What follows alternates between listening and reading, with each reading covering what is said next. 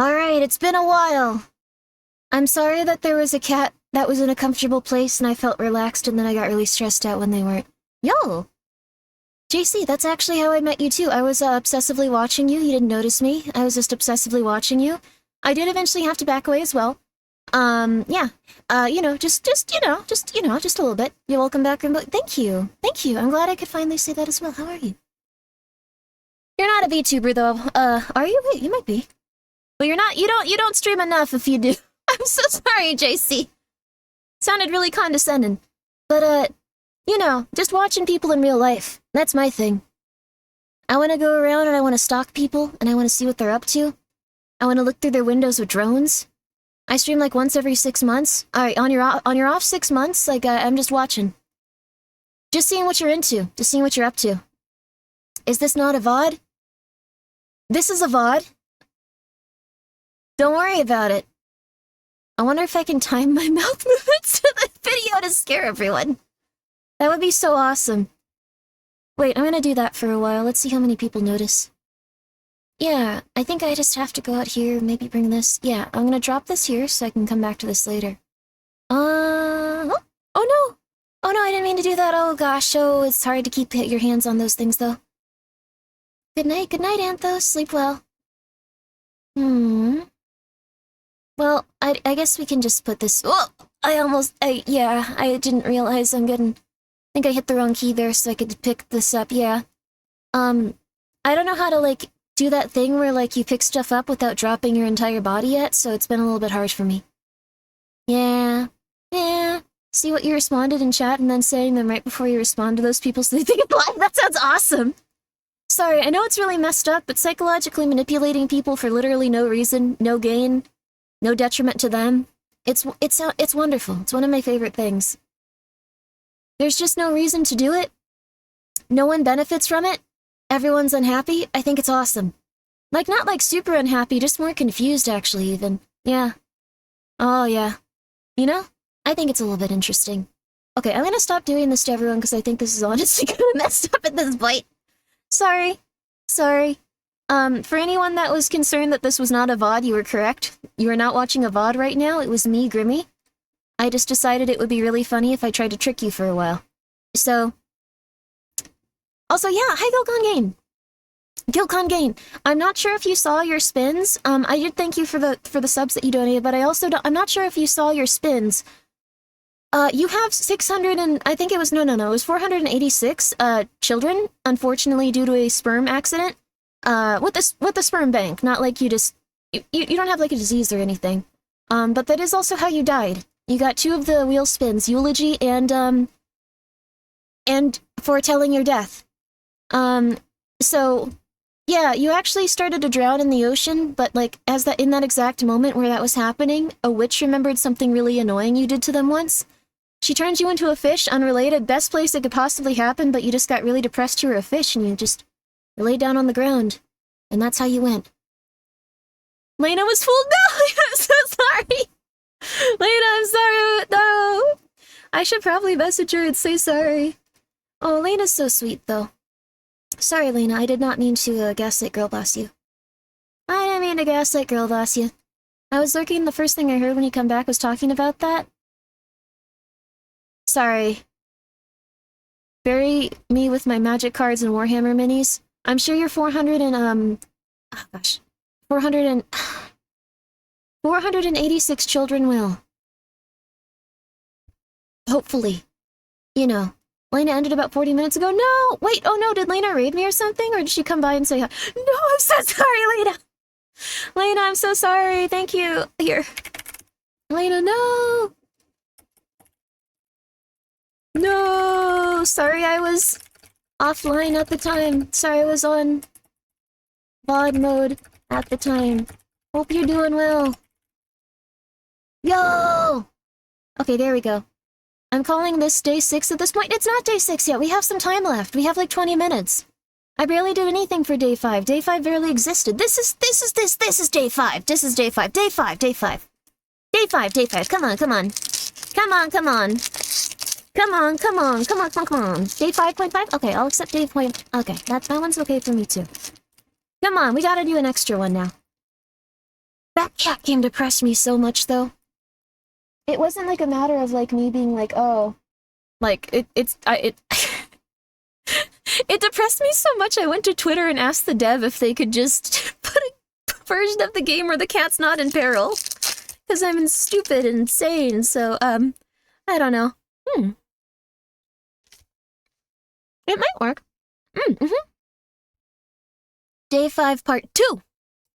That dev will probably ignore me. Or, alternatively, it'll be really embarrassing when, like, 100 of you guys like that comment, and then the dev's like, what the hell is this? Who is this person? What are they doing? And they'll be like, who, what? Why? Who are they? As soon as Cat was involved, Cat is in danger. See, that's the thing. I don't know. It's okay. It's a-okay. Yeah, that might be the case. It looks like a really good game, though. Guys, please go check out Order 13 if you'd like to. I am just insane, and if I have a cat that I named myself, like, running around, even if I try to just make it Nyanomancer so it's a little bit less depressing if they get hurt, not in a negative way, Nyanomancer, it's just that you talk like a man, so, like, it's... No, if you're here, it's not a negative, it's just you talk like a man, so you're a bit more human, so... Like, you know, cats are slightly different. You are a cat, it's just, you know... You have the sin of man is upon you. So, I would still be really sad if that cat named Nyanomancer died, though, so you know how it is. But the sin of man. Not nothing against you, just the sin of man. In both a biblical and non-biblical sense. I'm just saying, the sin of man. Okay. But anyways, if he dies, he dies. It's so sad, though. He's a kitty. Alright. Let's do this, though. Let's do this. What I'd like to do is I'd like to start off a little bit slower. We're gonna ease into things. I'm not just gonna immediately see a cat in peril and have a mental breakdown. Ease into things. Also, hi, Sky. How are you? Are you doing well? Sky, I know that, like, the TikTok situation has been insane. I will pay you $200 if you make a TikTok. I can't figure out how to do it. All of my accounts have been stolen or had problems. I'm not telling you this through DMs because I don't know. I never remember to. It's driving me insane. I don't know what's happening. I will pay you $200, an absurd amount of money to make a flipping TikTok at this point. Anyways. We're moving on. Okay, I'm on it. Thank you. You will have the funds in your account tonight. Absolutely. It's not healthy to stay up for a stream. Go to sleep. But my insomnia is keeping me awake, so it's fine. Go to sleep. We will wait until you leave. We will do nothing fun until you're unconscious. I'll wait. I got a juice box. Fruit punch. I bought a lot of snacks for this. Fruit punch.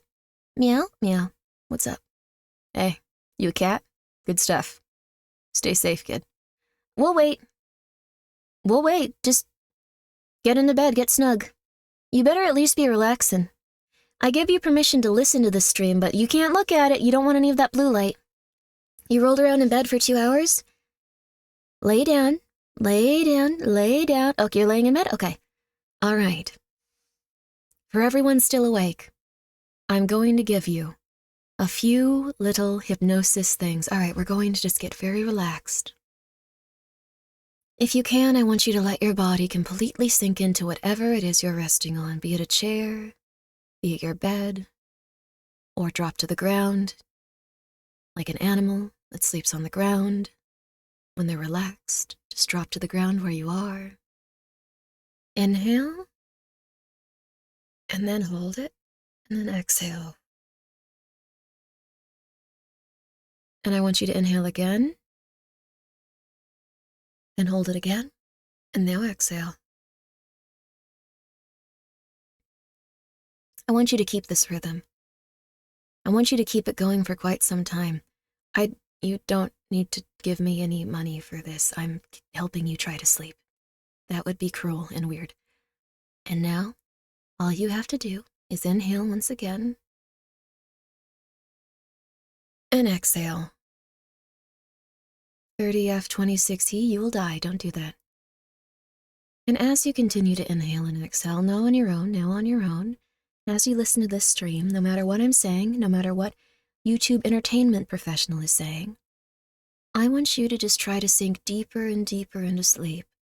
All of those thoughts you have in your head rolling around, they're not so important, they're fine. You can always take care of them tomorrow. But for right now, what you need to do is just let your body, each and every one of your muscles, one by one, as you inhale,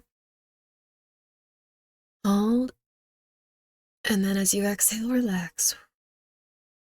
Even deeper with every deep breath you take. All right.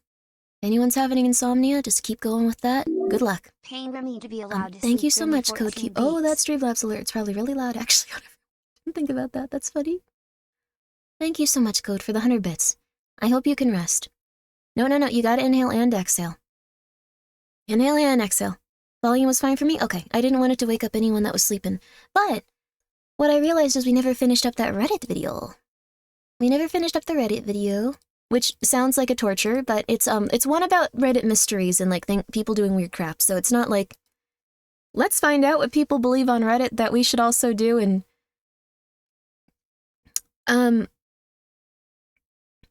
I saw the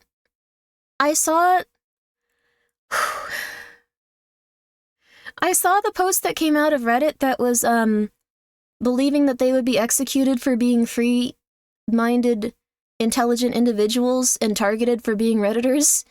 And it's okay if you like Reddit, but that like made my body hurt. I think the government's gonna target me, but I also know that's because I think that I'm completely insane. Like that's, you gotta take a step back. It's not because you're a Redditor. It's not because you're a Redditor. They're going to be executed for sure. No. No, that's sad. They're doing their best, aren't they? They're doing their best. Should be. They should be, not gonna lie. Oh my god. The Reddit, that is, oh my god. What the flip? No.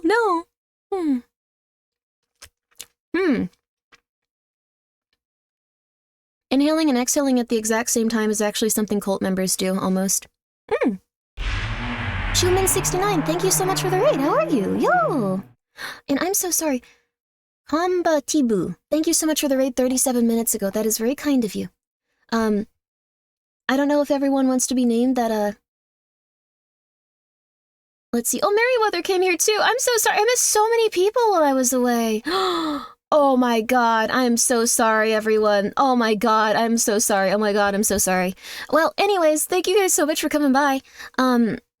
There's a surge of insurrectionists on Reddit that are being investigated by the FBI for credible threats against the government. Oh yeah, if you say like... I can't say the words that would get you investigated by the government in front of other people on the internet, I realize. I'm not gonna say it. No, I already feel bad enough saying, like, other stuff about the new, what was he, like, the New Zealand president or something? The one that works with the current president in America, but, like, hi, everyone, hello! Hey Grimmi, have you thought that whenever someone I hope tells you're you doing to well. imagine the crowd naked to make public speaking easier, that they have probably done things while you were in the crowd, thereby imagining... Toad, have you ever thought of whenever someone tells you to imagine the crowd naked to make public speaking easier, that they have probably done this while you're in the crowd and thereby... I have never thought of that. But I have heard of that before, and I just thought, who the hell would do that? If every person around you were naked, that would be so much worse. Can you imagine how embarrassing that would be for them and you? Everyone would just begin shrieking and freaking out and crying? I don't know. Not do it. Sorry, I'm having a love affair with this ice cream sandwich. It's really good. It's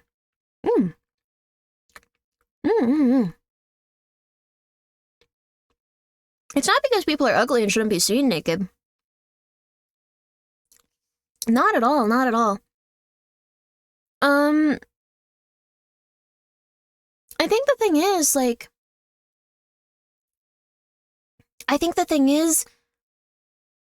imagine if you were suddenly outside naked. I want you to truly consider that. You're outside, you're naked, it's sudden. How would you feel? Bad. Unless you were, like, really, really, really weird. Then good. But you'd have to be really, really, really, really weird. I'm already there, go inside. Imagine? Okay, alright, let's go back to Reddit. A user made a Let's get back to Reddit. It's unfortunate, but I think this is a better idea. Title that read, "My mother has poisoned me." Ever since I became an adult about a decade ago, my mother has been against me moving out of the house. Sorry, I finally got a juice job box. as a line cook 3 years ago.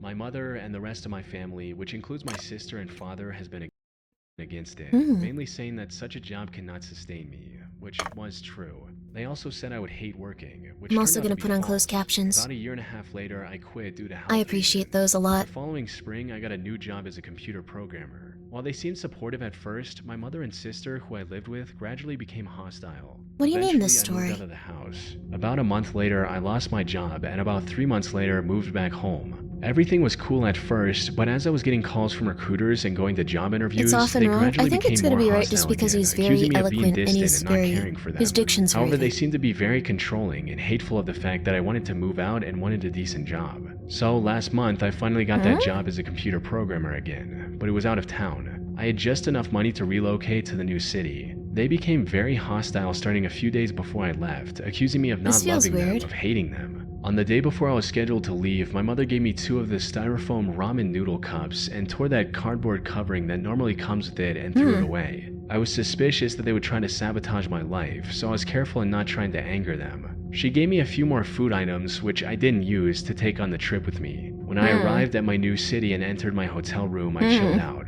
I was to go to work the next day, so after the first day of work, I ate a cup of ramen noodles and felt ill. I knew that feeling because my sister fed me something that made me feel the same way in late 2011, which I then assumed was because of my recent illness. I felt weak, lightheaded, and short of breath. I drank water to make me feel better because that's what I did last time. Not to pause it right in the middle. I know I'm doing that exactly. I don't know why I said that. This feels like one of those Fears to Fathom games. Fears to Fathom, can you make one of the games after this guy? Like, this would be really good. Also, Cage Nightwind, it is such a good channel. I am so happy that you like it. I love chilling scares. Frax, I love chilling scares too. No BS, straight to the content. He finds good stuff too, and he presents it really well. 10 out of 10. That happened to me. Over the week, my mother kept calling me, making sure to remind me to eat my ramen noodles. I was short on cash then, waiting for my first paycheck. I feel like the straw I never isn't told her very that I good. ate it. I suspected then that I had been poisoned, and after doing some Googling, believed it was cyanide. Now, that is something that you should never have to think that your own mother would do that to you. So I resisted that thought because I simply could not bear to think that. So I went to cyanidetest.com and ordered a kit, and I tried it. How many people thought that one of their parents might poison them? Or like a step-parent or something?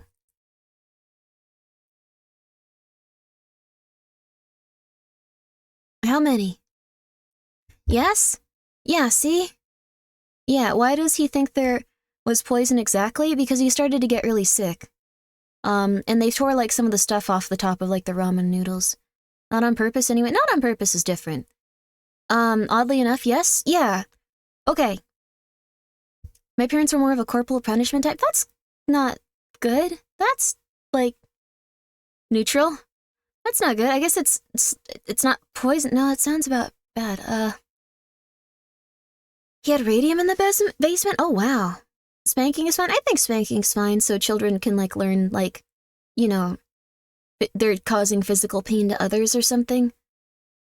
Like, it's a rare thing, but I think, like, if they're, like, punching people in the face all the time, you might have to show them, like, just like, hey, this is what happens. And they'll probably feel really bad, but maybe they'll understand, I'm not sure. I did it for a while, but I'm also paranoid, so I'm probably wrong. One of my, not my parents, and not my step-parent, but, like, one of, like, I don't know how to put it other than, like, a step-parent aunt? Like, you know, like, their sister-in-law? She once told me that my step-parent was trying to poison me. That woman was crazy. But it was really messed up. I don't know. Like years later, I was like, what the hell is wrong with that woman? At the time, I was like, that's good that she told me. I got to live. And, like, years later, it was like, oh, that woman was nuts. I don't know. Everyone's crazy. Wits, thank you so much for the raid. How are you? What's right with her? I mean, that's it. I don't know. There's so many crazy people in the world. At this point, it just feels like, okay, that's another one. Let's keep going. But I hope that you had a lovely stream, Wits. I hope that Doom Eternal was good. Now, look at the graphics and the video on this page. Now, no one was trying to the poison me, I results of think. my test. I guess I'm going to have to call the cops, and I will never speak to my family again. The results exposed the truth the OP desperately didn't want to believe. He was being poisoned by his own family. Thankfully, the amount of poison in 1 cup of noodles wasn't enough to be lethal, but eating that second cup could have easily delivered a fatal dose. Luckily, he was able to escape with his life. After reading this post, the vast majority of people urged OP to contact the police and stay away from his family. And that's exactly what he did. Unfortunately, the police weren't as helpful as everyone would have hoped. Update 8:45 a.m. I am currently in Topeka, Kansas. I work downtown in a government office building, which I don't know about this. I don't know about this. I feel like the police would try to help you if you showed them cup noodles and a bunch of text saying like, hey, have you eaten those cup noodles? Hey, sweetie, have you eaten those cup noodles? Hey, sweetie, have you eaten those cup noodles? And then a positive cyanide test. I don't know. There's a great horror film called Psycho, the Large Family. Similar to that sounds really cool. It also sounds like a Junji Ito one I've read. Struggling with fighting against demons. Oh, you're playing on the hardest difficulties. Good luck, you got this. This sounds like I read a Reddit post and decided to make a sequel about myself. Yeah. I'm gonna get on here. I do really good on Reddit. I can tell people all about the stuff I experienced. Oh.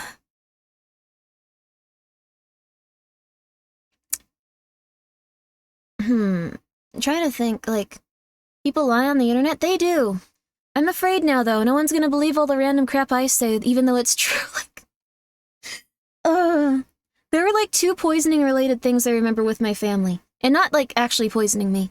My, like, step-aunt or whatever said that, like, my stepmom was trying to poison me.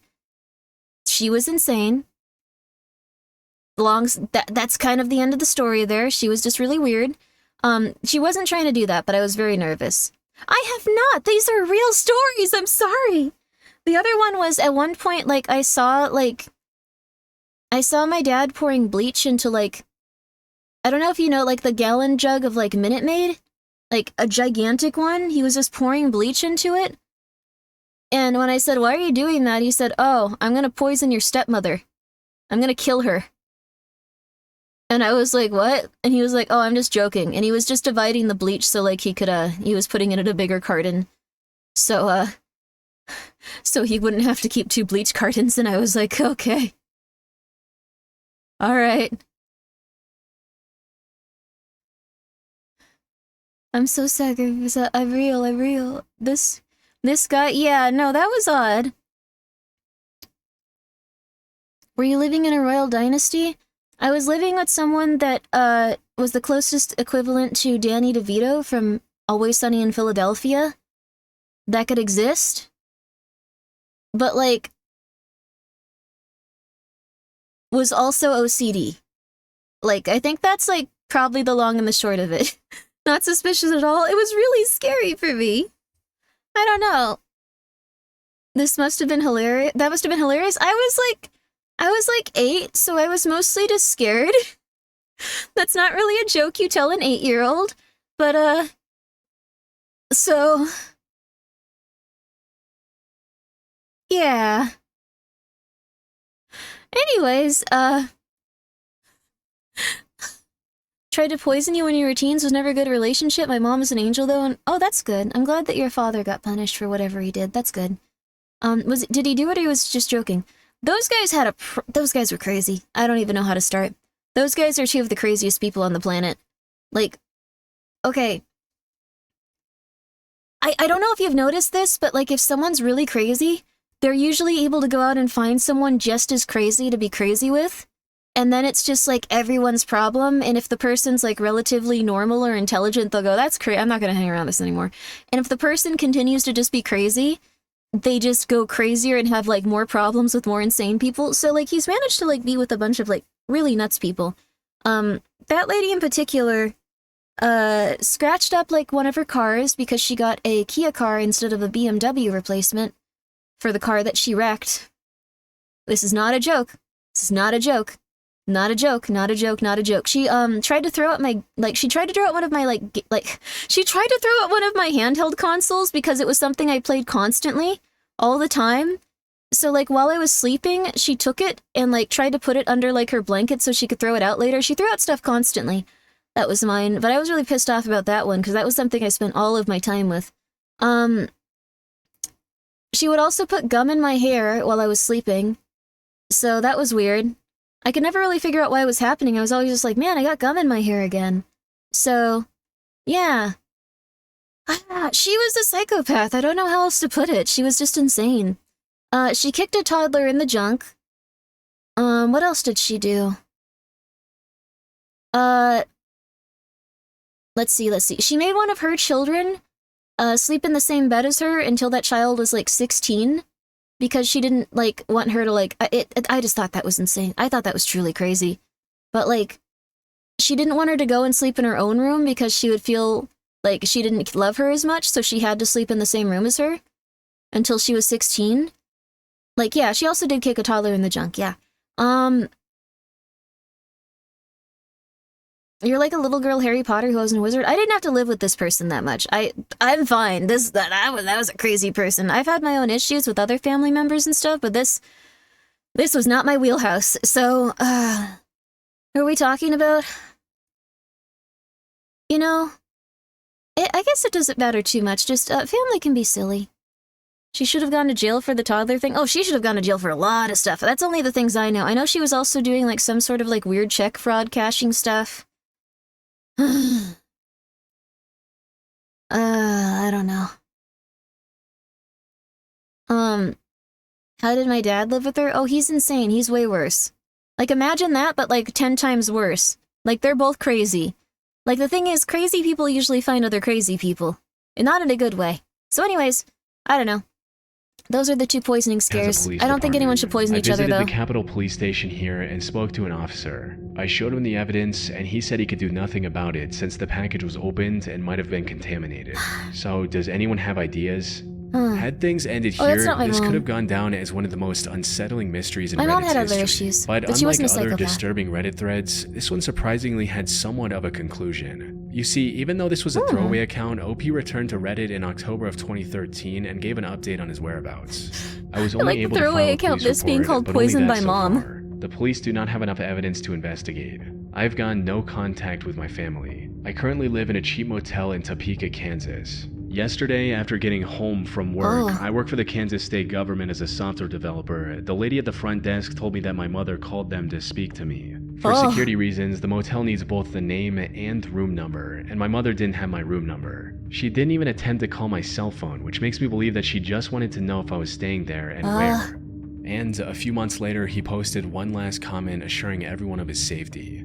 And by the way, I've moved out of state since making my last thread with this account, and am doing very well with a nice job, and am in better health. That's good. To think that this story would have taken a much darker turn if the OP hadn't grown suspicious of the food his own family gave him on his way out. She was in psychosis though, Mr. Frick. I don't know. I've forgiven my mom for a lot. Missing coworker. That's really scary though. I don't think my mom would ever poison me, and I think if I was being eaten by a bear over the course of an hour and dying in agony, she would stay on the phone with me until I died. So she's like not the worst person in the world. Like that's something I often think about. Like if I was being eaten by a bear, she would probably talk to me. I know it's a little bit silly. But like it's I know it's a little bit silly. Oh.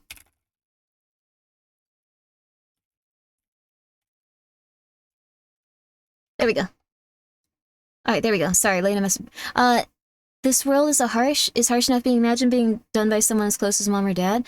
Yeah, if someone was trying to poison you, that'd be super messed up. That's one of those grimmiest thoughts I've ever heard. I don't know, it's true though, right? Like, I mean, wouldn't one of your parents stay on the phone with you as you were dying, like by a bear eating you in the snow? It'd be really messed up, but like... It'd be nice to have someone there with you to comfort you. With weird beliefs and priorities, but not a psychopath? Yeah. I think that there's people that are inherently, like... I think there's 3 types of people. There's people that are, like, average and doing their best to get through life. There's people that are really, really, really deeply negatively affected by the things in life that has been thrown their way, but they're good people. And then there's people that are legitimately psychopaths. I think the last 2 can cause you a lot of problems. I think the first one can also cause you a lot of problems. So, it is what it is. If my friend called me while being attacked, like eaten by a bear, I'd ask where they are and call 911. That's fair. They'd probably want you to just comfort them as they were eaten, though. Like, I saw this in the Lost Media video. I don't know if it should be considered Lost Media, but there was just a recording of a woman being eaten by a bear and, like, bear cubs over the course of an hour, which was really horrible. But she called her mom to talk to her, like, as she was being eaten, and eventually she passed away while her mom was on the phone with her. I can only imagine how traumatic that would have been for her mom. That would have been really messed up. But I don't think every mom would do that. Like, I don't think every single mom in the world would do that. I think quite a few would, but not every single one of them. So, also, yeah, the audio of the person, like, trying to, like, stop the chimp from, like, murdering someone, or not murdering, but disfiguring someone, it was really intense. Never heard of that one? Yeah. Those are both really rough ones. I'm afraid of bears and I'm afraid of chimps. I would never, ever, ever, ever, ever, ever go near one. Either of them. But also, I'm also a bit afraid of men, just in general. I don't know. One of the things I've been afraid of is, like, having, like, fingers ripped off, because I heard about that about, like, chimps and stuff. But it was also just because, and this is true, and I know, like, this is insane, this is another Reddit-sounding story, but, like, my dad just ripped off a woman's finger that he was dating, and then he just did that, and apparently that's not something people do commonly at all. Like, at all. Like, even a little bit. Like, that barely ever happens. Like, it's such a rare occurrence. But, like, he did it twice, too. While it was healing and trying to be reconstructed, he ripped it off a second time while they were fighting. I could not believe this. My dad is actually insane, though. Yeah, no, he's a psychopath, I believe. Twice. Two times, same finger. Like, she was getting it, like, reattached and stuff, and he ripped it off again, and it's like, what the flip is going on? Like, so it's not like he was just, like, a fit of rage once. Like, he was insane, so... I don't think people do that. He did it! But I thought this was common. I thought it was common for quite some time, and after I figured it wasn't common, I was a little bit more at ease, but, at least he didn't do it thrice. I don't think she got it reattached a third time, so... He didn't go to prison for that. They were both insane. So... I think it was, like, something where instead, like, she had tried to make him feel guilty over it, instead of, like, taking him to, like, court and making sure he went to jail forever. So, I don't know, those two are really going through it, so... yeah, ripped it off. Yeah, he ripped off her finger. I'm not joking about this. I can see fear of men now. Grimmi, that's what I was saying the other day, like, you know... That's why I was saying, if someone has, like, a significant other that's, like, a woman or something, like, I'll usually be like, okay, this person's not, like, killing their wife. That sounds messed up. But I'm like, okay, they're probably gonna be normal. They're not gonna be, like, aggressive or creepy or anything weird, and they're probably not gonna try to mutilate me or kill me. They're probably gonna be really polite to me, and they're probably gonna treat me like a nice little buddy, and not like, they're not gonna be like, oh my goodness, yes, haha, you look so attractive, and like stuff like that, and they're probably not gonna try to rip my fingers off. So, anyway, that's why I fear some fellows and stuff sometimes. I can't tell if that's a high or low bar. I can't tell either. I'm happy you're relatively sane, all things considered. Yeah.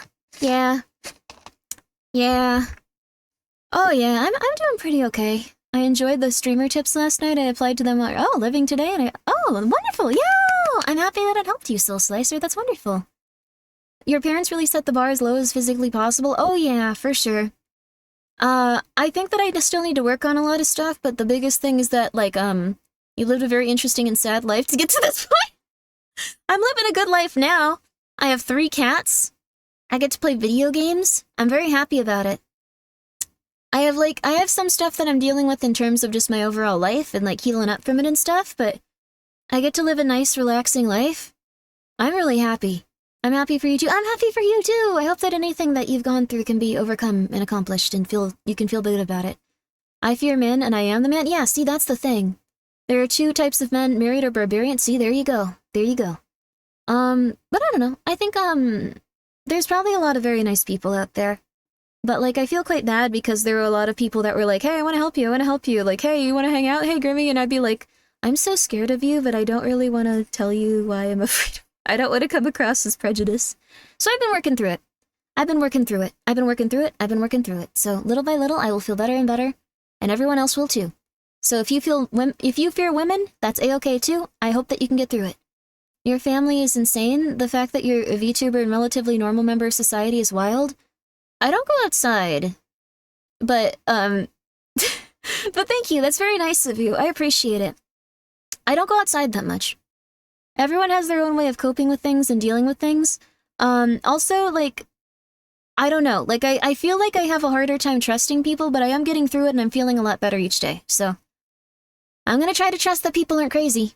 So, I don't know though. But people can tear off people's fingers. I did look it up after, and apparently the only other time people have recorded it happening was an MMA fight. So, cool. I guess. Yeah. I mostly don't trust bears and chimps. Yeah, bears and chimps are fair. Also men. A little bit of that. For me, at least.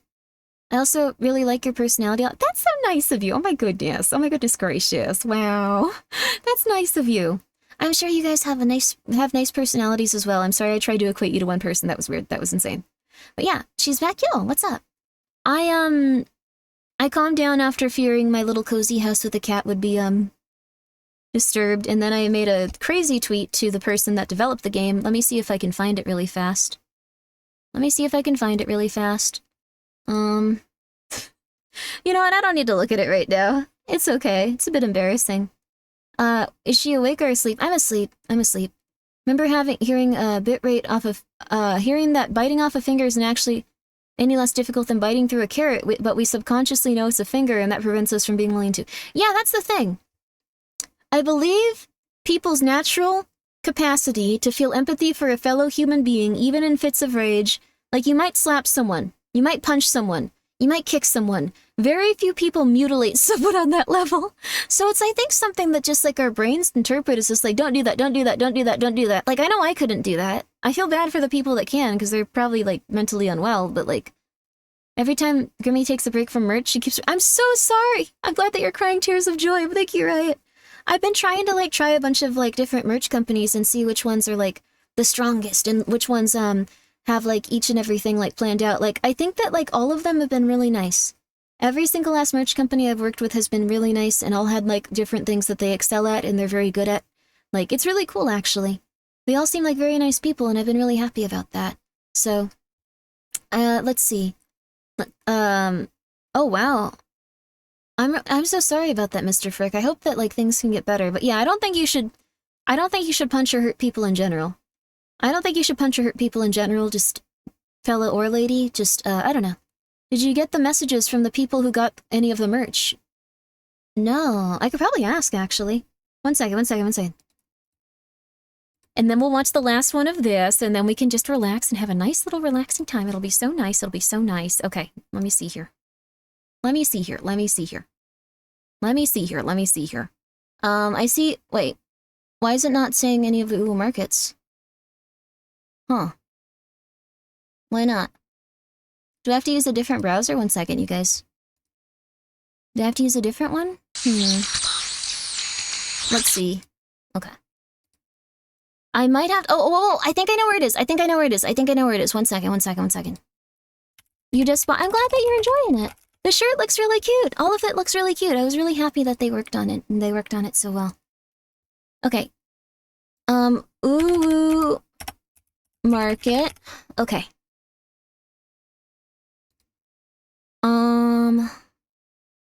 Uwu market. No, not that one. Uwu market. No, not that one. Uwu market. Okay, I found it. I'm really trying hard. One second, you guys. Uwu market.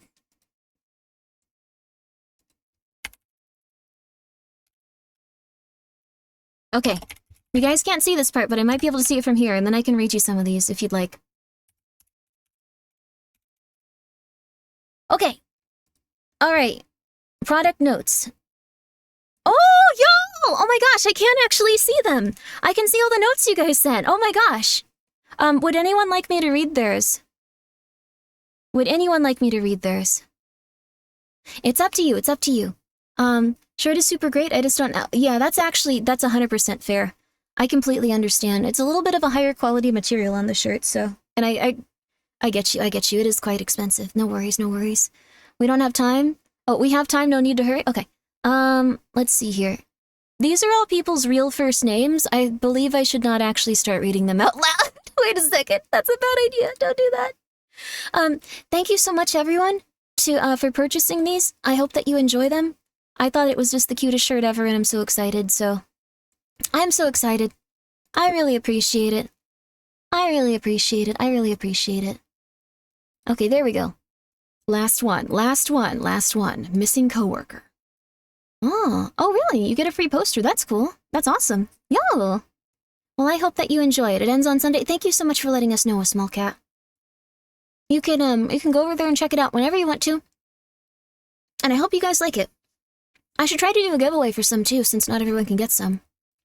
On the 31st of July 2020, Reddit user SoothBB made a post on the Reddit Bureau of Investigation subreddit seeking clues to help locate their missing coworker. The post JF. read, Oh, on that's Wednesday, so nice. July That's 22, a coworker of mine abruptly up and left work before the end of his shift and hasn't been seen since. 1 week later, a text message is received from him containing only 3 photos. Oh, Tosh, Does you're anyone having a good recognize the time. locations shown in these photos? I work in a lab that makes prescription eyeglasses in Northern Ohio. I think Last everyone week, should be nice to Wednesday, each about other's 6 fingers. hours Let's into go our with that. 10-hour shift, around I'm so 7:10 sorry though, you guys. PM, I don't mean to tell you all a this coworker of stuff mine got up because it's from his bad. I think station it's in a hurry, interesting. left his bag with personal belongings at his desk, iPad, Bluetooth headphones, a prescription, phone charger, a book, and a couple other knickknacks, and walked out the door and didn't return. No one's seen him since. Some of my other coworkers thought he was just sick of the long hours and decided to quit, but that just doesn't make sense why he'd leave behind his personal belongings and not say anything. We tried calling him that same night, but his phone would just ring. This is gonna sound really silly. If I did this, I would just never go back. Like, if I left my bag there and, like, I was like, I'm quitting, I'm never gonna be here again. This is annoying. You guys suck. Oh my god. Like, I would, I wouldn't go back. I would just go, well, I guess that's their stuff now. I should just die. So it is possible this person was just very scared. Even the iPad, possibly. Like, I'd feel really upset, but I'd be like, oh my god, I guess I don't have an iPad anymore. Thank you so much, Erenosicris. Thank you so much for gifting a sub, too. There you go. MeanTuber? What's MeanTuber? Did I do something mean? I'm so sorry. Oh no, well... Until it went to I hope I can voicemail, do and better. by the next morning his phone was turned off. My boss said he got a hold of his mom and that she hasn't seen or heard from him, but didn't seem too concerned as she said he had a history of living somewhat of a nomadic lifestyle in his past. She thinks he may have relapsed and owed someone money or just ran off with some girl. Apparently they aren't very close and don't have the best relationship. I know he had a history of drug abuse, but from everything I've gathered in the 2 years that I've worked with him, he cleaned his physical life paycheck, up after an wow. arrest in 2014 or 2015 for drug possession and had been clean since. Yeah, He Raph, always you acted get normal it. around me and seemed to be living a productive life. On the subject of the pictures, a couple days ago after work, I received a group text message that's that was nice of sent you. to me, 2 of my other coworkers, and 6 other numbers I No don't worries, Ren. recognize. It was from him Even and if you were contained upset, the I'd 3 try. pictures I linked, no text. I tried calling and it rang once, then went to voicemail. When I called again, it went straight to voicemail. This whole thing has me feeling very uneasy and I don't know what to think. Does anybody here recognize the location of where these photos might have been taken? Below this was an Imgur link to these 3 pictures that OP supposedly received from their coworker. All 3 of these pictures looked like someone had taken them in a hurry, while possibly running away from someone or something. If the OP story was true, it painted a deeply alarming situation. However, most users remain skeptical, I and feel as like time this one could passed, be more fake. evidence emerged suggesting that this might be a hoax or Yeah. part of an alternate reality game. Oh! $5 says this turns out to be an ARG. For instance, one user tried Only to extract the $5? You're embedded not data very in the 3 confident. images to see if they had any GPS information, only to be met with confusion. I tried extracting the first picture's EXIF data. It says it was shot on iPhone on 7/7/2017, 1322. It looks like the photos are in the early morning or night. Do you think the 1322 time is right? 3 years ago also. Interesting. A few other users also pointed out significant inconsistencies in how the OP described the location, stating, "Yeah, I'm not a fan that they just said Northern Ohio. Like, is it Cleveland, Akron, Toledo, Sandusky? Way too broad. Same, I'm from Toledo and no one ever refers to Northern Ohio. Northwest Ohio, yes. Northern Ohio raised a flag for me too. I'm from Akron and no one You know says how hard that. it would be to For us, select it's like 5 or Northeast 6 Ohio. numbers to send A images few to? months later in Yeah. November, SoothBB returned It's to Reddit true. with a new update, and somehow things had grown even more mysterious than they were the last time. I just don't think this I one's wish real. I could say we found him or at least closed up any loose ends, but I can't. Shortly after the thread was closed by the mods, a police report was indeed filed. However, in mid-September, I was one of several people that were laid off from the lab we were working at, so if there were any updates on his case after that time, I'm not aware of them. I've done several searches of his name since I left the company to see if any media outlets reported on him, but I personally haven't been able to find anything. I'm not. I'm the a little OP mean also sometimes. attempted to deny the allegations that the whole thing was made up. I don't know. Understandably, many people were suspect of my story, I think and I'm I get pretty that, average. but I assure you, I've not made anything up, nor have I exaggerated details. I just got get some really slack in annoyed the original sometimes. post for not filing a police report. Yeah, this I is an realize now that ARG. even though nobody else was willing to, I should have stepped up and done it myself. At ARGs the are so time, my fun, perspective was that because I don't know this guy on a personal level outside of work, it really should be up to someone closer to him to do that. But rest assured, a report was filed. Some people did try to take things seriously and even pointed out the strangely timed layoff. I know this might be far-fetched, but could your former company and boss somehow be involved? The guy disappears from work, your boss tells you shouldn't worry about it, take his belongings, and refuses to access them to help find the guy. Then your boss says he filed a report, but apparently he never did, if the name doesn't come up How in the many people have been databases. killed by And their finally, bosses and knowing just you are it's like, they didn't investigating show and up, I don't possibly care, I asking don't too think many about questions it. or drawing too much attention on the case, he fires you and never contacts you again about this case. I mean, however, due to the inconsistencies in Sooth BB's story, the overwhelming majority of users were I don't convinced think this that's was just likely, an though. attempt at an ARG. I still think it's an ARG. I hope it's an ARG. No offense, OP. But we will likely never know for sure. Unfortunately, shortly after posting this update, SoothBB deleted their Reddit account, leaving us with no way to uncover the truth. I think the people that delete their Reddit accounts are usually ones that get caught doing something really false. Also, oh, yeah, sleep well, Fuzzy. Sleep well, sleep well. Good night, good night. Thank you so much for coming by, Fuzzy. Thank you so much for the help. Welcome back, Grimmitron. Thank you. I've been here for a little bit. Let me actually check and see something really fast. I feel a bit bad about this. I might delete this, but I asked the person that made the game that I got really upset about if they would make a version where the cat wasn't in peril. Because it looked really fun. I just, I don't know why I needed to ask. That's a very weird question to, I don't know. It's fine, it's fine, it's fine. Maybe there's like a big twist too where the cat's like a demon or something, but I still wouldn't want them to get hurt. That's a fair request? I don't know. What game was it? I was Eepin? It was, oh gosh, Order 13, I think? It was like you were in an Amazon warehouse. It's understandable they can make a mode where the cat only gets upset with you. That'd be nice, honestly. Like, they have you name the cat. And the cat is very, like, you can give them any sort of personality, or not personality, but you can give them any sort of, like, you know, like, fluffiness, or, like, color, and, like, it just makes you super attached to them. Play that game, but hate the ideas of animal getting hurt. Yeah, that's the thing. I would love to play that game. I'd probably play it for, like, days, months. Like, it's very, like, you go and do, like, task where something bad could happen to you, but it can also just make conversation and relax. It's kind of nice. The Safe Cat edit would be nice. We gotta get modders on it and stuff. They'd be down for it.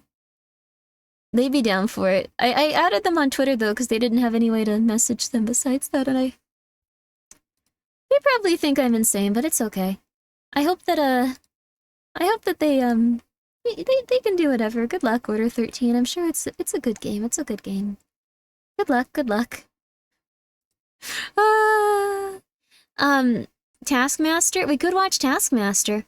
Would you guys like to watch more Chilling Scares, or would you guys like to watch Taskmaster?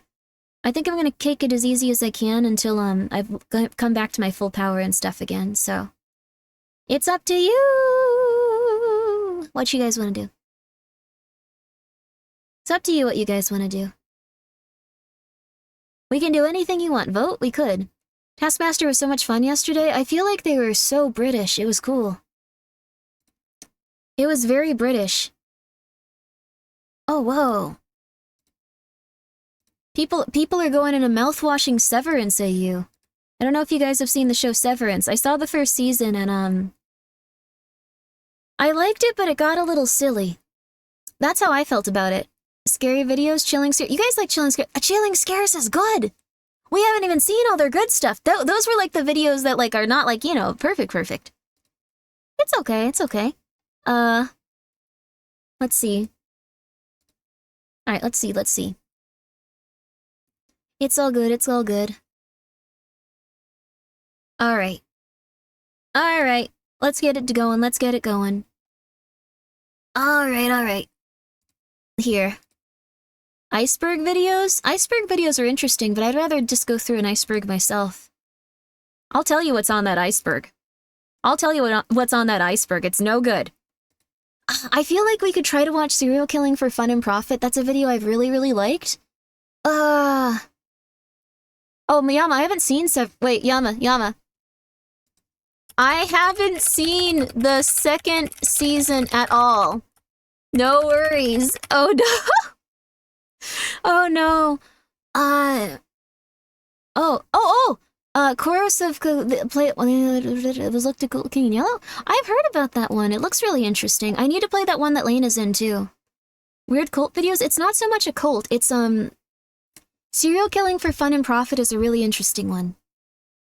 It's about how there were probably people out there that were legitimately just videotaping murders and stuff and then letting people buy them. For like a lot of money. Like, people were essentially buying individual murders and torture sessions. And there was a lot of, like, what's the word? A lot of evidence for this? Yeah. It was, oh, sorry, I don't know what happened. Who delete? But, I don't know what happened in terms of, like, what's it called? There's, like, a few, like, little, like, missing things here and there, but it mostly looks like there was, like, a murdered snuff film ring that was, like, busted a few times, and they were just like, yeah, it's a lot of money though. Maybe a little money here. And like they all eventually started kind of working together. It was really interesting. I watch iceberg videos even when it's stuff I don't know about. Oh, me too. Yama, wait, what? Yama, I have not seen season 2 of Severance. You don't have to leave. No one has to leave. I have not seen anything of it. If I manage to, most disturbing moments caught on live stream footage. That sounds like us. We could die. This could be us. In December of 2022, the authorities in Northern Ireland came across a bizarre crime scene where the most likely suspect was somehow in 2 places at once. I have not. It all started on the 18th of December when Irish YouTuber VoteSaxon07, whose real identity is 33-year-old Stephen McCullen, live-streamed himself playing GTA Vice City. Oh. The stream started at around 6 p.m. and Stephen stayed live for about 6 hours, till midnight. The stream itself was quite unremarkable, with Stephen playing the game mostly in silence, broken by his occasional commentary. Oh no. Unfortunately, while he was streaming comfortably in his home, his 32-year-old girlfriend, Natalie McNally, was going through something downright horrific. Stephen, however, was completely unaware of this and promptly went to sleep after ending the stream. The next day, he woke up to a barrage of calls and messages regarding Natalie. She was apparently at her parents' house the night before to watch the World Cup finale. The match ended at around 6 p.m. and Natalie went back to her home shortly after, which wasn't too far away. She lived alone in Northern Ireland with her 2 cats and a dog. However, the next day, no one could get through to Natalie. She didn't show up to work and wasn't picking up her phone either. At the time, she was also 15 weeks pregnant with Stephen's child. So when she went silent, her friends and family grew worried, fearing she was facing some health concerns. After learning about her absence and waiting a few hours for a response, Stephen went to her home, which was about 20 minutes away from his home in Lisburn. Unfortunately, he was too late. When Stephen arrived at Natalie's home, the door was wide open. Inside, he found her lifeless on the floor. Alibi for sure. She had been killed. Detectives from the major I talk to you guys too much. No one would believe it. They'd be like, "Why isn't she talking to them?" They just said something about. They said something about how plant soil can, like, slowly eat a human body over the course of just 2 weeks, and she's not responding. That's not Grimmi. The 32-year-old died a violent death, having been stabbed a number of times, and there are signs of defensive injuries. Post-mortem reports showed that she was killed on the night of December 18th, not long after she came back from her parents' home. However, investigators did not find any evidence of a forced entry into her home. This, combined with the fact that Stephen was the one who reported her death to the police, made him the lead suspect in her murder investigation. And he was arrested shortly after. Happy birthday to you However, too, everyone. This arrest didn't last long, because as the authorities quickly found out, Stephen had a strong alibi. According to the post-mortem report, Natalie was killed during the same time Stephen was live streaming from his home. Investigators looked through Natalie's phone and found the last text Stephen sent to her at 5:57 p.m., which read, Right, I'm off to stream the night away. Wish me luck. To which Natalie replied, I might have a peek at your live stream later. This was enough to clear Steven's name from any wrongdoing, but it left investigators with no clear direction on where to look next. Steven did give them the name of someone he suspected, however, investigating that person didn't lead to any breakthrough in the case either. And the name of this person was never made public for this reason.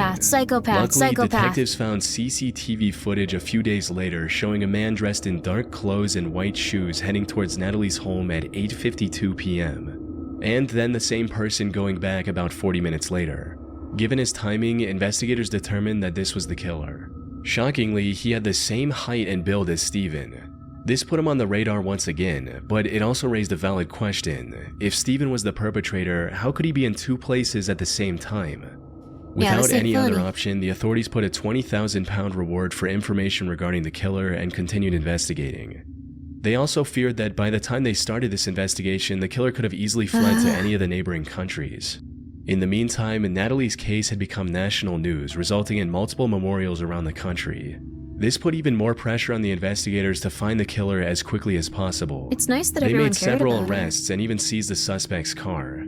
Investigators also found the weapon the killer used on the 5th of January 2023, which was a knife from her own home. However, none of these developments brought them any closer to identifying the killer.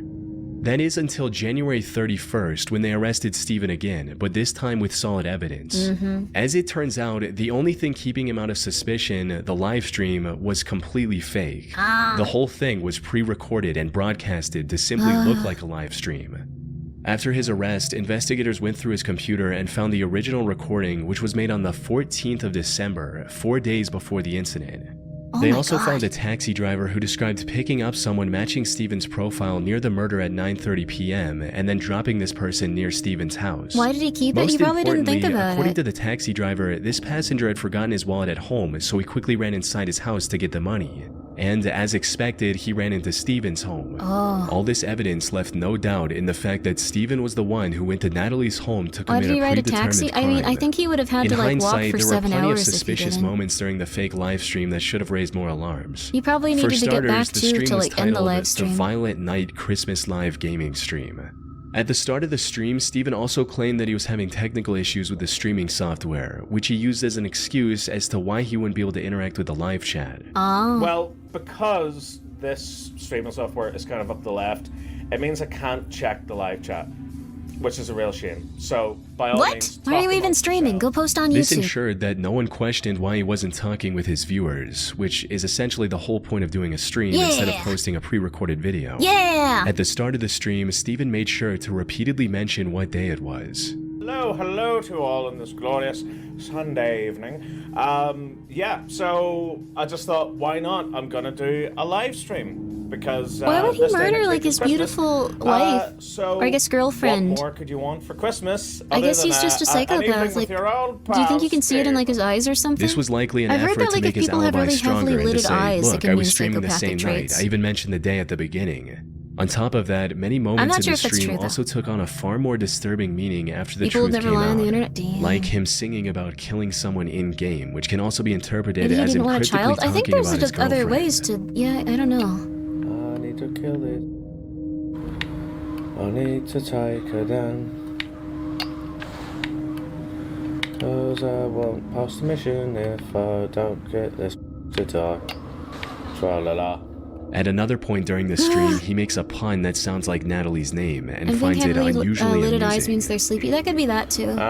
Yeah, that's physics. That's what would happen in the real world. Absolutely. Absolutely. The most creepy moment, however, was about halfway through the stream. While he was on break, suddenly the live stream back soon graphic switched with a poster of a James Bond movie called No Time to Die.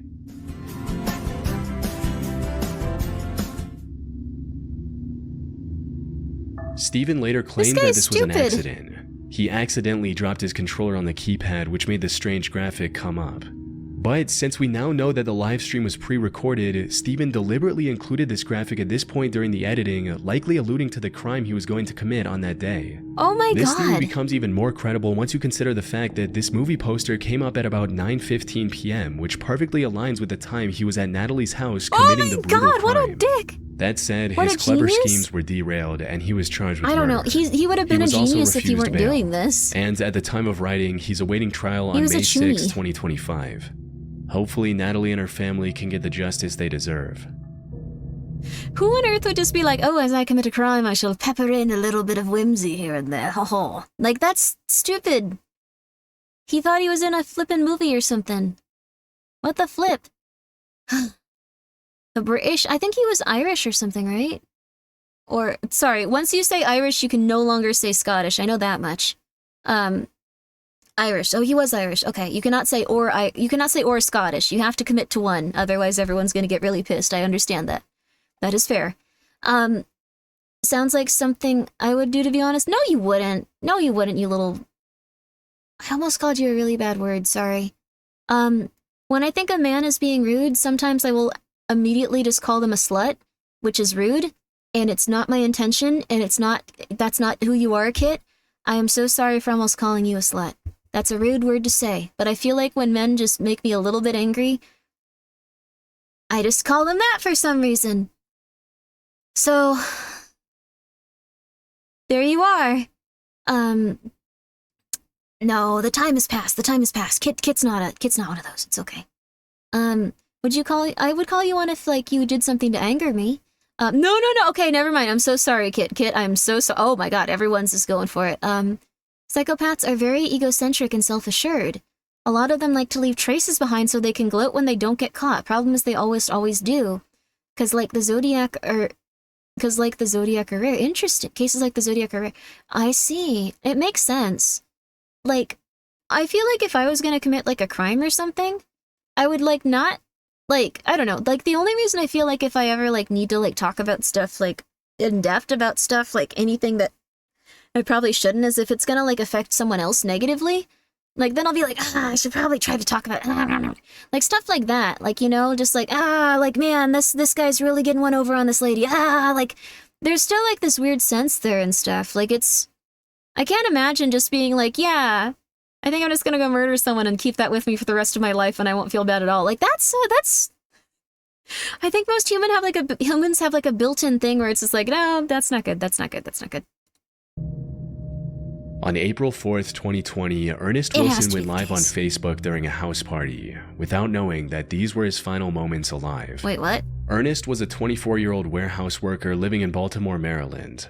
The only passion he had in life was for partying, playing board games, and turning them into drinking games. Hell yeah, Unfortunately, the 2020 pandemic and the subsequent lockdown closed every public venue he frequented.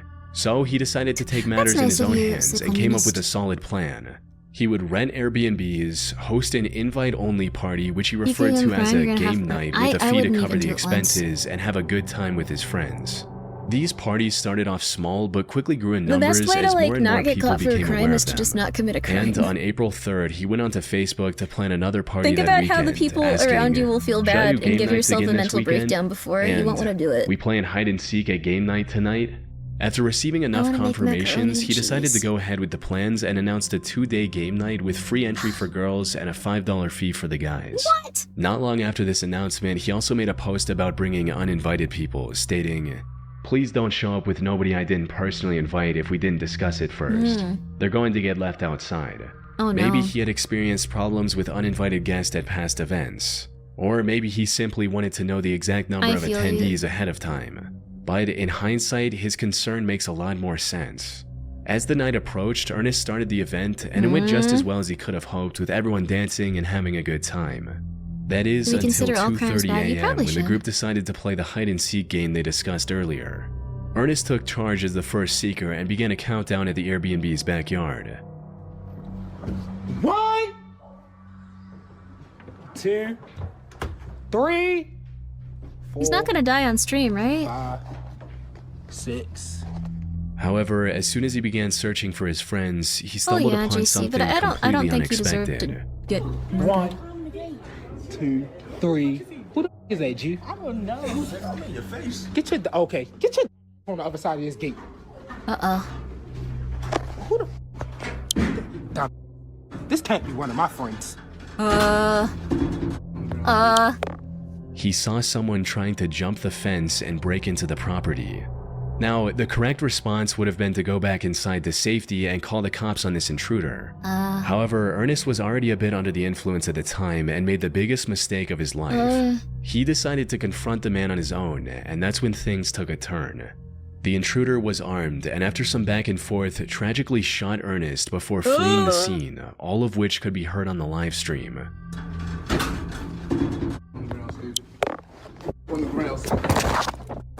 Oh my god. Hey, Pod! The police arrived at the property at Oh, dear 2:45 Lord, a.m. that where is they just found tragic. Ernest lying in a pool of his own blood. According to the few statements that were released to the public, this appeared to be a case of a robbery gone wrong. However, some believe there was more to the story. This is because during God, Ernest's dude. struggle with the intruder, a girl can be heard laughing in the background. What? Hey, Pod! Oh my As the god. story goes, this girl was an accomplice of the intruder who planned to either rob the place or eliminate Ernest for some reason, with one person on YouTube writing, "That girl tried to let someone in the front door, or she knew who tried coming through the door. Once discovering it was locked, she told them to hop the fence as clear as day. I would start with her boyfriend." Unfortunately, from what I can find, the police never caught the suspect, and Oh Ernest's my case God. remains open to this day. Well, So, whatever their motive was, I doubt we'll ever know, especially 5 years he's not later. talking about me. I wasn't laughing. That's pretty messed up. Bears, chimps, and men. Be careful. Bears, chimps, and men. Everhood 2? Oh, wow. Oh, that's so cool. Thank you, Yalma, for letting me know. I can't believe the Next Fest has been insane. How do they have this many cool things this year?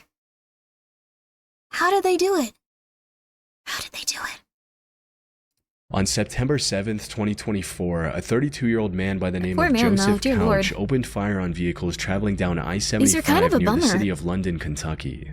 He managed to hit 12 cars, A injuring lot 5 of men people. are humans, most of them, in fact. Fortunately, It's there were just no that fatalities. occasionally there's As one that authorities will want to rushed to his murder you. There's location, also the Joseph occasional managed to lady. escape into the wooded area alongside It's just the that men highway. are like a lot stronger. This left like, the investigators just with no naturally, choice but to search the Daniel biologically Boone and stuff. National Forest, hoping to find the mass shooter.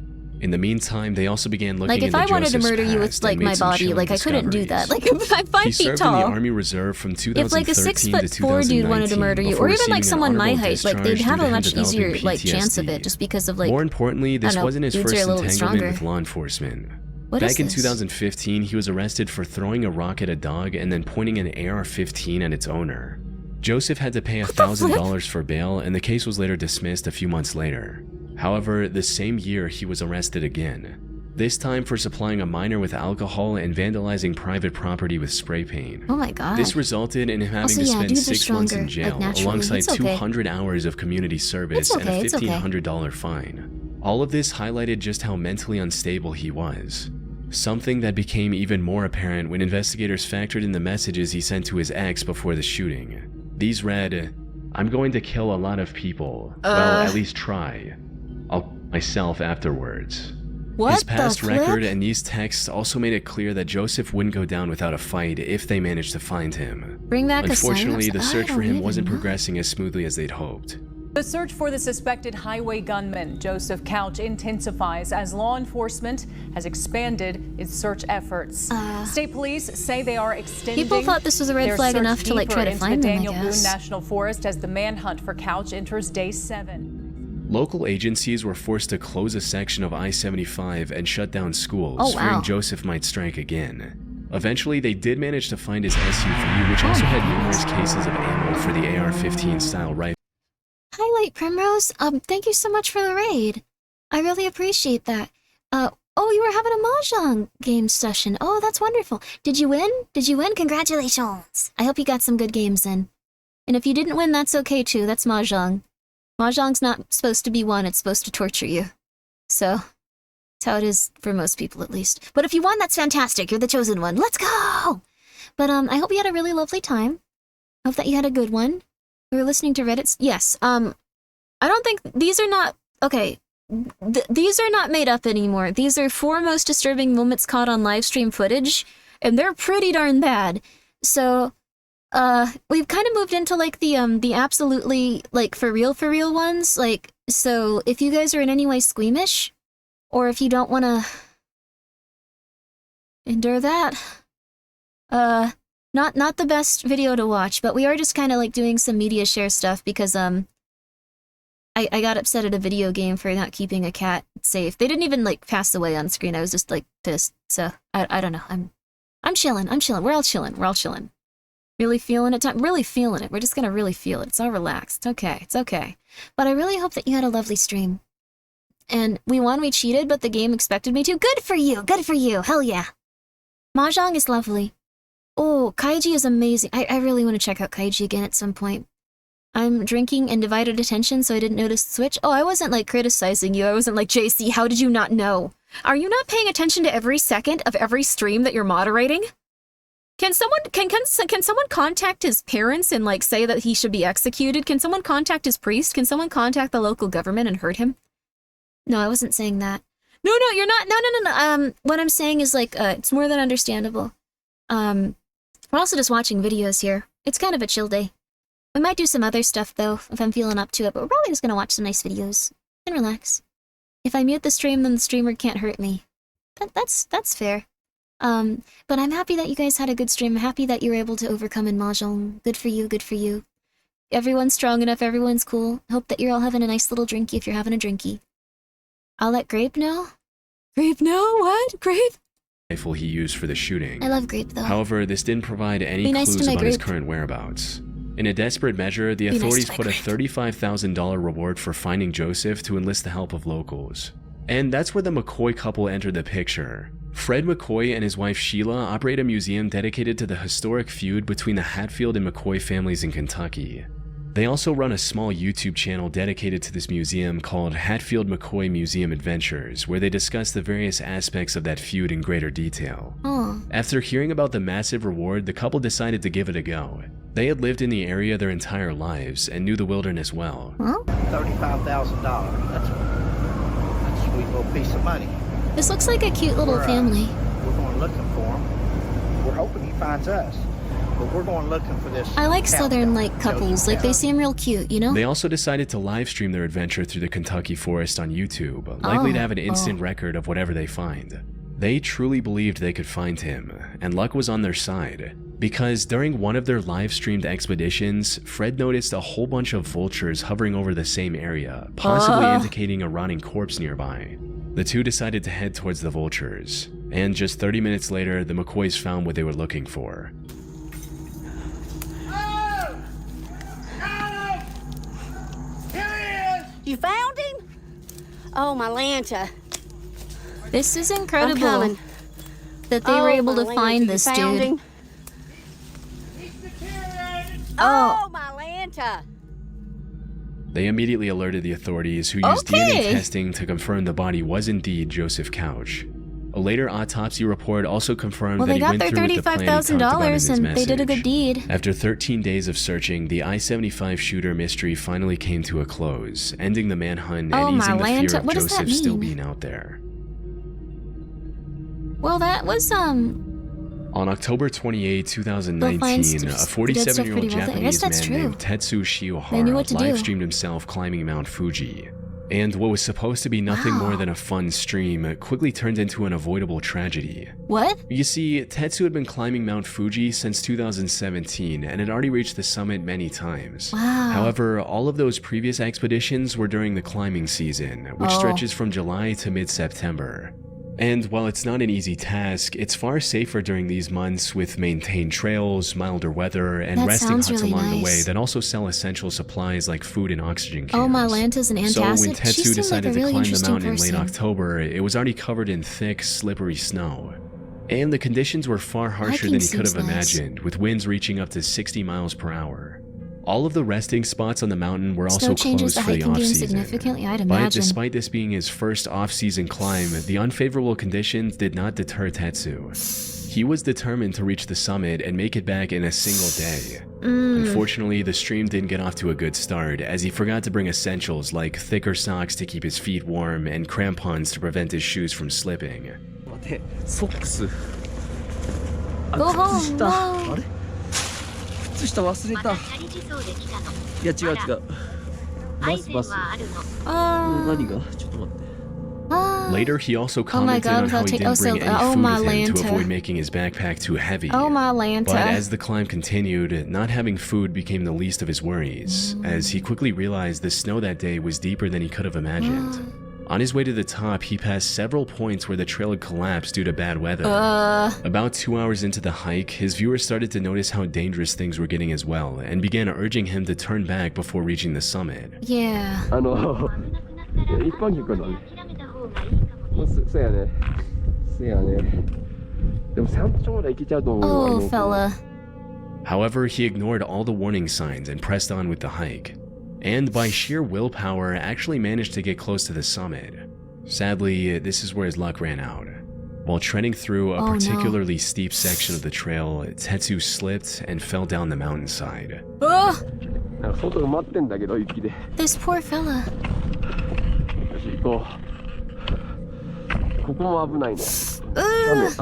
He made his choice. Seconds after slipping, his phone hit a rock and turned off, ending the live stream. His viewers immediately alerted the authorities. However, due to the harsh conditions, it took rescue workers 2 days to locate Tetsu's body. They found it severely dismembered, 2,300 feet below the point where he'd slipped. Now, for most people, this was an open and shut case of an inexperienced and underprepared person misjudging the dangers of Mount Fuji. But I came across some interesting theories regarding the situation.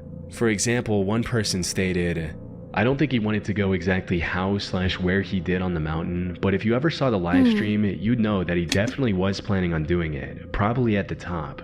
The chat was begging him to turn back, and he made constant, likely deliberate references to not being fully equipped. Additionally, he had a very ample and generous amount of time to turn around if it had purely been a mistake, with the last few people he met warning him to not go any further. In other words, Tetsu intended to end everything that day. The missing equipment was a deliberate Someone decision, also said if you're into not an supernatural oversight. stuff, there was something on Although the audio of there's no someone evidence saying to prove turn this back like a theory, ghost or and something. we'll never know for They didn't sure read that if this part. was actually his intention. Yeah, I don't know if that was at the base of Mount Fuji. I don't know that much about, like, Japan's, like... It's me! No! Scary! Jump scare! I'm so sorry, sir. That's spooky. But, I'm glad you guys are enjoying the Subathon. Oh, that's from right now. Oh my gosh. Order 13 did not go very well, but thank you so much. This is so quick, dear lord. Yeah, most disturbing forest encounters? We could do most disturbing forest encounters for sure.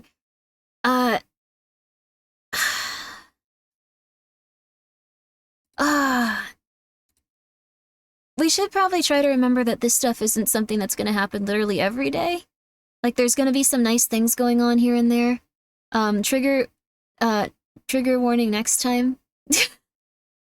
Please, YouTube, let me know if you're going to show me my physical form. I'm scared. Oh, Sethnox, thank you so much for gifting 5 subs. That's very nice of you. Please make sure that you're taking care of yourself, though. I'm going to be here for quite some time, regardless. Don't worry. But thank you. It's very nice of you. I appreciate it a lot. I appreciate it. But also take care of yourself. I want to get my energy back so we can do a nice stream about... I want to teach you guys how to make very, like, fun, like, foodie things. Oh, thank you so much, Froggy. I really appreciate it. Thank you so much, Froggy Entropy. I appreciate it, but just make sure you're taking care of yourself, too. Thank you for gifting 10 subs. Thank you. I appreciate it. It's nice of you. Foggy? I thought your name was Froggy this whole time. Wait, what? I am so sorry. I'm so sorry, Foggy. Or Foggy? Which would you prefer? What's your, Foggy. My brain just autocorrects stuff. I'm so sorry. Hope you're doing well now. I'm doing pretty darn good, yeah. I didn't realize this at the time, but... Because I forget most of the things that happen to me throughout the day, but this morning I was like, oh, okay. This is when I'm supposed to start taking, like, one of these less. In terms of, like, my overall, like, what's it called? Anxiety medicine? and like my what's it called? Depression medicine. And I was like, yeah, okay, cool, this will go great. And then I forgot about it midway through, and I was just like, why am I so sad? The life is just so hard. So that wasn't good. But now I'm feeling quite good now that I remembered that and like had the second. I'm accidentally unpoisoning myself. Jeez. I don't even know what. It's not, I guess I've gone through like the full spectrum. Too many little like vitamins and pills, not enough vitamins and pills. Oh. Buff plug bunt. That's a concerning name. Okay. But yeah, I'm feeling pretty good now. Like, I think it's just gonna take time for it to, like, get used to this. Your name is Froggy now. You gotta accept your fate. They're foggy. They're foggy. It's okay. Sorry, what? When you start to feel better overall, like, and stuff with your anxiety or, like, depression, your psychiatrist will recommend that you start like weaning yourself, well, with their help, but they recommend you start weaning yourself off of like your medication and take a smaller dose. I don't know, I just forgot about it. Oh, streamer, change the sub notifications, please. That's fair. I can turn them off for right now. I just never did the plugin that allows it to like be like one person. Buff plug, I get it. Yeah, see, it's similar. Oh my gosh. Okay, there you go, Jozilla. We will look at them quietly and thank you. I appreciate it silently. I appreciate it. But I'm feeling pretty good now. Like, once I got to the second dose of what I'm supposed to take, I feel good. Europe has many issues with what? Oh.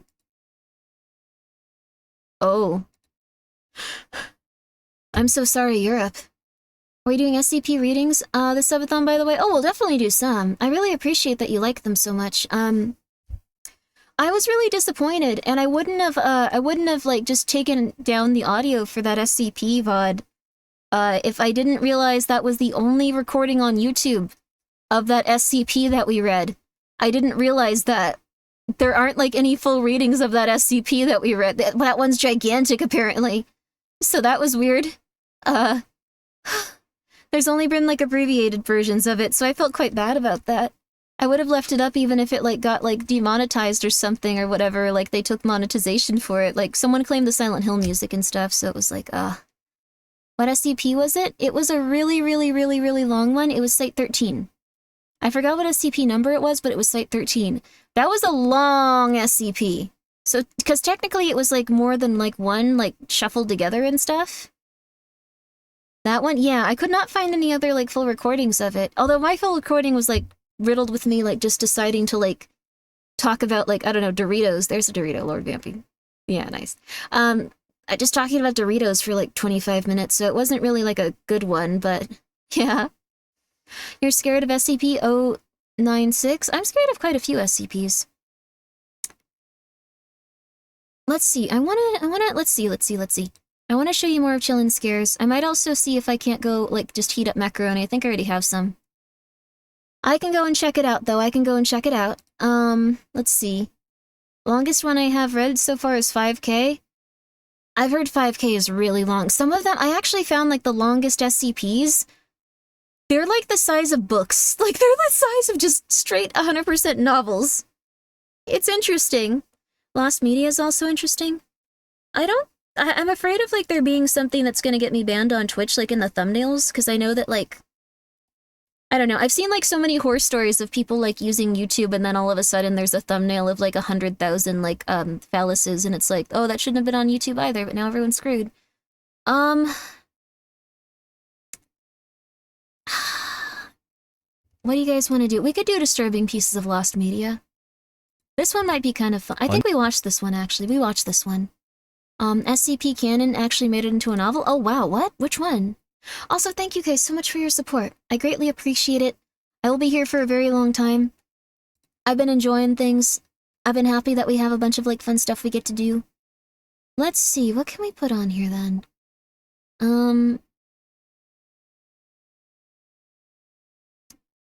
Okay. I think this one will be interesting. Okay, I think this one will be interesting. This is... On August 15, 6 most disturbing cases of found footage. It's been a great time so far. I'm so happy to hear that. I've been having a good time too. I feel like when I'm not streaming, I feel a little bit... How do I put this? How do I put this without sounding crazy? I feel like when I'm streaming like with you guys and getting to hang out, I feel like very grounded and relaxed. And I feel like once I stop, I feel worse, which is not great. I'm getting through it. It's been getting consistently better, but like it's very nice just to like be able to show you guys all these videos I watch 20 at a time. It's nice, even though it's not usually what I usually do. Like I watch these quite a bit and I go, oh, I want to show them later. Oh, I want to show them later. So I'm not very into horror, so I love these vids. They're like on the precipice, right? Just make sure you take care of yourself, as you tell us all the time. I will. I definitely will. Grimmi has separation anxiety from chat. I have separation anxiety from just getting to chill with you guys a bit, yeah? I'm not getting parasocial, I don't know. It's relaxing, and we get to chill and watch videos. And occasionally my cat will come by and I get to hold them and look at them and like go like, yeah! It's a nice time, it's a nice time. I feel like when I'm just kind of chilling by myself, I start to get like I start to think too much, so yeah. 1989, a family of 3 was driving along Interstate 205 near Stockton, California when their car began to overheat. I'm getting better. I'm gonna make Forced macaroni. to pull over, the father popped the hood to check the damage. I'm gonna make macaroni. It didn't take long to realize they needed professional help. Leaving the mother behind to stay with the car, the father and his young son set out on foot to find a payphone. As they walked, the boy noticed something unusual, a camouflage jacket discarded by the side of the road. This piqued his curiosity, and he went over to take a closer look, only to find an unmarked VHS tape. Also, I think this is a reenactment. This is not what happened. It would be really funny if it were. The boy picked up the tape and later brought it back to his home. By this point, his parents were also curious about what they'd find on this seemingly abandoned tape. You're on a payphone? Congratulations! So they inserted it in their home VHS player and pressed play. I saw one at the hospital the contents of the tape were far darker than what they could have imagined. Now, the original unedited video has never been made available online, but there are different pieces from various sources that I've done my best to put together. It opened with the camera pointed at a massive fire Trying to at call night, home. I don't with remember what I can any only phone assume numbers. is the cameraman saying some ominous stuff. I need my phone for that. Good on you. You're gonna have to go through a lot of numbers. Look at the fire. Scary, interesting. Ooh, that sounds fun. Domain. My hell. Okay. A bit into the video, the camera refocused and the source of the fire became clear. It was a single-story home that looked like it was still under construction before it caught fire. I call it home. My hell. The whole sky's black with smoke. A fire that I will destroy. What a D. Yeah, this fire's... Yeah, definitely. This guy's chuny. Meanwhile, the cameraman kept talking, and the longer he spoke, the more unsettling it became. Later in the video, you could also hear fire trucks arriving at the scene, and the cameraman commenting on it before ending the video with a direct threat to the viewer. Look at it. The fire department's trying to put it out. What a laugh. I gotta go now. But remember me. Good night, ladies and gentlemen. Your house is next. I really hope the kid didn't watch all of this tape. The tape then abruptly cut to the scene from the 1984 horror film A Nightmare on Elm Street. It wasn't clear if the fire video was taped on top of the movie or if this was a deliberate edit. I love unsolved mysteries. However, one thing was clear. The frightening video was filmed by the person who set the house on fire. The family handed over the tape to the police and told them exactly where and how they found it. Detectives went back to the location, and sure enough, the family's story checked out. The jacket was still there. There's something so relaxing about unsolved mysteries. I just love the colors in it. I love how everyone looks in it. I think it's just like an old show from the 80s or something, or the 90s, but it just looks so nice. I don't know how to put it. It just looks so comforting. It looks so relaxing. I just can't get enough of it. Helps her because you're doing something with her life. That's true. Yeah. I'm doing something with my life and I can relax and have something to, not think about all of my thoughts and stuff. I think that goes for everyone. We should not think about all of our thoughts if they're driving us insane. True, the VHS filter is classic. Yeah, this is the original. This is the original.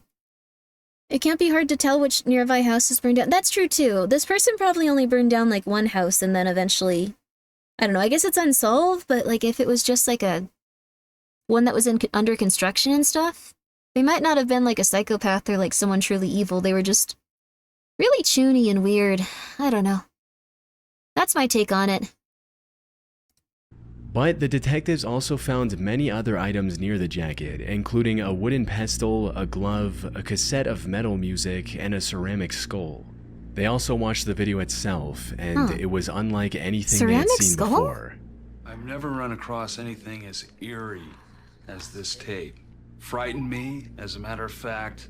I thought about it that night when I went to bed. Unfortunately, the poor filming conditions and This guy shaky seems nature very of the footage relaxed. prevented them He from lived a gentle extracting any life. meaningful clues about the location of this fire. Despite a frame-by-frame analysis, investigators back were unable to then- match the tape with any What's really interesting is back then, even as a policeman, you've probably seen like, you would see less terrifying, horrible things than like we do like every day, just like turning on like our phones and going like, oh, okay. 700 people dead. Of, I don't even know, rocks. That's not good. Like you kind of get, everyone got to live like a kind of gentler life back then. They have no idea what it's like, I assume. What a wild time. Imagine finding a random VHS tape on the side of the highway and taking it home to watch it. Yeah, I guess so. I mean, I always wanted to do that. Like, I always wanted to be the type that would just be like, oh, cool, VHS. Apparently, like, if you see, like, a specific type of film reel, like, in, like, a vault or something, or, like, a safe, or a safety deposit box, like, it's an older type, but those are usually supposed to be movies where people get murdered, and, like, people buy them and stuff. People are desensitized now? It's true, it's true. Like, you see this and you're like, this is mid. Not even mid. Not scared at all. fires in the state of California.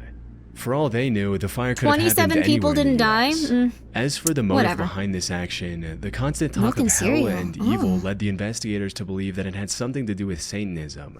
And while this might I'll check sound a out bit Milk and Cereal. far-fetched Thank you so today, much, you have Alex. to remember that back in the 1980s, major acts of evil from devil worshippers was a real concern for many people. But without any leads, this was nothing more than a theory. So, after exhausting all other options, investigators decided to enlist the help of the media and featured the story on the popular TV show Unsolved Random thumb Mysteries in drive? Yeah, September of absolutely. 1990. And I'm this worked stupid. better than the cops could have ever imagined. Within 2 hours of the can episode find- airing, people don't put investigators viruses on received over USBs. That's 1,000 expensive. calls from viewers with potential leads. Whoa. Among these 1,000 plus callers was a man named Ed Tarantino who got shaken to his core after seeing the found footage on TV. Because he lived next to the burning house in Redwood City, California, some 80 miles west to where the tape was originally found. Huh? More importantly, the show also led the investigators to the owner of the under-construction home that was burning in the video, Bill Otherlie, who described the incident as the act of a crazy person. Huh? And turned up, it's my house that's on the videotape. And then you heard the voice of this individual. Poor guy. And you go, this guy. This sounds really, I don't mean it in a negative way, but this guy just has the energy of someone that's just been like, well, god darn, like, since that event happened, like, he looks like he just saw it and he's like, oh, what are you gonna do? Like, that's the energy he has to, oh, that was real rough, what can you do? Like, he never recovered from it, but it wasn't like something world-ending. Guy ain't playing with a full deck. This was an extremely See, like, you know, expensive loss for Bill. what can you The do? fire had completely destroyed his Been a while, under-construction home, man. costing him $900,000, which is about $2.5 million Yeah, some real in today's wackos out money. there, it's true. Meanwhile, the Redwood City Fire Department Yeah, also confirmed you the don't get incident. enough people As just, it turns out, the acting fire normal. department had captured their You own have a bad footage of the day, say you incident have a for bad use in day, you don't future burn down a training. house. And parts of this fire department footage matched the Can I have mysterious $5? tape. What are you gonna use it for? Cross-referencing the two Make it worth videos my also while. revealed that the I'll do it. arsonist I'll was give you just about $5. 50 feet away from the fireman when he recorded his What you video. want to do with it? What you want to do with it? The fire department's trying to put it out. What a laugh. Now, Make it all worth that my remained while, was kid. to Come on. capture the culprit. $5, I'll give you but some. that wasn't going to be easy. According to the owner of the fire department child reports, support? the arson attack happened in August many of kids? 1988, which is an entire year before the tape was found on the side of the Go road. back to court. Get the it only get it lead the lowered. investigators had on the suspect Alternatively, was the name he mentioned get in it the hired. video, Omar. Look at it, Omar. This is what I've been doing on your week's vacation. I said I'll do it. I said I'll do it. He's not It screaming as the wasn't police much, come. and for a while it seemed like a dead end. That is, until the police received a new tip from Doris Lance, another person who saw the Unsolved Mysteries episode on TV. She suspected that the Omar mentioned in the video was referring to a 17-year-old boy who lived in the area. Oh. And when the police brought him in for questioning, he cracked almost immediately. Yeah, he's afraid of getting arrested, so he's not like, yeah, bring it! And they're like, what's that? Off camera when the video was filmed, and that it was his 19-year-old friend who started the fire You and lied? recorded the video. The investigators Go get were some kids finally and get getting some close to child the support. I'll see you in a few years. But they You needed work more on that. evidence Come on. before making their move, so they started tailing the alleged Make it true. arsonist, observing him from a distance. God will judge you if you lie. However, he likely You caught have to wind get of it. the You have to police get caught because up with soon it, or after you're the going to be in some real monitoring trouble with started, his Jesus. garage burned to the ground. At that point, the police had no choice but to act. On September 27, 1990, Whoa. they confronted the 19-year-old directly. And just like Omar, he folded without much of a fight and confessed to everything. One thing I should point out is that the authorities never publicly revealed the identities of the two boys, so I'll call the arsonist John for the sake of convenience. After going through John's home, investigators also found tons of incriminating evidence that linked them to not only the Redwood City fire, but similar arson attacks on 11 other Adam structures Sandler, and Little 15 Nicky. grass Oh my fires. God. This evidence included things like a picture of graffiti on a wall stating, "Please no more houses," and a news clipping pinned to the wall about recent arsons which the two boys likely caused. But that wasn't all. In the burned down garage, they discovered bloodied knives and mutilated animal parts. Oh my God. They also found tapes containing disturbing footage These of guys John were very dressing up as a choony. satanic vampire and threatening a humanoid sculpture with a knife. How you doing, Father? I hope you're doing real good. There's always been really choony, weird But children. not all the footage was so theatrical. One of the most notable clips showed the two boys goofing around in an open field. And now, to finish. Classic serial killer behavior? I guess so. That field, as it turned out, was being transformed into a housing development. It's likely the boys were furious about the changes and decided to take matters into their own hands by torching under construction homes to stop the I don't know if development. that was the case. This I would think also they were just explain really the eerie choony and graffiti I weird. mentioned earlier. However, Yeah, he since was on both his of way them to were being a minors when they murderer, started yeah. those fires, they were tried Now as he's on juveniles his way to despite the jail. severity of their crimes. Omar was sent to juvenile detention, while John was deemed mentally unwell and was admitted to a mental institute. What happened to the two after that, we don't know. I've seen some claims that John was released from the mental institute and died in a car accident in 2017. And while there's no direct evidence to back this claim, I did find a news report of a hit and run in Redwood City from January of 2017. Oh. The victim of this incident was 45 years old, which aligns perfectly with the age John would have been in 2017. Oh. But if this is Yep. completely unrelated and John What is goes still around alive, comes around. I Be seriously nice. doubt he'd reveal himself now just to satisfy the curiosity of randoms on the internet. As for the tape itself, What goes it's around still comes unclear how around. it found its way on the side of the interstate. Dear Lord. On August 23, 1987, a pair of backpackers were hiking south of the Junco Lake trailhead in the mountains near the tiny town of Tabernash, Colorado. Wow, pretty. However, what might have seemed like an ordinary hike quickly turned into an unforgettable Mountains look so experience that would beautiful. stay with them for the rest of their lives. Like The flat two came ground across and the stuff is wreckage little of a bit hard to be crashed around. plane with parts scattered everywhere. They informed the authorities about the find, prompting a complete search of the area for evidence of what happened to this plane and when. While Dale Wood, a Colorado deputy sheriff, was investigating the area, his attention was drawn to a VHS tape hanging from a tree. Most of the tape's insides had come out and were tangled in the branches. But he recovered everything he could and brought it back for restoration to a somewhat playable condition. And the footage was disturbing to say the least. The I've seen this VHS one. contained the last moments of two men who went missing Tall 3 tale. years ago. The 36-year-old This one is a little bit disturbing. It doesn't have anything like super like intense in terms of like. Also, hello, thank you so much for the raid. I really appreciate. I'm so sorry. Celeryton. Thank you so much for the raid. I really appreciate it. We're currently watching 6 Most Disturbing Cases of Real Found Footage. This is by Chilling Scares, a very good YouTube channel if you guys are unfamiliar with it. But it is disturbing. It is disturbing. I am username blind, it's true. I don't know, my brain barely works. This isn't John Cena, you'll see. And also, thank you so much for the raid. And Telltale, thank you so much for subscribing. I do appreciate that as well. Sorry that I just saw it now. But we're gonna continue onward. James Jeb Connell, This is pretty and bad, though. similarly Thank you aged so much for the passenger raid. I'm very Ronald sorry. Hugh Wilmond. On August 10, 1984, the two flew from the Granby airport with the Jeffco airport as their destination on a small Cessna L-19E Bird Dog airplane. However, they never arrived at this destination. Multiple search parties were deployed to their approximate route, but none were able to find any evidence of what happened to James and Ronald. What made their disappearance even more mysterious was the fact that the plane had an emergency locator transmitter, a device that would have broadcast its location in the case of a crash. However, the authorities never received the signal from this device, and their case remained cold for almost 3 years. That is until the pair of backpackers found the wreckage, which in turn led to the discovery of the VHS tape. The footage starts off quite normal, with the pilot commenting on things he sees from the cockpit. Oh, look at that down there, Ronnie, on the left. Nice little lake and a cabin.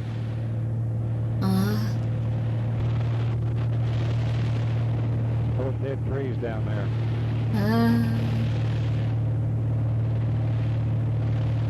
A whole bunch of them back up in here, those beetles. Very pretty little lake. However, around 5 minutes into the footage, things start to go wrong as the ground starts coming closer and closer. Yeah, flying a plane isn't, like, you have to be very well trained for it and keep a lot of stuff in mind constantly.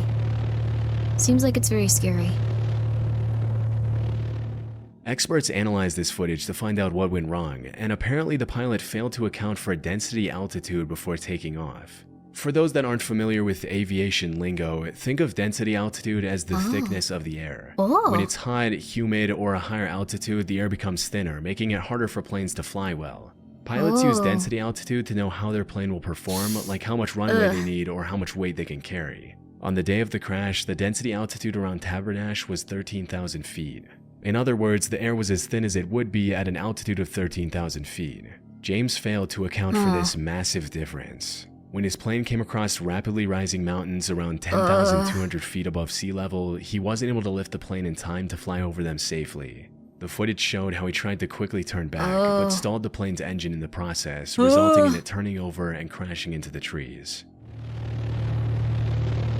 Oh no.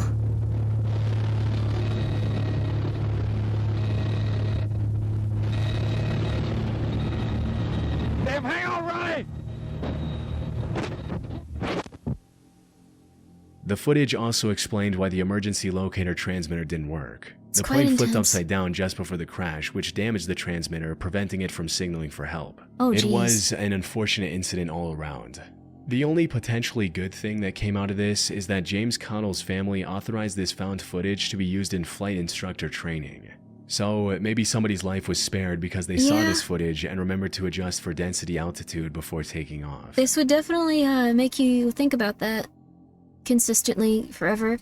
It's so tragic, it really is. You seem like a nice person. 2013, the loud noise of a tornado siren was echoing through the streets of El Reno, Oklahoma. Meteorologists were predicting a potential multiple vortex tornado that might touch down in the area.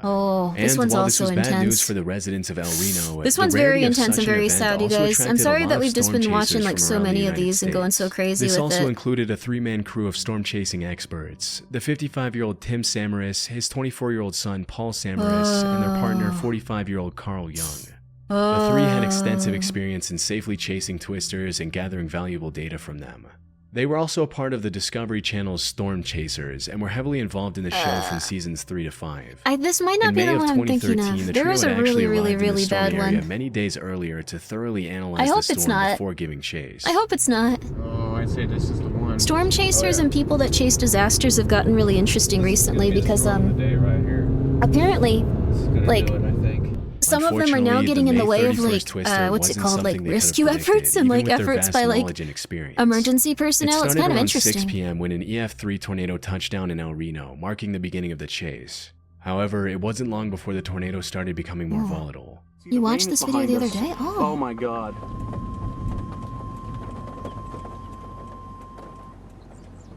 I wouldn't personally do this. What was supposed to be a category EF3 quickly turned into an EF5, which is the most intense a tornado Haven't heard. can get. It's not usually tornadoes. It was mostly. Not fully demonstrate the I know that like during the terrifying scale of fires this they were having particular issues with twister. people. They By kept the trying to time it drive stopped into the rolling, areas with the El Reno fires and tornado almost had a getting radius killed, of and they were like, "You have to 2.6 stop doing miles, this." The largest in recorded history. It also had a wind speed of 313 miles per hour, or over 500 kilometers per hour. Carl and the Samaras brothers were attempting to ride parallel to the tornado to observe from a safe distance. Unfortunately, the twister made an unexpected turn and started coming towards their car. They tried everything in their power to escape safely, but sadly, it was too late. Oh my god. The tornado flung the car into the air, sending it barreling across the El Reno region. After the storm had passed, search parties found their car, which was reduced to 60% of its original size. And while Tim's body was found strapped inside the vehicle, Paul and Carl's bodies were found half a mile east and west of the car. Oh my god. All three had tragically passed away in the incident.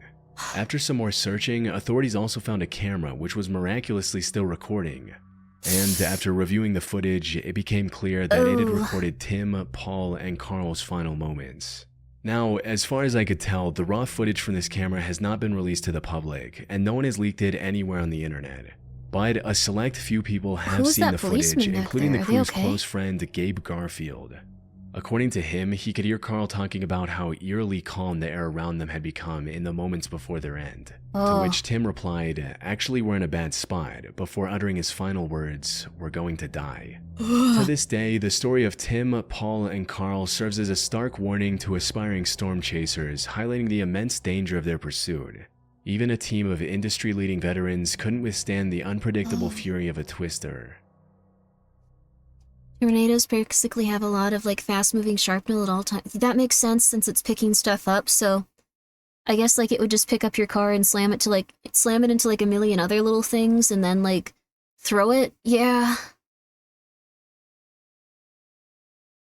From the same storm, someone got a video of a 3 vortex tornado. It got bad. Oh my god. Oh my god, that's crazy. Huh. Has anyone heard of a tornado for the name The Dead Man Walking? Whoa. Southeast Australia? So no tornadoes or cyclones, but bushfire prone area? Yeah, that makes sense. There's like natural disasters everywhere, it seems like, just different ones. Hope everyone can be safe. I wonder if there's anywhere that you can just like live. Like, if anyone can. I'm not really sure, actually. Like, is there anywhere with just no natural disasters whatsoever? Like, no bad things really occurring consistently, ever? No tsunamis, no anything? UK seems pretty chill as far as natural disasters. Moon would probably be pretty bad. You're asking a lot? I don't know, I'm not asking, like, if it were, like, you know, to move there. I'm just asking, like, does it exist? Like, I wouldn't be there. Huh.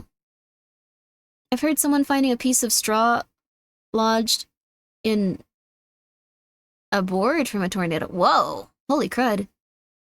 Denmark has nothing? Dang, that's awesome. We didn't hear in Denmark, really flat and on the other. Oh! Oh wait, you're on the middle of the tectonic plate? Okay, wait, that would be like a lot of earthquakes then if one weren't really bad. You can build to account. Okay, let's see here. You can build to account for some natural disasters, but not all. Some counteract others. I see. Okay. Alright. I guess that's true. Like, I've always really wanted a basement, but I know basements are only good for, like, X amount of places, and then you can't have, like, it's not good to have, like, second stories, like, in X amount of places, and it's not good to have, like, large windows in X amount of places. It's not good to have, like, stuff that's like kind of like on like more of like what's it called struts in X amount of places. It's interesting. Everywhere's a little different. On the 1st of June 2024, a YouTube channel by the name of Found Memories uploaded a video titled Tape 92 Found Footage. Too much rock? Oh, that's Sleeping. sad. The video is timestamped for 9:27 p.m. on April 22nd, I really wish I could have a basement. 2007, and opens with the cameraman placing the camera in a way that faces a I sleeping should stop biting my child. nails. I'm getting too scared of this. Hello, how are you? You doing good? Tornado Valley. Cost less to rebuild than to make it good enough to withstand? Oh my god. That sounds so stressful, though. You're back. How's it going? We're just hanging out and watching some videos, Sky. How are you? Aside from the sleeping child turning a few times, nothing happens for the rest of this nearly 30-minute video. There's not even any unusual sound in the background or anything. Now, despite the footage being completely uneventful, something about this whole thing is inherently unsettling. The lack of context and the uncomfortable silence can easily turn this into nightmare fuel if you— I like that they're saying, like, this could easily turn into nightmare fuel. Most people just don't film children sleeping. That's really weird. Just like, this could easily become something very, very concerning. This is just someone filming a child sleeping? This is not something that people do, generally? So, like, I don't know. That's already so weird. Also, hi, Gotcha Bunny. How are you? This is so strange. I don't know. I feel like this is just a little bit different. I don't know. I need backstory of this. They're probably going to give us a backstory. I just found it incredibly funny that they were like, this could easily get dark very quickly. And it's like, what do you mean it could? What do you mean it could? What are you talking about? if you have an active enough imagination. According to the description of the— there's some advertisements. We'll take another second. They could have been checking if their kid was sleepwalking or something. Maybe. I don't know about that, though. I guess it's possible. I guess that's the only, like, reasonable explanation. Right? I used to live in Tornado Alley of Illinois. House was about a mile from the path of only F5 tornado in Illinois. So I'm so happy that you were okay, dear lord. Were you, like, in your house, or did you evacuate or something? I don't really know how tornadoes work, really. Also, Qtron Bomb, thank you so much for gifting a sub to, Isha Priz. That's very nice of you. Oh, I see how it went. Ah, that's very nice of you. That's very nice of you. I probably wouldn't live around tornadoes. I kind of want to just go somewhere and build, like, the safest possible place to live, and then I just want to stay there. And be comfortable. And not worry as much. And have, like, 12 guns. And a nice, relaxing place for my cats to be. And they would all be, like, excited to, like, just look around and stuff. That's my goal. That's my goal. No tornadoes. Hopefully no volcanoes ever. Like, I know that there's, like, that weird volcano in Yellowstone. Like, I'm gonna be real with you. That Nostradamus stuff has got me worried again. I don't know if you guys are familiar with Nostradamus or, like, care about it or, like, giving yourself panic attacks for no reason in the middle of the night. But, like, they said that, like, there was gonna be a meteor that hit, and it wasn't gonna, like, destroy the Earth. But it was gonna cause a lot of, like, shifts in, like, the, overall structure of it. And I'm afraid it's gonna make the Yellowstone volcano erupt or something, because they said it would cause things like that. Thank you so much, Light Clutcher, for being here for 6 months in advance. Unfortunately, I do not know what's going to happen with the rest of the Nostradamus stuff. So, that's the extent of my knowledge. If you were like, I gotta be here for 6 months, I need to be on the up and up about this. That, I can't help you. If that blows, then it's all over. It's all over for some people. Like, you'd have to be, like, far enough away from it that it wouldn't. Like, the volcanic ash and stuff wouldn't affect everyone negatively, but... Used to live near a tornado alley. The skies always turned green during tornadoes. It was kind of interesting. That sounds cool. Ah. That's confirmed going to miss, by the way? Oh. Damn, Nostradamus. I guess, Well, never mind. I guess he said also it was something that was going to change, like, the world and humanity's destiny, so... I guess we're still on the same track. He's off about some stuff, like... That's weird, though. He said it was gonna be a giant asteroid, so... Oh well. Yellowstone... I think, like, someone recently said that there was not gonna be, like, a giant, like, Yellowstone eruption, just because, like... Speaking in terms of, like, just, how active it is and how it's been looking and how, like, they've been studying it, like, it pretty much went down to, like, a 0 chance of it, like, erupting and, like, murdering all of us, which is kind of nice to think about. Like, that's a win. Like, people have discussed that in here and had some expertise on it, so that's cool to know. My greatest fear is Americans. I know they aren't real, but they're so scary. I'm an American. I'm from America, not to be confused with South America or North America, just America. I like being American in some ways. It's big here. It's big. I like that it's big. It's kind of cool. It's big. I haven't heard they made Yellowstone less of a threat. I think they have, so we can look into it if I want, but Grimmi's American. I'm scared. Good for you. Are Canadian Americans too? No, not really. I mean, Canadians seem like they have a completely different culture and stuff. I'd honestly love to live in Canada. It looks very cold and nice. Like, it's very cold there. But they don't want us. they don't want Americans there, which is fair. That's normal. I love, like, where I'm living too, though. So, yeah. What's big? America. America's big. Everything's big in America. Like, I like that as a concept. I don't know, I think that's neat. You'll give me a pass? Thank you very much. Very kind of you. Very kind of you. I don't think I'd fit in there, though. Like, I know I'm naturally apologetic, and I try not to, like, want people to, like, explode and die. But, like, you know, I feel like there's like a soulful thing about Canadians. Like, they're very kind and, like, generous in, like, a very soulful Canadian way. I wish. Maybe someday. Maybe if I train. It's very cold here. I like the cold, though. I like the extremes. I like freezing or I like heat. Either or.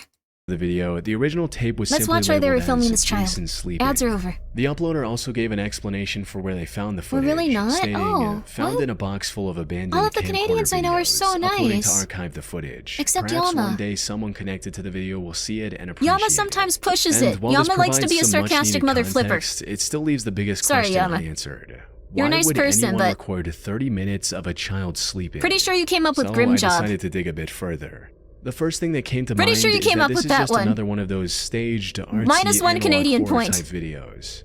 However, after going through the channel that posted this Denmark video, sounds I really don't think that's the nice. case. The channel, Found Memories, was created fairly recently in April of 2024. Canada is The About basically section America, of the but more channel like Minnesota. reads, Grim Job was "Uploading Coco? media I Okay, found is to Coco from archive, and Canada? maybe one Either day the way, original -1 owner will Canadian point find to it Coco and then. Sorry, appreciate Yama, it." you got a Canadian I've point acquired back. thousands of videotapes and media over the years from various places. Pawn shops, private sellers, auctions, and thrift stores to name a few.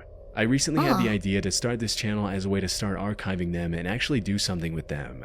Maybe one day someone Never mind, connected to Yama them loses will 3 find guinea them. pig. And this Wait, seems to God be darn the it, truth. 3 At the Canadian time points, of writing, not this guinea pig channel has points. uploaded over 180 different videos, and almost all of them are extremely unique in some way.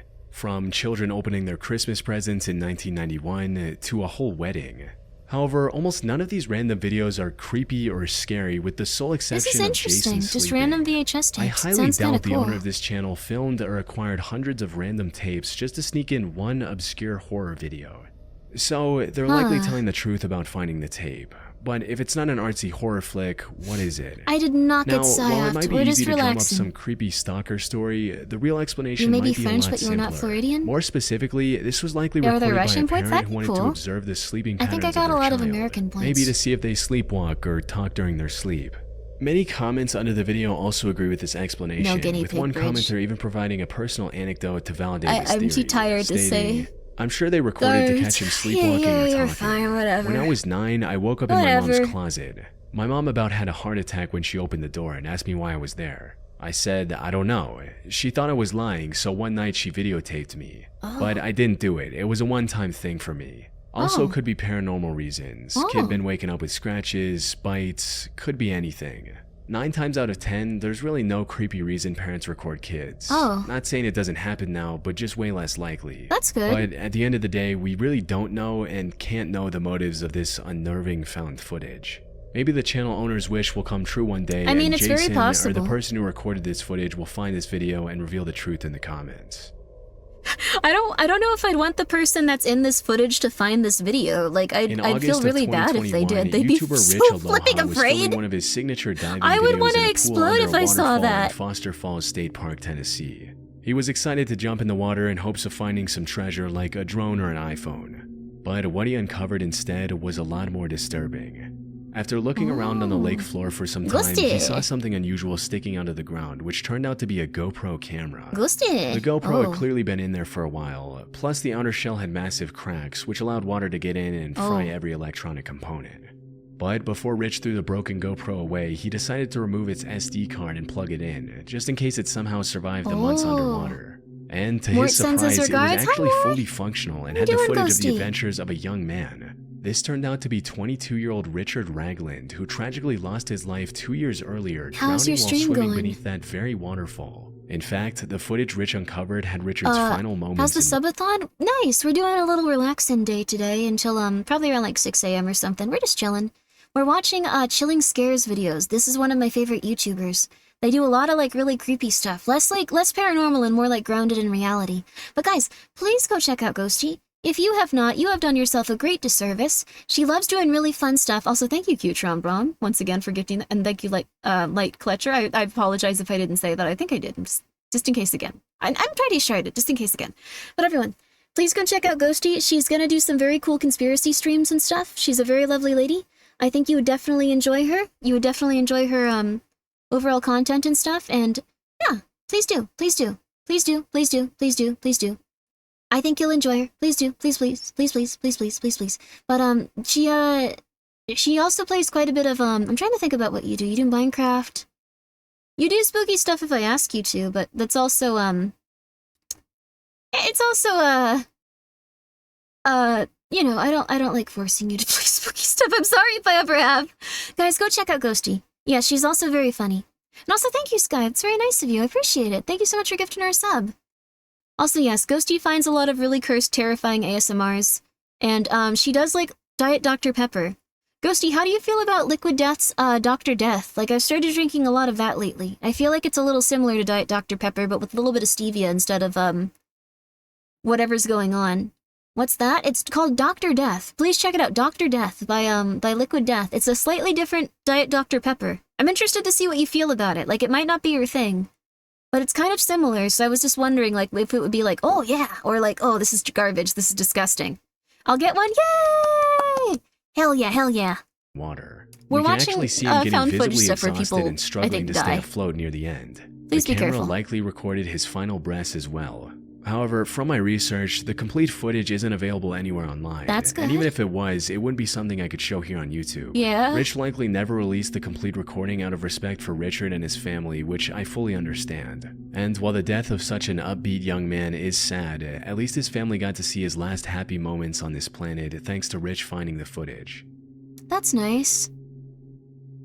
It seems like a lot of people have a lot of self-restraint On and the 30th stuff. of September but, 2019, what did you get up to, Ghosty? at 4:06 p.m., the police You in love Liquid Anchorage, Death? Alaska I love received a Liquid call Death. from a woman claiming to have found evidence of a horrific crime. Liquid Death has stuff The other woman than who water. called the Please police check it was out. 47-year-old Valerie Kassler. They have tea. She claimed that she was walking around They have like Fairbanks really low Street calorie when she soda found an now. SD card lying I also on the just don't ground. really like sugary She soda, picked so it up it's just and really saw nice. the words "Homicide at Midtown Marriott" written on it, and thought that it might be the title of some obscure horror movie. Liquid Death is too nothing pricey could for have me. You gotta prepared get her it when for it's the on sale or it's $1 horrifying million. content that came up when she It's plugged in insane. the card to view its contents. It used to be According pricey. to the Now reports, the soda's card insane. had 39 images and 12 videos, all from the same Like- crime scene of horrible things. I don't want to complain too much about food prices because that's pretty much all I do, and that's like what a middle-aged woman would do. But like at this point, I give up. Like, it's like $9 for a case of soda in some stores. Like $9 for just a normal like 12-pack of soda. I am 108 years old, 107, 106. I'm 100 and something years old. I am not a middle-aged woman. I'm much further than that. But like $4 for 2 liters, that's not how much it is worth. Like there's a lot of places where it's getting crazy expensive. Like $9 for a pack of 12 sodas. $9! 100 something in the middle of something nowhere. Like there's, yeah, so, you know, really wanted the Liquid Death snowboard that was absolutely absolutely bad at snowboarding and would have resulted in getting you injured for sure. They made a snowboard that was specifically designed to kill people. That's cool. I don't know what else to say. Liquid Death is insane. Coffee has gone insane. Coffee is so expensive now. I'm going nuts, dude. I don't know. I'm glad there's enough for now. That's true. We do get to still enjoy like all of the nice things we enjoy, but $9? You paid $10.50? You're starting to drink instant coffee? Yeah. I'm riddled with sadness. I'm so sorry. Coffee is getting so crazy expensive. I'm insane, and I'll just, like, the second, like, they go, like, oh, hello, we're going to have this be a little bit more expensive, I just go out and, like, I get enough for, like, 6 months, and I'm like, I'm okay now. I'm just gonna do my thing. So I have coffee. I have stuff like that. Like, that stuff's storable, so, like... How about that water? Liquid Death is very good. It's very good. It's kind of neat. I don't drink the just water stuff. I drink like their flavored, like random stuff when it's on sale. Like they've been pushing it though. When it's not on sale, it's like $19 sometimes. When it is on sale, it can be like 10, like $9. It's getting bad. Kroger's fries, Fred Meyer's, liters. Oh, one better than name brand a lot of time. Really? Okay. I'll check it out. I'll check it out. Like, I don't usually drink, like, brand stuff. Like, it's just... I'll drink whatever's... I stopped drinking Barks root beer, by the way, 100%. I didn't know that it was full of caffeine. I'm stupid. I don't think I've seen it in stores here. I'm so sorry, by the way, to everyone that came from Ghosties Raid, and then I just complain about soda prices immediately. Just like, people are dying! Soda's expensive. Work at a cafe/bakery, and I can make myself coffee there for 70% off, and I don't even drink coffee. That's rude of you, kid. You should... I'm not gonna call you the S word, though. Is there like a, that makes it sound so much worse, actually. Yeah, oh well. I'm glad that you're clipping food price related stuff. It's just, but you want to do it? I'm not. I will not. I just get coffee beans. I have a grinder and coffee pot, cheaper than literally any other. Yeah, you can also get coffee beans and roast them yourself and stuff like that. It's just unfortunate. Big K has the best root beer. It's like Barks A&W mix. Ooh, that sounds really good. No more for me though. No more caffeine. Going insane. Not just going through it. Just going through it. I really I really like that Coffee Bean is like arguing right at this moment. It's really funny that I know that it's not good that you guys are arguing, but I think it's funny that it's specifically coffee. I'm just gonna say that. Okay. Anyways, what I was saying is, it has made me into a different streamer. I've been just a little bit like, I was so stressed out that day, and then Guinea Pig Bridge broke my brain. Like, I still want to be, I just am gonna go. I'm just gonna do my thing. Canadians, am I right? Canadians, good for you.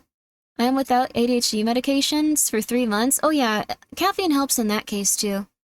I'm really sorry about that though, that's rough. There's been like a huge shortage with ADHD medicine. I've heard it's gonna get a bit worse, so... what did the guinea pigs do to you, Grimmi? You can check my YouTube. I've heard that they plan to like start doing less ADHD medicine and stuff. So they plan to reduce it a lot. I'm not saying it's good or bad, I'm just saying it's a little bit stressful. So, I don't know. I'm trying to like wean myself off of like all the medication that I take like in terms of stuff. Also just because I'm doing better. Like, I'm doing better overall, so like it's fine. I don't know. It could be a lot worse. So, it says the guinea pig bridge stuff was insane. I don't know. Anyone that wasn't here for that will never understand what happened, and it's good for them, good for you. But what I would recommend is getting really into lentils. Lentils, chickpeas, and rice. Lentils, chickpea, and rice. You can also start doing tofu. That's going to be a lot cheaper than other stuff. Like, that's... I don't know. And then I want to start just making more stuff at home. Like getting some lemons to make lemonade. Getting a lemon tree to make lemons. Stuff like that. It's gonna, you know. I do not have Vietnam-style flashback of guinea pigs. No, well, kind of. Tofu around here went from $2 to $5. Okay, never mind. Tofu's apparently expensive now for some places. I think it might just be because the area like I'm in has a lot more like I guess markets with that type of stuff, but it's been a consistent like $2 max for like quite a long time for tofu, so that's been good. And it's like a good protein source. So are chickpeas. Chickpeas are still really cheap, especially if you get them dry. Lentils are still very cheap, so what you're saying is to get a money tree to grow money? Well, then you'd have to like garden and like, take care of it. Lots of rough stuff to do there too. Lots of rough stuff. Oh, World War II, 44. You're gonna take a quick time out. I'm sorry. Even if the guinea pigs are evil, they're still our little guys. I'm sorry.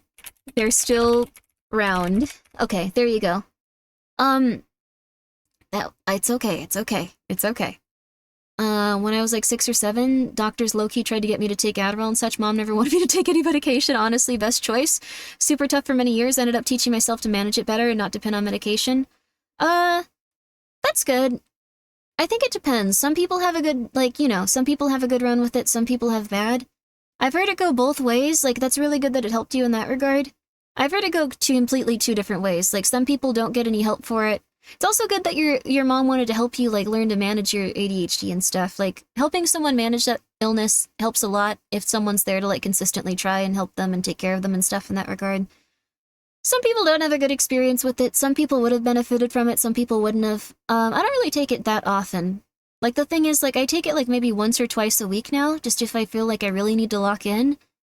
But I often don't. Like, I often just go, I'll be fine. I'll be fine.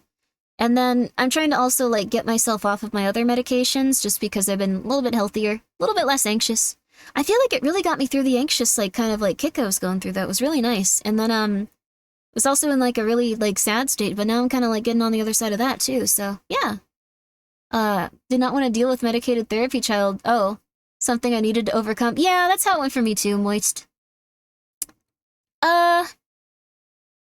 Yeah. Yeah, it's kind of rough because then your family's just like, you're just weird and you don't do anything. And then if you ever do anything, they're like, oh, I'm so sorry. You're so great. I'm so proud of you. I'm so proud of you. I'm so proud of you. Oh God, oh God, oh God. Don't, please, please, please. Oh my God, I want to go to a nice retirement home. Please, please, please. Oh my God, I'm so proud of you. Stuff like that, you know. Let's see what happened here. Things being done to a woman in a hotel room. The person behind the gruesome footage stayed off camera, but his unmistakable voice and distinct accent were clear in the videos. And while these videos were never released to the public, the person recording them would have sounded something like this. There through those trees, you'll see the doctor's house. He's like a heart surgeon or a brain surgeon or something. There's the other neighbors. And there's the tree in front of the house. Australian? And there's the other neighbors. This is the voice of Brian Stephen Smith, who quickly became the #1 suspect in the case. I feel like Apparently, he had called the psychopaths have a Anchorage very Police specific Department a few type of days before eyes. the It's SD weird. card was found and complained about someone stealing his stuff. So when the cops were reviewing the footage, someone from the station recognized his voice. The person who found the SD card where were reviewing they? the footage, someone from the station recognized his voice. Alaska. The person who found the SD card also recognized the carpet pattern of the hotel in the pictures. It was the Talon Place Suites by Marriott, which was located just a 5-minute walk from where the card was found. Person Cops had went to this heterochromia? hotel, Wow. and sure enough, Brian was checked into the hotel on the day the horrific pictures and videos were taken. Further investigation into Brian revealed that he was an immigrant from South Africa and had received Oh, it U.S. is the South citizenship African less accent. than a You guys year were earlier. right. He was also working as the manager of a different Marriott hotel in Anchorage. The police also found the discarded remains of his victim during this time. Unfortunately, he had gone on vacation with his wife the day the SD card was found. However, he was arrested seconds after landing at the airport in Alaska and charged with over 13 felonies for his unspeakable crimes. Police also Oh my God, his poor wife too. Just like, oh, this is gonna be such a fun vacation. No. No. No, your husband's the devil. He could have murdered you at any time. He's evil. Yeah.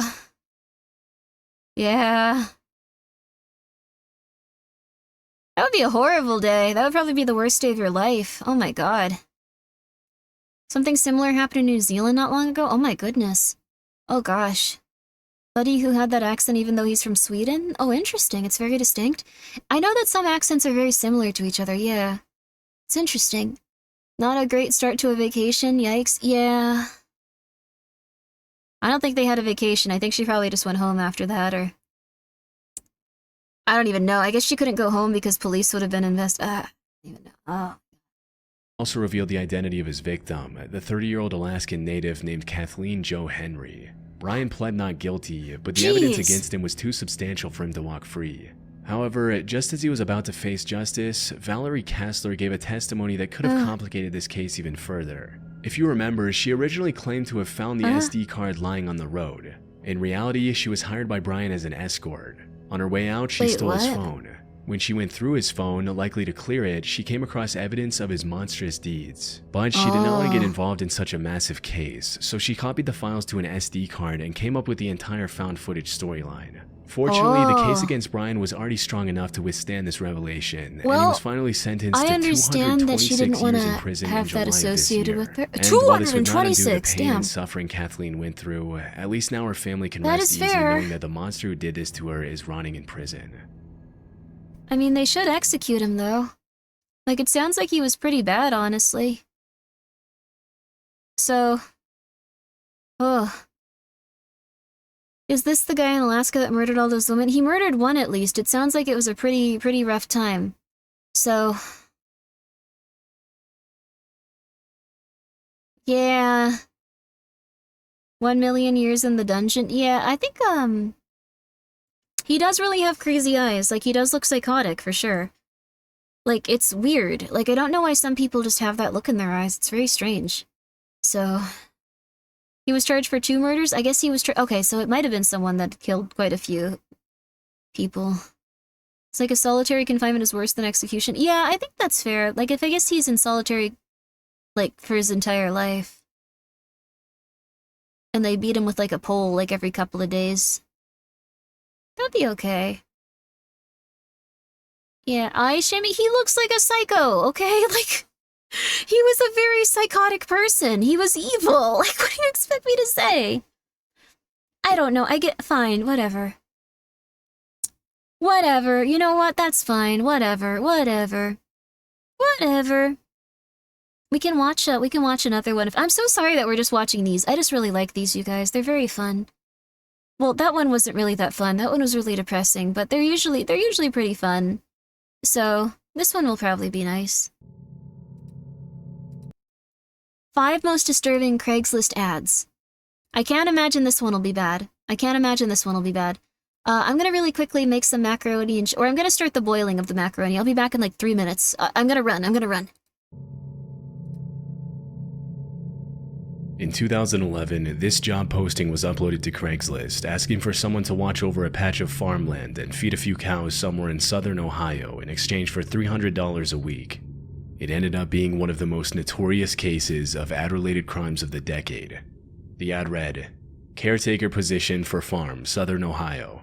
Simply watch over a 688-acre patch of hilly farmland and feed a few cows. You get $300 a week and a nice 2-bedroom trailer. Someone older and single preferred, but we'll consider all. Relocation a must. You must have a clean record and be trustworthy. This is a permanent position. The farm is used mainly as a hunting preserve, is overrun with game, has a stocked 3-acre pond, but some beef cattle will be kept. Nearest neighbor is a mile away. The place is secluded and beautiful. It will be a real getaway for the right person. Job of a lifetime. If you are ready to relocate, please contact ASAP. Position will not stay open. Include name, age, phone number, and email, please." Some of the men who responded to the ad were interviewed directly by a man who identified himself as Jack, along with his 16-year-old accomplice, Brogan Rafferty, whom he referred to as his nephew. The candidates who made it to the interview stage said they didn't notice anything strange about Jack or his so-called nephew, and that they just looked like a couple of farmers who needed someone to look after their land. Scott Davis, a 48-year-old man who was interviewed by Jack over breakfast at a little restaurant in Marietta, Ohio, was the second to last candidate to go through the screening process for the job. After breakfast, he rode with Jack and Brogan to a remote wooded area near Akron. Immediately after getting out of the car to survey his surroundings, Davis heard a clicking sound. He turned around to see Jack pointing a gun at him. It was then that he realized that the click he heard had been the gun misfiring, but before he could react, Jack shot him in the elbow. Despite the wound, Davis managed to escape. He ran for his life for 7 hours through the woods, eventually finding a house and asking the owner for help. They called 911, and news about the incident began to spread. 5 days later, police received a call from a woman named Deborah Bruce, who claimed that her 51-year-old twin brother David Pauly had responded to the same job ad on Craigslist. According to Deborah, her brother had driven from Virginia to Ohio with all his belongings in his car, in the hopes that the new job would work out for him and help him get back on his feet. Tragically, a couple days later, police found the body of David Pauly, along with the body of another victim by the name of Ralph Geiger, buried in the woods close to where Scott Davis had been shot in the elbow. At this point in the case, investigators were able to identify a pattern in the victims. Jack and Brogan targeted homeless, down on their luck, or otherwise vulnerable middle-aged men with limited family ties and lured them to an isolated location under the appearance of a life-changing job opportunity, only to later rob them of all their belongings and shoot them on the spot.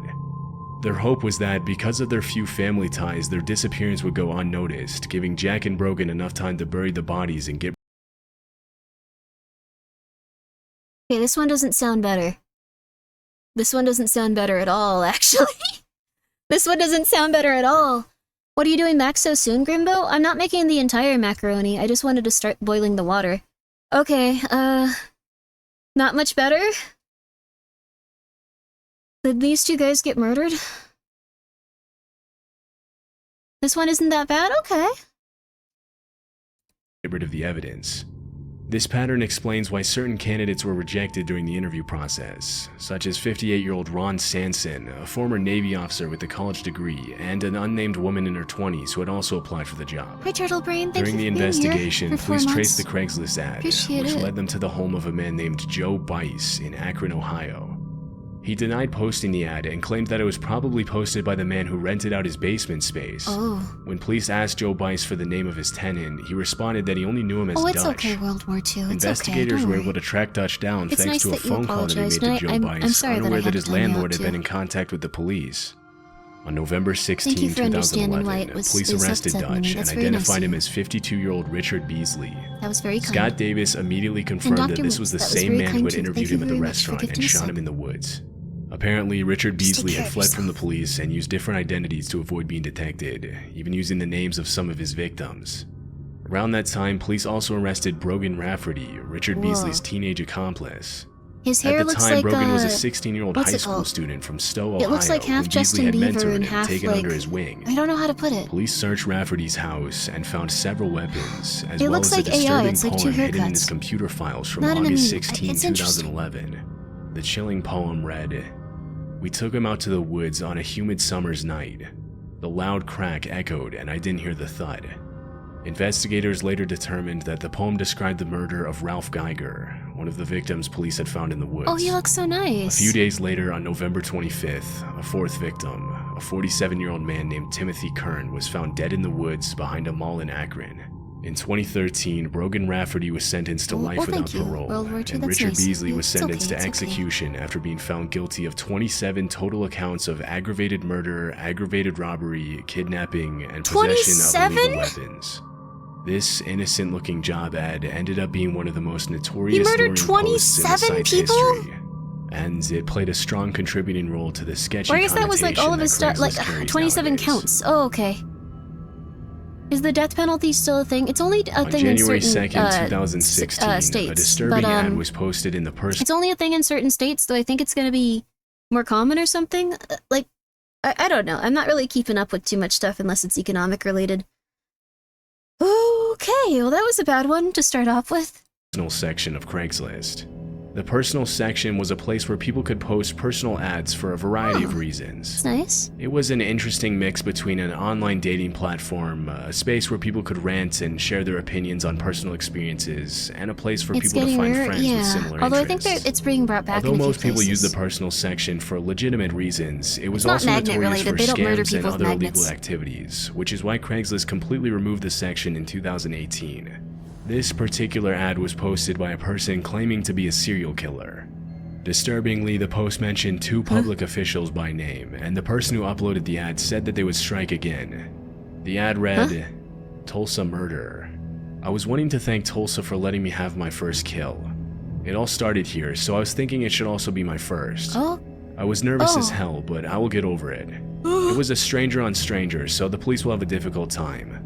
It will not be my last though. Thinking about going to OKC for next. To the people who started it all, Julie Free, Judge Glasgow." On the day that it was posted, the ad was immediately reported to the police, and an investigation was launched by the Tulsa Police Department. Specifically, the ad thanked a woman named Julie Free, an employee of the Department of Corrections, and Judge Glasgow, What a who spiteful, worked in the probate passive-aggressive division thing of the to Tulsa do. County District Court. The post thanked them and referred to them as the people who started it all. Because Julie Free and Judge Glasgow worked in overlapping departments and would sometimes interact with the same offenders, police believe that the ad had to have been posted by someone who had at some point been involved in the criminal justice system, and that it might have been an act of revenge to stain their image. Craigslist provided the Tulsa Police Department all the information available about the post, but it didn't really lead anywhere. According to the police, there had been no recent crimes that matched the description provided in the ad. The police department said that the ad was probably a hoax, but they never found any evidence to prove it, which means it's still possible the post could have been legit. The homicide unit claimed that they had seen a similar situation before when— Remember when you murder people for fun, keep it to yourself?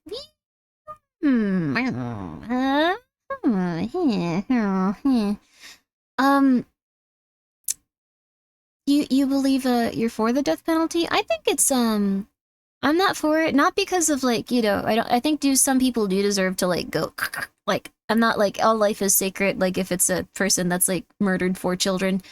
It's more just like there's been so many accounts of people accidentally executing the wrong person and then like 2 years later it's like, oh, it was this guy. Oh no. Oops, that's not. That was. And then they just kind of have to move on. So, which would be extremely, extremely, extremely horrible for someone that, you know, had not done that stuff to have to experience every step of that. So, yeah, I don't know. Mental incapacities that make them do terrible things. Yeah, I guess if someone's like a true psychopath and also like mentally unstable enough to actually murder people and all that stuff, like, yeah, execution would probably be, I don't even know. I don't know. Can be rushed and wrong. Can also be done with chemicals which are actually illegal in the US. Yes, this is really interesting, but for the death penalty, the people that make those chemicals, they don't want them used on people that are like, you know, gonna be executed. So they like don't want them to go to like prisons and stuff, so like they often like get into like small fights and go like, well, you're not gonna use it for this, right? Like it's really weird, like it's so strange. So it is what it is though. A 918 number texted random people disturbing questions about where to bury a body. The thing about the ad that alarmed the police was that it specifically named 2 public officials. But to this day, it hasn't been confirmed whether this was just some sort of revenge hoax, or if something much more sinister was going on. Jacob Geller sounds familiar. In August of 2014, an 18-year-old girl named Haley Turner posted a Craigslist notice stating that she was, quote, looking to be abducted and taken away. Although the post immediately gained a lot of online attention, as far as I was able to find, images of the actual ad itself are no longer available. On August 7th, Haley left her house in Michigan and told her mother that she was going to run an errand. A few minutes later, she called a friend on the phone. During the conversation, I don't know, I feel like it's kind of fair if you want someone to come and take you away from a bad situation, but maybe not be kidnapped by a Craigslist person. Really weird to hear that they will illegally acquire chemicals to give the death penalty to people when it's largely against public interest. It's very strange. I don't think it's so much that the, like, people that are selling the chemicals are like, oh my god, morally, this is so wrong. I think it's more that they're just like, oh my god, consumers would be so pissed. So, like, I don't know how hard they try. I think they just kind of have to do the song and dance of it. It's so weird. Oh, America. Oh, Juvie for Awaken for Truancy. They made us play Michael Jackson The Experience on the Jailhouse? I was forced to moonwalk? That sounds like it's too strange to not be true. Wow. Lethal injection actually really painful? It depends. I think it can be botched really easily. I don't think it's necessarily painful, but it's just something where, like, it's very hard to do, and sometimes they have to use, like, different chemicals that don't work as well, and then that can be very painful and stuff, so... Like, the like, normal stuff is just very, like, apparently, like, you're out, so... Huh. The people selling do not care at all, the fact that governing bodies do... Yeah, it's interesting, it's very strange. It's just really weird. I don't know if it's... I don't know. There's just so many strange things in the world at this point. Yeah, who knows? Who knows? You didn't even get to wear the white glove that came with the game? I feel like this maybe wasn't something that actually occurred. You had me on the first one, but mentioned to her friend that she had noticed a man lying in the ditch in the middle of the road. wait, was that really and that she was going included to with get the out of her game? car to see if he was okay. A few seconds later, Haley uttered the words, "He has a gun," and the phone was suddenly disconnected.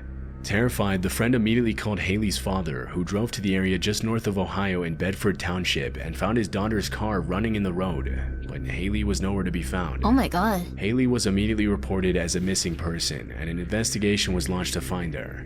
Strangely, police found that at 10:06 p.m. on August 7th, Haley had rented the DVDs for 2 movies from a family video store a few miles from Toledo, Ohio. The phone call with her friend had taken place a few minutes after that. 16 hours after her disappearance, a local resident found Haley standing at a random corner holding a puppy in Ecorse near Detroit. Although she was completely unscathed, she claimed that she had been abducted at gunpoint the night before and that she had jumped from a moving vehicle to escape her captor. The whole story didn't really seem to add up. Guys, go look at Police that had a hard dog. time believing her. Go look at that The video dog. footage from the DVD store where she was last seen didn't show anything suspicious, and there were no signs on her body suggesting that she had been attacked. After hours of questioning, Haley Turner eventually confessed and pleaded guilty to causing a false police There was a lady that pretended to be abducted at one point. These are really interesting testimonies too. The Dick Cheney movie? Like this is okay. Also guys, please go check out Man. She really is lovely. Look at that dog.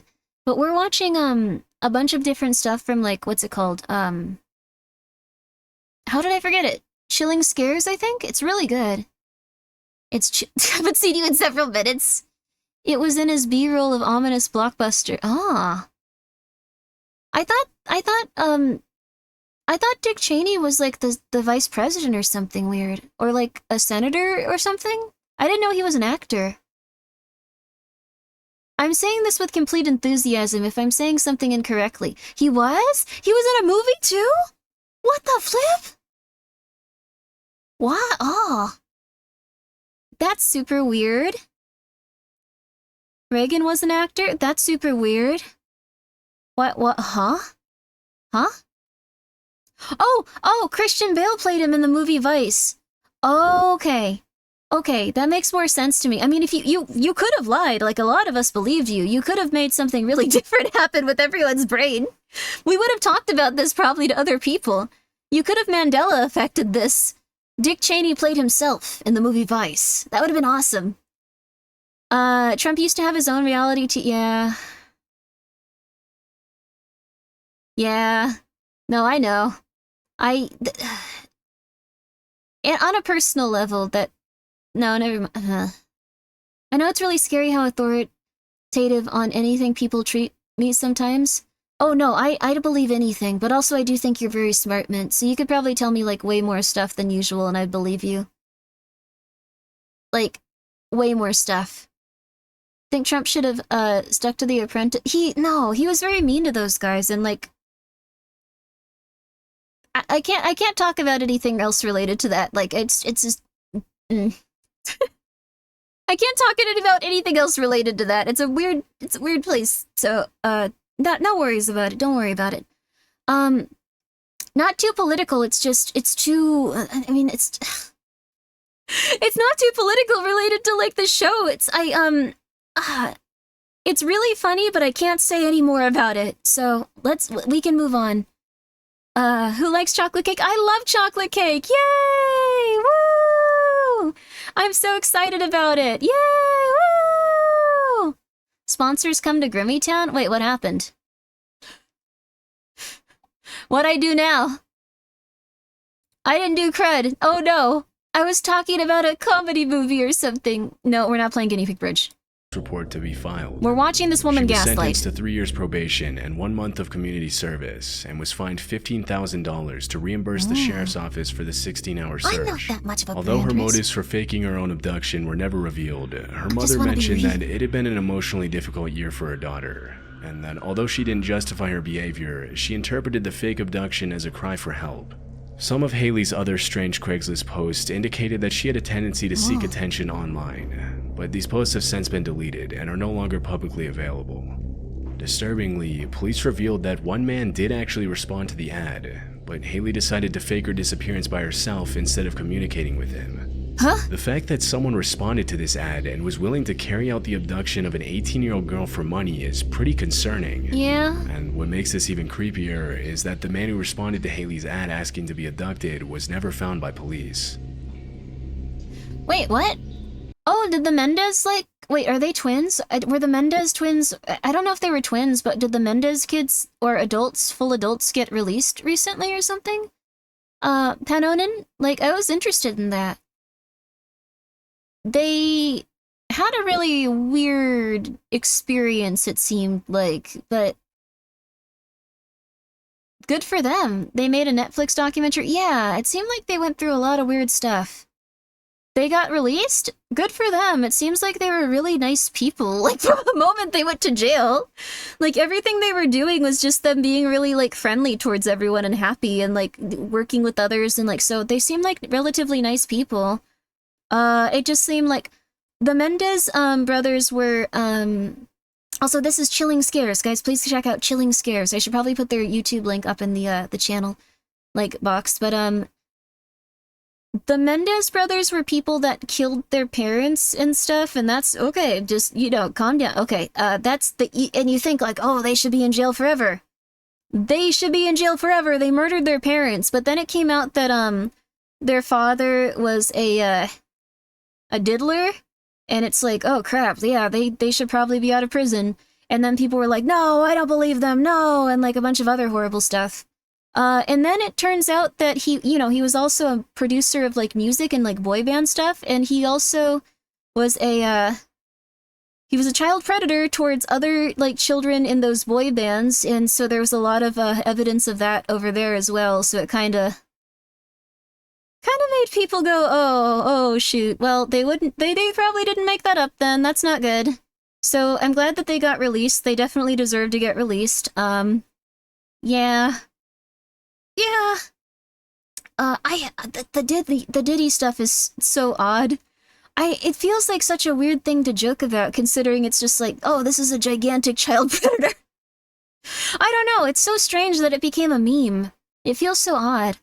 Why is it so hard for people? I don't know. This person was just a very aggressive, like, evil father, and they felt very trapped by, I guess, like, him paying for everything in their life and them being connected to them all of the time. I think one of them was a minor. It was just really... I don't know. Baithra, thank you so much for being here for 6 months. I greatly appreciate that. Sorry that we're talking about this specific topic. The Diddy thing is still ongoing. It's true, but I feel like it shouldn't, like, be as... I don't know. You guys do whatever. You guys do whatever. I think it's just such an intense topic that it's like, it's strange that it became a joke. Like, it's like, oh, this guy's like evil. Oh, it's a joke. Like, what happened? This creepy post was uploaded to Craigslist on July 21st, true. It could be coping with, 2009 by a memes and man humor. claiming to be a Baltimore area homeowner. Yeah. The ad pretty much it speaks was for a meme itself, before. and it reads, by now you've probably heard of the Glen Burney family Makes that sense. stored their 83-year-old grandmother's dead body in a freezer. It turns out that no law was broken. Yep, dumping a body is legal around here. Healthcare workers and other professionals are required to report deaths, but ordinary citizens are not. What? And apparently no state law prohibits the burial or storage of a body on private property. I'm a laid-off Baltimore area homeowner. After 10 months of unemployment and the future looking even more grim, I'm willing to consider allowing my backyard to be used for body dumping. Call it a private burial if you prefer. I could probably take a half-dozen bodies without arousing the attention of neighbors. It wouldn't hurt to have one under the garden too. Me, It's a better to discreet get Baltimore than, County mad or homeowner with depressed. a That's very half-acre fair. of easily tillable property on a quiet dead-end street. You, an I really like that this is just like, the economy, what you gonna do? Bring me your corpses. Like, what the flip? This feels like a cred post. It does.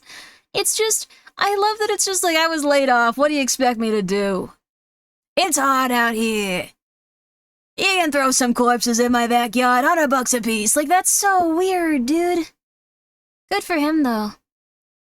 Also, I just feel so much better the Mendez brothers got released. That's so nice, honestly. They really deserve to get out. Economy's hitting everyone hard anyways. Bring your dead. Bring your corpses. You know, I'll take care of it.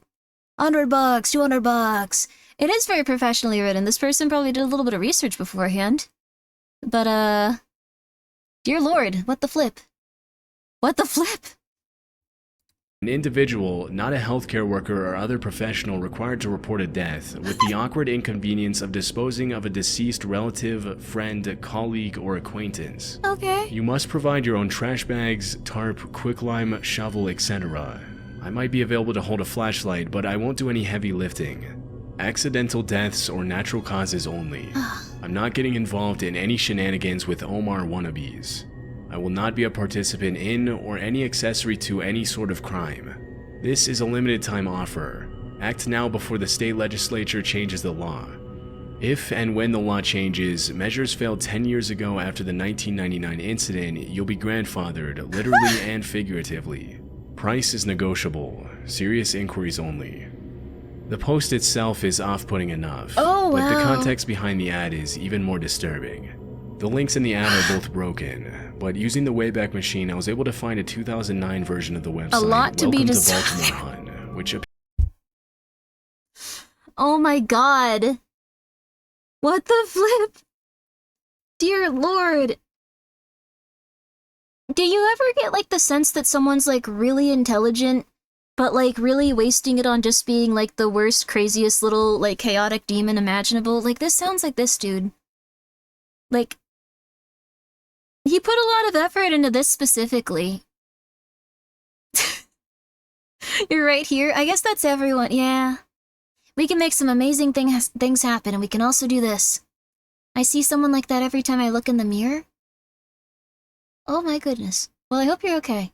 I hope you're okay. I hope you're okay. I hope you're okay. Feel better, feel better, feel better. All of us. Hyperfixations can get weird. I feel you. Grimmi, why Baltimore? I mean, this isn't me. This is this person. Oh, welcome to Baltimore, hun. Oh, that's nice. I didn't notice that until now. That's so sweet. I don't think that's how they talk there, though. Well, you can't blame him for taking advantage of the law. I guess so. Do you think there's just a bunch of bodies on that property now? Probably not. I assume the police just like sat there going like, this mother flipper just made so many problems for us. We can't do crap for like a week. We have to sit here. Like, they probably watched it for like a while. appears to be a sort of online guide for users to upload news and posts about their experience living in Baltimore. The link in the Craigslist ad leads to a blog post written by a man named Gnome Sane. The article goes deeper into the reasons why he uploaded the ad to Craigslist and what he hoped to accomplish with his underground private burial business. In the comments, more than a few users asked the man if they could use his backyard for a burial. The fact that the uploader of the ad explicitly mentioned that he wouldn't get involved in any criminal activity by burying anyone who hadn't died of natural causes has created a lot of online speculation. Using his backyard as a body dumping location would have been perfectly legal, and the only reason the ad stayed for so long was because the man wasn't advertising an illegal service, such as burying people who had been murdered. This has made some people think that the only reason why he mentioned that he wouldn't get involved with any crimes in the first place was so that he could keep his ad up on the site, all while responding to emails and getting involved in much more shady body dumping business behind the scenes. But it was never confirmed whether this was actually the case. Despite the disturbing nature of the ad, the claims Gnome Sane made in the Craigslist ad are true. In 2009, it was legal for ordinary citizens to abstain from reporting a death and dump a body in Maryland. I mean, I guess that's what he did. The incident that he makes reference to in the ad Sorry, really let's just did happen. like Jonan Vasquez. In 2009, police were called to an apartment in Glen Burnie, Maryland, because the body of 83-year-old Doris Lee Cook was in the freezer.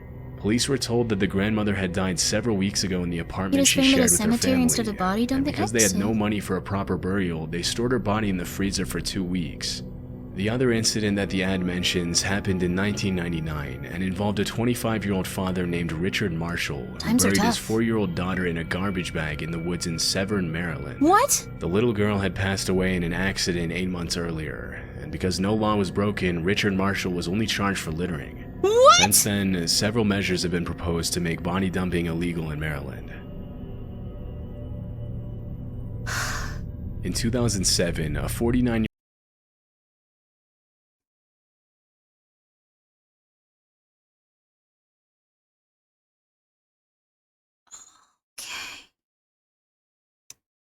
You can donate bodies to science, but it needs to be of the consent of the person that passed away. I don't think you can just go like, we can't bury this person. Go take them to a natural science exhibit. It's entirely possible he was too poor to afford a proper burial. They are expensive. Yeah, no, it's very likely. It just seems so crazy. I mean, they also, like, held on to her body for, he said 6 months before? 6 months before? That's a lot, so he probably was trying to figure out something. Very sad what happened. Oh. Who's going to take life insurance out on their child? Yeah, like, I'm not blaming them necessarily for that. It just seems absurd. What do you do with the dead person if you don't have money? I don't know, actually. Like, I don't know. I think, like, everyone requires you to, like, pay at least something when someone passes away. I'm not sure what happens if, like, you have no one looking out for you and no one that knows you in life. That's concerning. Like, I don't know. Like, I don't, like, have, like, a very, like, positive relationship with some people in my family, but of course I'd still, like, you know, bury them and, like, make sure that they had proper burials. Like, I'd always try to make sure that they have, like, clothes and food and stuff like that. Like, I think most people would, so it's pretty rare, probably. It's pretty rare that there's just, like, no one that knows them whatsoever from any part of their family. Their ashes will be in a box, basically? I guess so. There's state-funded programs for that, but it tends to be cremation. I guess that's okay. Like, kind of scary, though. The government takes care of people that are unclaimed or unsupported by their kin. That makes sense. Yeah, that can happen pretty consistently. So, generally the state will cremate you and dump it. Dump it? Oh. Some of us are the last of our family. Yeah, that's the thing. There are places that do a compost type thing, where you were made into fertilizer and you can be used for farms or other things. That sounds nice. Huh. Lonely deaths happen in Japan quite often. The body rots in the home and people are paid to clean it up. That's very sad, yeah. What the hell?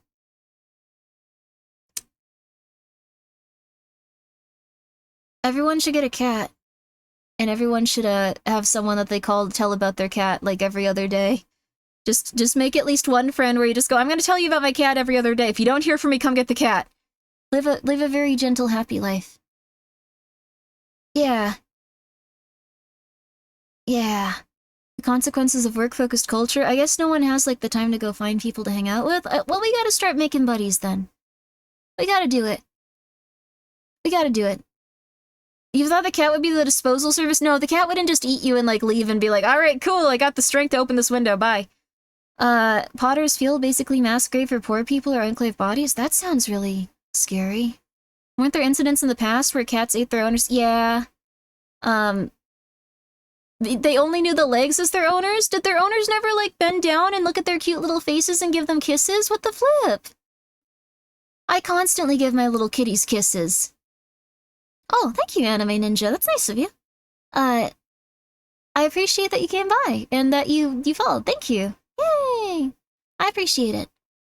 I want my nephew to get my exhumed skull and ashes turned into jewels for the eye. That sounds cool. That sounds awesome, honestly. Apparently you can get, like, lab-grown, like, gems of any kind now, too. So you could have all of your ashes turned into, like, gems and just, like, yeah, that'd be cool. How do you make, like, a gem-making machine? I want to get a gem-making machine. I want to make gems. Like, you'd be, like, super rich. You could turn anything into gems, right? Whoa! I want to do that. I want to do that. How do they make lab-grown gems and stuff? Is it something where you don't need, like, a full lab? Not bodies, but, like, that actually would be kind of nice. Like, anyone could just be turned into a beautiful gem and, like, be given to someone and stuff. Or alternatively, they could be turned into a beautiful tree. Heat and pressure. Microwave? Oh, they would definitely cost a small country to get it, like, up and running? That's interesting. Rubies specifically? Oh. There was a guy who had a ring with 6 gems made from his wife that passed away.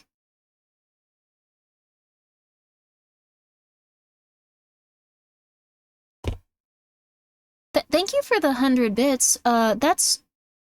Like, how many wives did he have, though? What happened there? How many wives did he have? Like, after the first 2, that's a little concerning. Were there 6 of them? 6? He had 6 different wives that all passed away? They kept dying young? I'm a little bit concerned, but I guess it's very possible he was just really cursed. It's nice that he honored them in such a way. But I feel like if I saw that like a man had like 5 gems on a ring going like, this is because all of these nice women passed away, I love them so much, I'd be like, that's not good. I don't know. He might have just been really unlucky. He might have just been really unlucky. It sounds like a very sweet story. Funeral law, at least death certificate free of charge. Oh, interesting. In rare cases buried with the name John or Jane Doe. Oh goodness. It's nice that they do something at least for dead bodies with, like, the government assistance stuff. That's nice, at least. Imagine losing the love of your life 5 times. Yeah, that would be hellish. Like, imagine losing the love of your life even once. Imagine getting along with someone super well, and then suddenly it's just like, whoop, they're gone. They don't exist anymore. That's horrifying to think about. 5 times? If he really did love them, that's even sadder. Like, it kind of would be less depressing if he was just a murderer in some ways. Sorry, that's a really messed up thing to say. It's just... how sad. I gotta stop opening my mouth about stuff like this. I don't know. No, I know, it's not a good thing to say. I'm very sorry. Huh. Always fighting the bright side? No. No, let's not hope he's a murderer. No. Superheating pure sources of carbon and molten metal, then moving the carbon source to a tiny... That might be really hard to do, but it sounds cool. Also, anyways, Anne Marie Lynn Scott. 10-year-old woman from Michigan named Anne Marie Lynn Scott posted a generic freelance job ad on Craigslist. Although the ad has been deleted and no evidence was made publicly available due to the sensitive nature of the incident, the 3 people who responded to the ad claimed that it looked like a job posting for a freelance writing gig. Disturbingly, as soon as the 3 people responded to the ad, they were emailed directly by Anne Marie Lynn Scott, who explained that she was actually looking for a, quote, silent assassin for an eradication task. Whoa. She told the candidates that she was offering $5,000 to anyone who would eliminate a 56-year-old California woman named Carol, the wife of a man named Dwayne, who Lynn Scott was having an affair with. According to police reports, Anne Marie and Dwayne had met in an online college course in 2005. That same year, they met in person and began their affair when Dwayne traveled to Nevada for a conference. 2 years later, Anne Marie visited Dwayne in California, after which she started making plans to move to the West Coast. That's when she... Like, this is what always made me feel very concerned. Like, it's not that low is the thing. Like, some people will just kill random people for not that much. We are not that, different, you and I. Everyone on the planet. You are not that different from them. Like, if someone went like, hey, can I pay you like $5,000 murder this random person? If that was like a legit hitman that would do it for like, you know, $5,000, they'd just be like, sure, cool. All right, I'll figure it out. Thanks. Good job. All right. They won't pay bail though. I mean, they probably won't get caught if there's someone that's like, yeah, hitmen are shockingly affordable. Yeah, that's the thing. Yeah, it's crazy. Like, if you look at like some of this stuff, it's insane. Every human being is just like, you could like, I don't know, it's like a hitman could come and murder you at any time. You would not know. You would never know. On the other hand, 95% of the hitmen, like, that are probably on the internet or people that you can find are just gonna go to the police and go like, they gave me $5,000, take them to jail, this is my, oh, actually, they gave me $2,000. Yeah, they gave me $2,000. Yeah, it was $2,000. Yeah, you know, it was actually like $500. It was like, you know, $500. They gave me $500 to do this, and I said no. I came to you. They gave me like $50. Like, I don't have anything else. They didn't give me anything. They didn't give me anything. They didn't give me any money. I was just a nice person. I wanted to come help you. They didn't give me any money. Yeah, it is usually the FBI.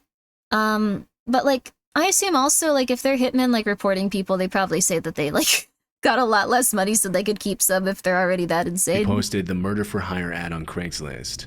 After the candidates all reported the ad to the police, investigators tracked down Anne Marie Lynn Scott and arrested her for using the internet to solicit It's not a hit murder. if you don't pay? Oh. Police later found that she had also planted an explosive outside of Carol's bedroom in California. But because it didn't go off, she wasn't charged for it. After the incident, Carol left her family and career for 3 months and had to be hospitalized for stress. According to Lynn Scott's friends and family, this wasn't the first time that Anne-Marie became obsessed with a getting romantic stressed interest. oh my god. In 1997, she fell in love with a coworker who had to get a restraining order after she began stalking him. Anne-Marie's lawyer explained that she suffered from borderline personality disorder and severe attachment issues, but that didn't stop the court from sentencing her to 12.5 years in prison in 2009. After serving her 12.5-year sentence, Anne-Marie Lynn Scott was only recently released from prison. Oh my god. It's very scary when a stalker gets out of jail. Also, yeah, I guess it was such a crappy bomb that they couldn't even see it as being an explosive, JC. It's very odd, isn't it? Like, sometimes people go to jail just for, like, making a box with wires, and, sometimes, I guess, you can plant an explosive outside of a random woman's house, and she'll just have to be cool with it. You have BPD and you have never once tried to hire an assassin? That's good. That's really good. There's a guy who made a fake hitman website that still exists and directs to his phone and pretends to agree, then reports it to the police. Damn, good for him, though. Good for him. I'm very proud of anyone that doesn't want to, like, for now, don't say for now, doesn't want to, like, murder anyone. Good for you. I think it's really good to get out of the mindset of if someone annoys you or is mean or does something really bad to you, it's best to just probably avoid them or, like, you know, not worry about it and, like, you probably don't want to alter the course of your life by trying to hire a hitman. Just, it's good for you too. You know. You know. Well, we got to the end of that one. Be careful of, I guess, people that, you know, are obsessive stalking types. That's not good. Did you hear about the guy in China who's hired a hitman? The hitman hired another hitman for a cheaper who hired another hitman, etc. In the end, 5 hitmen got caught. That's really funny and really sad. Yeah, I guess our lives don't have that much weight to them if it's just like $50. Yeah, I only have 50. And it's like the first one, 200,000. Yeah, slowly make your way down. Ah. What a world. What a world. Whew, what a world. Alright. This one will be quite interesting, I bet. This one will be quite interesting. These are disturbing camping encounters. If one's a bear, I'm gonna be very afraid. Also, say we're just watching these. It's just, I like these. I like, I'm gonna change it actually to...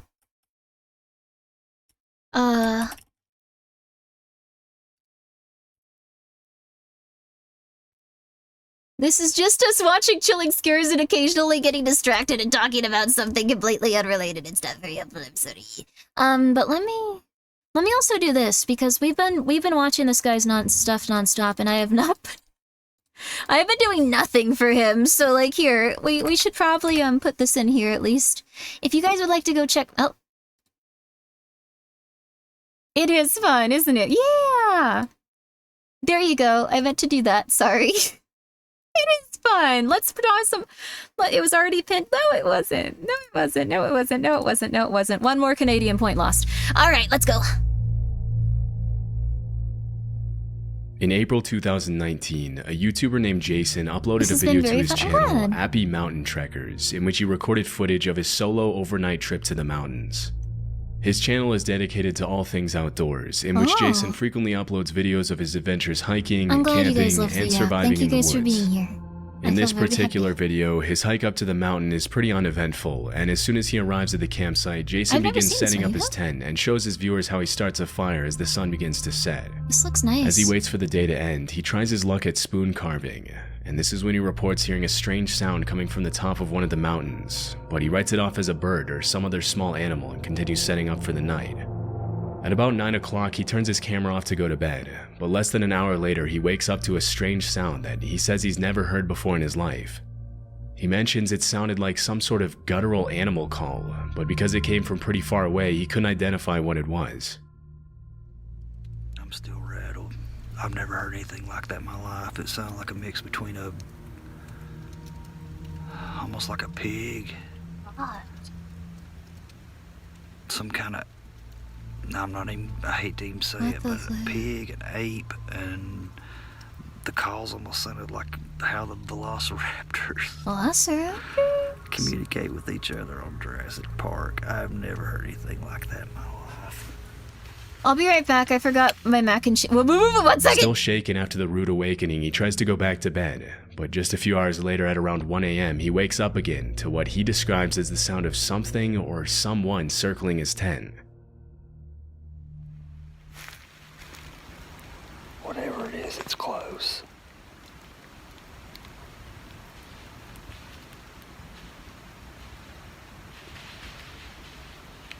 You hear that? Whatever it is, it sounded like there was 2 or 3 of them, and it started on the other side of my camp, went around my perimeter. If you look closely at the bottom left-hand corner of the screen, you can see the reflection of what appears to be 1 or 2 sets of eyes as he pans his flashlight over them. Although there are many animals with eyes that reflect light at night, based on the fiery white color of the reflection, it's very likely that Jason was being observed by wolves or coyotes. Dog's eyes will also give off a white reflection, but considering that it was around 1 a.m. when this happened, it's unlikely that a dog would be walking around in the mountains so close to his campsite. Coyote and wolf attacks on humans are rare, as both species tend to avoid human contact, but they can still become very aggressive if they feel threatened, especially if they have pups nearby. If this were the case, Jason would be in grave danger, but chillingly he doesn't even seem to notice the eyes watching him as he scans the area with his flashlight. Luckily, he went back to his tent and slept safely through the night. When he woke up the next morning, he recorded another update for his viewers, but he never mentioned the eyes that his camera had captured the night before, suggesting he might have never noticed. After this video, there were no additional updates on the incident. In 2021, YouTuber Matt Field spent the night in a dark cave in the middle of nowhere in Australia after his friend told him about an unsettling experience he had in that cave and dared him to spend the night there alone. Matt's channel is a bit more extreme than other outdoor exploration channels, and his videos often feature him leaving civilization behind and going to remote locations for days, living only off the fish he catches and the animals he hunts. How did it go? Did he see something cool? In the video, he mentions that he didn't bring any water to the trip. How's the mac and cheese? One of my roommates made it after the alarm went off. After about 4 hours of walking, he finally finds the cave and climbs down the man-made ladder inside. Venturing deeper inside the cave, Matt crawls into the different holes he finds to see if any of them lead anywhere. Oh, I would never go in a cave. I would he started hearing a couple of rocks falling near the entrance and the sound of some sort of animal walking around.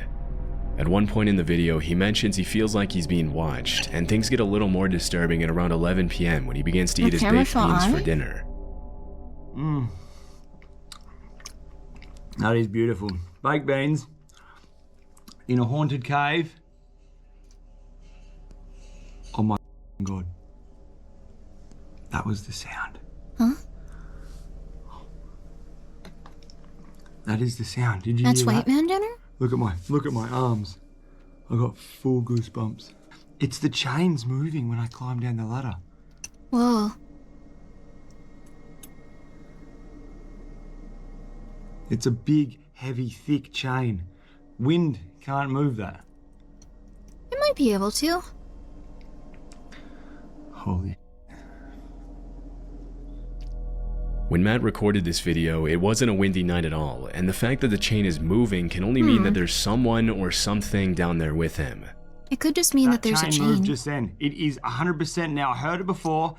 I'm 100% certain it's the chain that I walked in, that you climbed down into this cave on. It's moving. Now, you can't move that chain with wind. It's way too heavy. There is no wind coming in here. There's no wind even forecast. Holy. They died building that cave? Oh my God. Look. You must have heard that just then. Look at my arms, dude. Oh, this is fucked. Okay. He does look like he's scared. And I'm booting on out of here. I just heard a sound. He has like sad cat eyes right now. It's not normal. It's definitely not a normal sound, and I'm scared.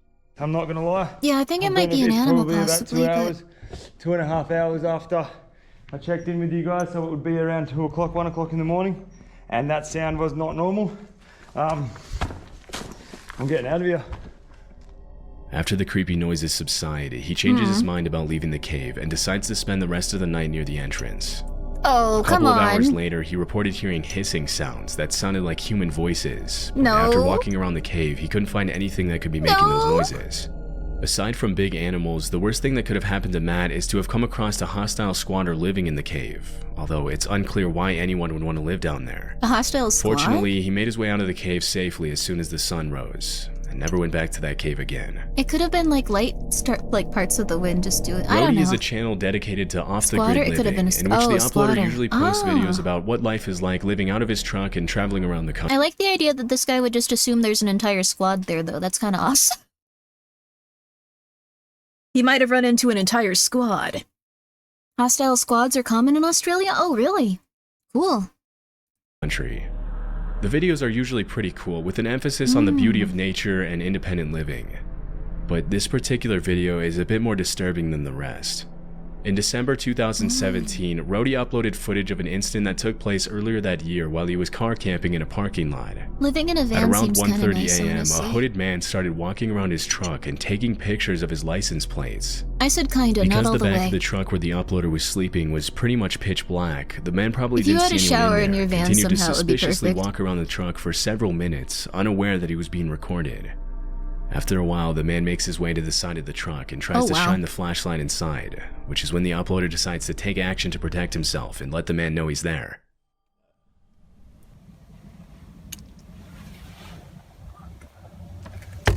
This happened to me once when I was staying in my Immediately car. after the uploader bangs his fist on the inside of the truck, the I don't think suspicious they man noticed runs that I was away. there, but I left all of my It's like unclear what electronics on the exactly front he seat planned where to they could do, see them. but based on his behavior, it couldn't have been anything good, and he was probably planning a carjacking. Fortunately, the uploader was able to get away safely and spend the night elsewhere. Good for them. Gary and Amica are a father-daughter duo from Scotland who make videos about their travels around Europe in their Sleeping camper in your van. car isn't that bad, though. The videos are usually pretty wholesome and entertaining. That happened but to in you this too. You had to particular fight for your video, stuff? Gary and Like, once Amica I had a moved, they pretty left. Like, the disturbing thing is, I don't encounter. think they expected anyone This to be in footage there. was uploaded in March of 2023 during a trip to Abandoned? Tensmere Forest Ooh. in North Fife, Scotland. I'm so sorry, As they though. were walking through the woods, Amica told her dad she heard voices somewhere near them. How is that and more after scary searching than for the a other? while, I'm sorry. this is what they found. I don't know. We just stopped. There was a spooky man in a hood by a car. Look at how scary that is. Put the torch on. He's even more on the ladders. Oh, there's someone lying on the ground. Falling over. Look at the one on the ladders going up the tree. That's really odd. What about the washing line over there to the left? Yeah, there. Keep it there. That is weird, isn't it? One over there that isn't actually a person. Why bring your child? I think they were In going on a addition to hike. dozens of creepy mannequins dressed up in costumes, they came across some pretty unsettling paintings hanging outside the little cabin in the middle of the woods. I did some research and found several other channels that featured the strange cabin, but For the only real, though? information I could Imagine find these was are that like- the mannequins and imagine paintings these were are probably set up there at VTubers. some point in 2021. Maybe It's he was just a unknown big what fan of exactly women. the purpose of all this is, but whoever set it up clearly went through a lot of trouble to make it as creepy as possible. As Gary and Amica make their way out of the woods, a car starts to approach them from the other side, and Gary starts to get a little freaked out.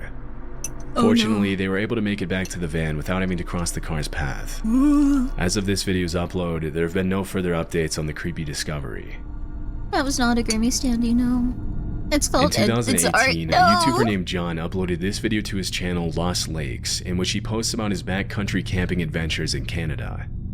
The video was taken at around 3:30 a.m. at a remote I do location want to west say, of Chapleau, though, Ontario. that father was a champ for just being like, yeah, they're gorgeous, son, just, you should leave, though. Yeah, they're very fun. Yes, there's one, yeah, they're lovely. Let's leave.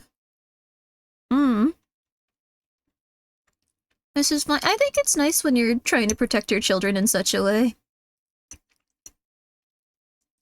That's lovely, child. Let's leave now. Yeah. I think if people get out into, like, rural areas where they don't think anyone will ever see them, it's okay to just get really weird, you know? Canada mentioned congratulations! Ontario, where, according to John, there was no cell phone signal. You did it! Well, I am living every solo camper's nightmare right now.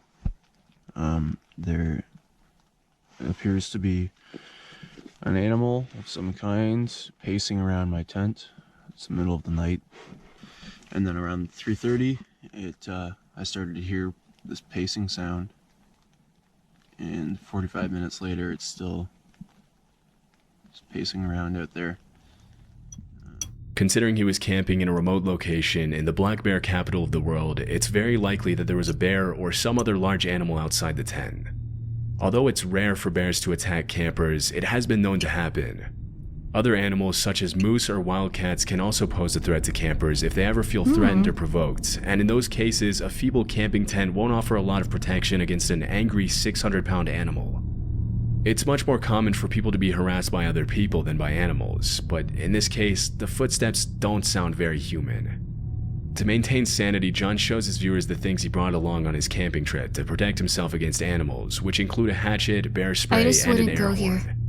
Near the end of the video, he mentions his car is right outside the tent, but he can't find his key and probably left it in the car. Oh. But in the end, he slept through the night safely. Aw. He never found That's out good. what exactly was walking around his tent that night. These feel like a little bit, Most campers will say they're more afraid of running into ill-intentioned people rather than aggressive animals on their These camping feel a little trips, bit like and this lackluster because it's always like something very bad could happen and then it's like nothing bad happened. We didn't see anything. Everything was fine. We were totally fine. It was just a completely normal night. It's interesting though. Yeah, I don't think it's necessarily clickbait. It's probably just like what people considered the scariest like camping story stuff. They're the ones that got away. That's true. This could be something where you could easily just have died as well. footage is the perfect example of why. Love Sundays is a channel run by a man named Sean who uploads videos of his solo camping adventures in the UK.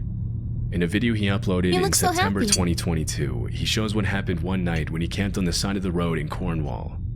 Technically, he wasn't supposed to be camping there due to parking regulations, so he made every effort possible to make it seem less obvious that he would be spending the night on the side of the road. Before the sun sets, he goes into his van and starts making dinner, making as little noise as possible to avoid unwanted attention. At around 9 p.m., he turns off the lights and goes to bed. Everything seems to be going just fine, but at around 2 a.m., Sean's night takes a pretty unsettling turn. I just heard something outside.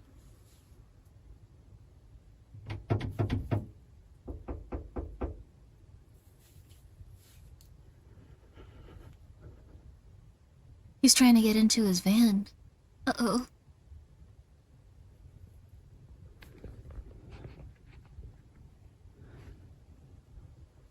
He doesn't have a weapon? Okay, I think they've gone. They literally tried to get in the van. I would leave. It wasn't just a knocking, they were trying their handle.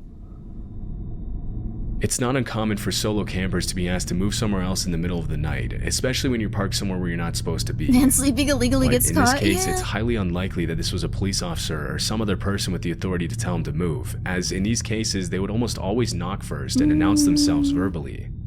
Once they have your attention, they'll ask you to leave, but they won't just walk up to a van on the side of the road and start trying the door handle without announcing their intentions. It's much more likely that someone was trying to break into Sean's van. Luckily, whoever was trying to break in left after only a few seconds, and Sean wasn't bothered by them again. These kinds of encounters can be extremely disturbing, but luckily Sean woke up the next morning unharmed and was on his way to his next destination shortly after. Yay! That's it. I was gonna say it would be quite scary to like be in a van and like kind of like never have like any sort of like safe area to be, but I guess people could also just come up to like your normal house and start knocking on it and trying to like break in and stuff, so nowhere is safe. Maybe like a second-story apartment or something. Even then, probably not fully. You master the way of the sword? Yeah! Honestly, it would be cool to have a sword and like run at someone with it. People would be scared, no matter what. Locks are an illusion?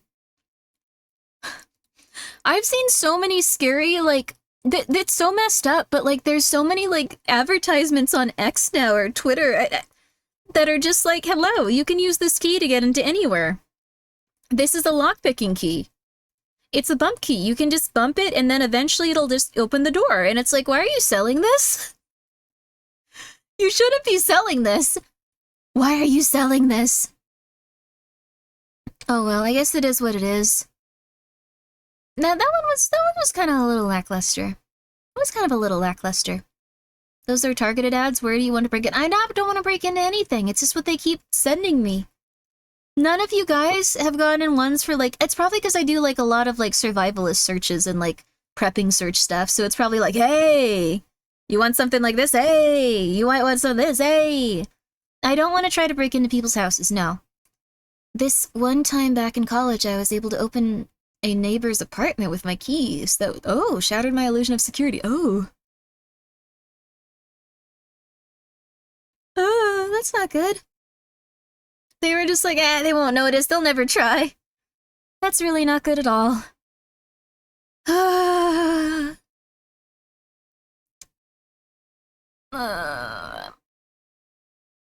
well. Here. This is 8 most disturbing things caught on dashcam footage volume 6. How many volumes can they possibly make? How many volumes could they possibly make? My. Sorry, I'm getting a little tired. At least 6, it's true. It's true. You can break in most places using like $10 lockpicks, it's crazy. Oh, ads are running? I'll wait. Thank you.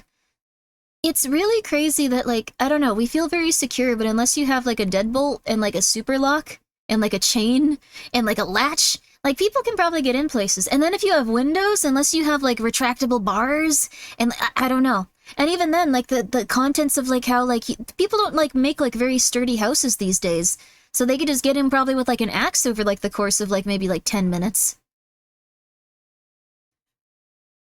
I don't know.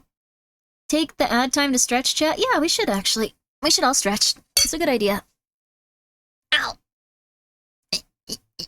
Thank you, someone 00110, for telling me to check my posture. Thank you, Lee, for telling me to stretch. Thank you, Meki, for telling me to hydrate. All of us should. All of us should. But these are, these ones are a little bit more intense, though. Like, these videos specifically, so just buckle up, Buttercup. Locks are for honest people. The same key worked on every Crown Vic police car for over a decade. What? Damn, really? Holy crud. I guess so. I guess as there's, like, more crime and stuff. Like, apparently, like, whenever times are a little bit harder and, like, people have a hard time getting access to food and money and, like, things that they need to survive, like, the crime goes up like a crud ton. So, maybe we need to adapt to those types of things, I guess. I've just straight up forgotten about locking my door for weeks. Oh, that's not good. I always lock my door.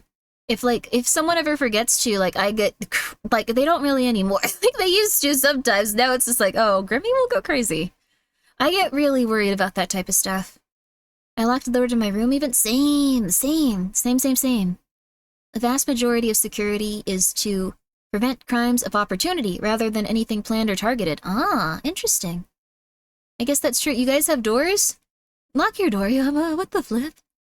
I want folks to be at the house 24/7. Yeah, it's nice if you have, like, roommates so you don't feel like you're gonna be stabbed immediately. Like, there's at least several people that can, like, fight off an intruder. Like, if one person comes here, like, there'll at least be, like, 2 people that can probably beat them to death. Like, or shoot them and stuff. Like, that's helpful. You know? I don't know. Like, you got some stuff available to you. Like, there's weapons in here. Like, I don't know, bludgeoning weapons. Okay, anyway, sorry. You guys have walls? Are you just, like, sitting out in the middle of a field? Are you sitting out in the middle of a field with, like, a computer, like some sort of, like, liminal image or something?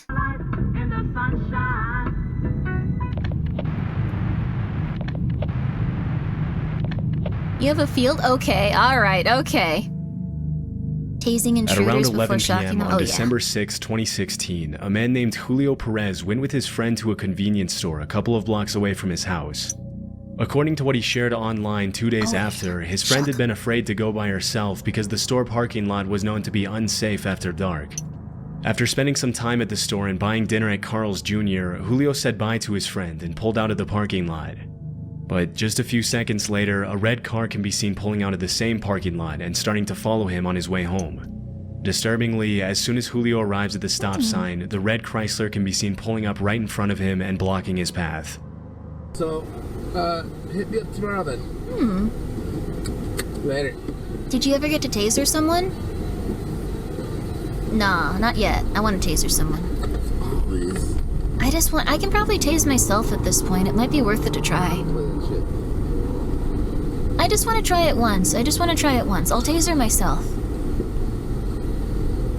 I wonder if I like tase myself in the right place, if it will make my muscles relax after.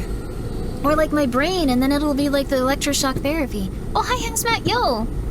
Guys, go check out Hazmat. He plays very spooky games. Oh. Oh!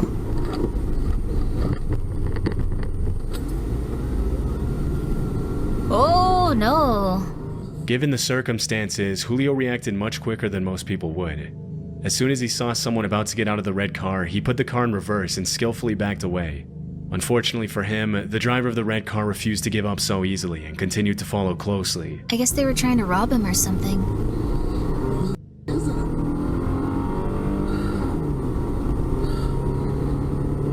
It is, man. Wait for me.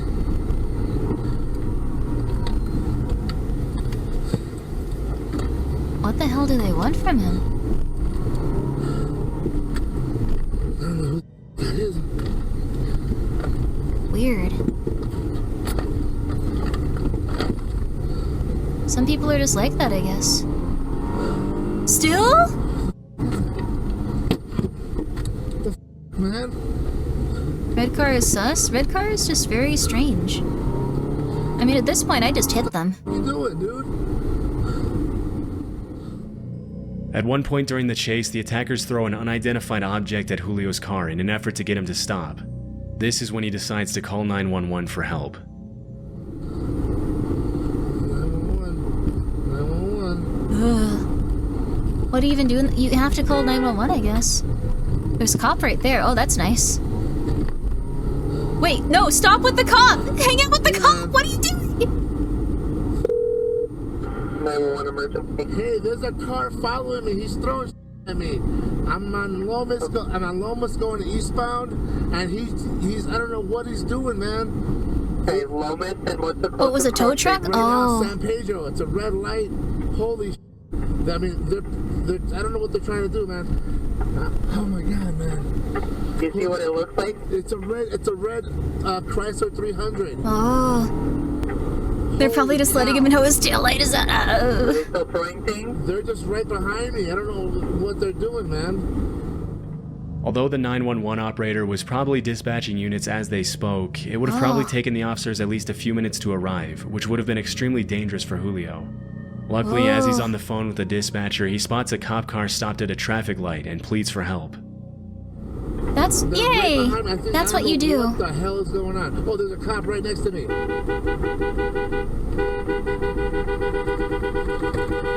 This guy right behind me. Hold on. Hey, this guy right here. Are you still there? This guy right here. Whoa!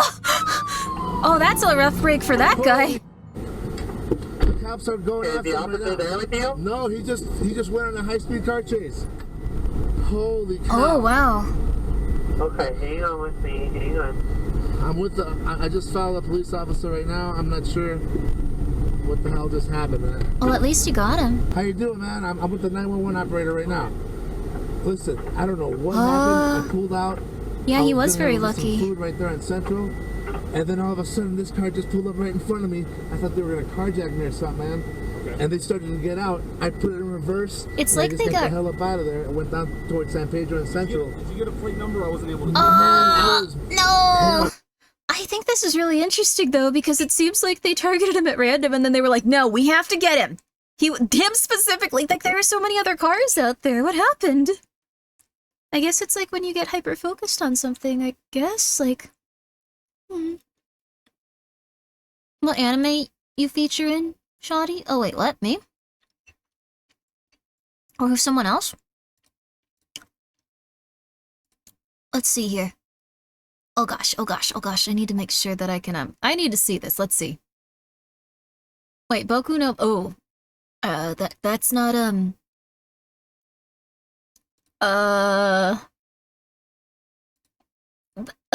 it's, I wouldn't recommend to the person that came in here and asked that question to watch that one specific one.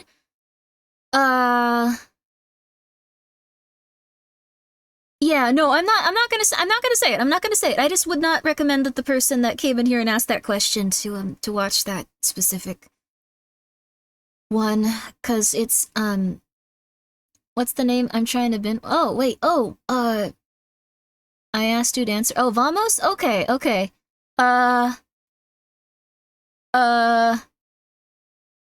Okay, as long as you don't,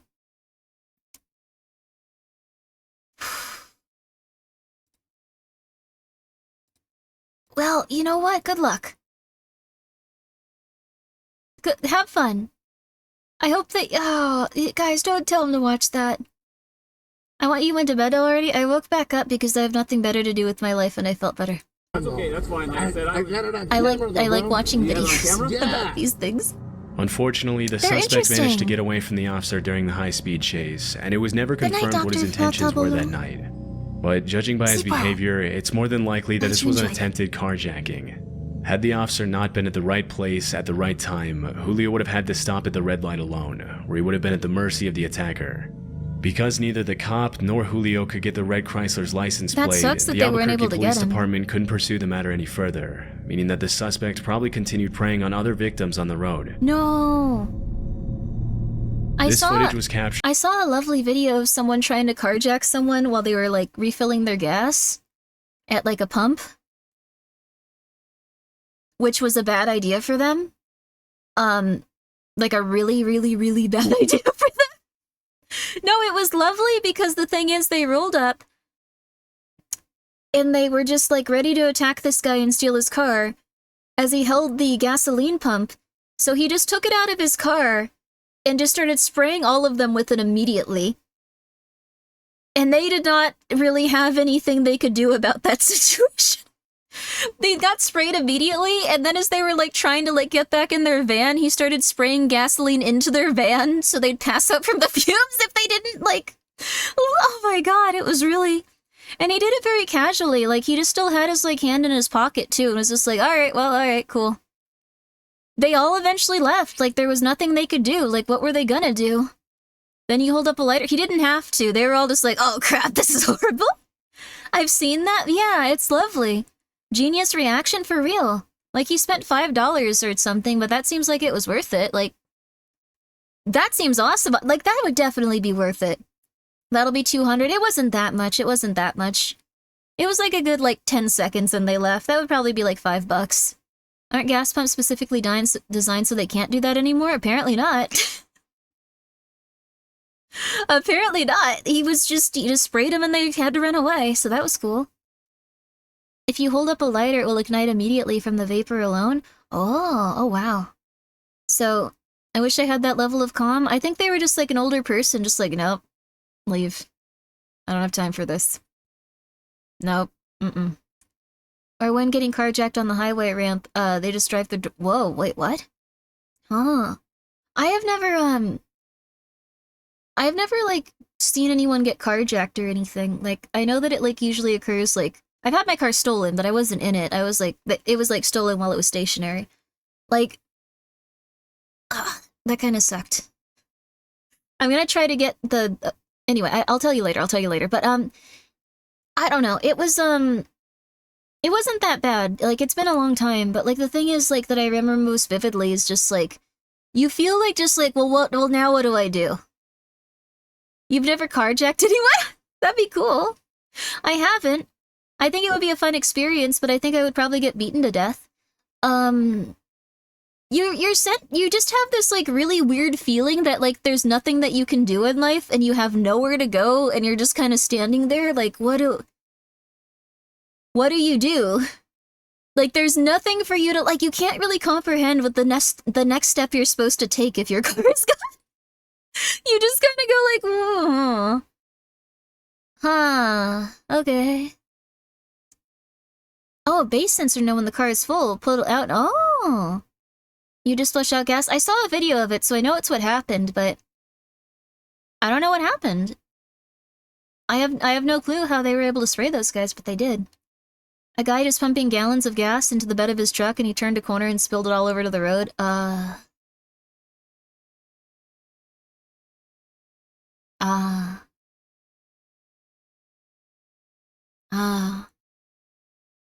My grandpa scared off carjackers with his brand new 1911, so he's never stopped carrying it since. Dang, good for them. I mean, I think it's important to have some sort of thing with you, so if people look at you and go like, we can murder them, they go, oh, okay, never mind. This is gonna be way more trouble than it's worth. Never mind, I'm gonna leave. My brother was friends with a bunch of large Polynesian guys who got carjacked once. 4 big dudes got out of the car and beat the dude up. Oh no! Wait, what? So the person trying... Okay, wait, no. So the person trying to carjack them got out. Okay. I see. The person trying to carjack them got out and they, like, immediately just went like, oh, yes, and then just started beating the crap out of him. That's like the kind of thing you imagine. It sounds amazing. It sounds so cool. On a random road on the outskirts of Warsaw, Poland on March 30th, Like, it's like one of those things where it's like, yeah, and I'd go do Inside this. the vehicle is a man and me and my his 4 daughter. friends would get out. The We road just is start pretty beating them. poorly lit, and even with Sounds so headlights cool. on, the driver probably can't see more than 20 or 30 feet in front of him. A few seconds into the video, a car traveling in the opposite direction flashes its headlights at the driver in what appears to be a warning. Unfortunately, the driver doesn't have enough time to react, and this is where things take a pretty dark turn. Oh.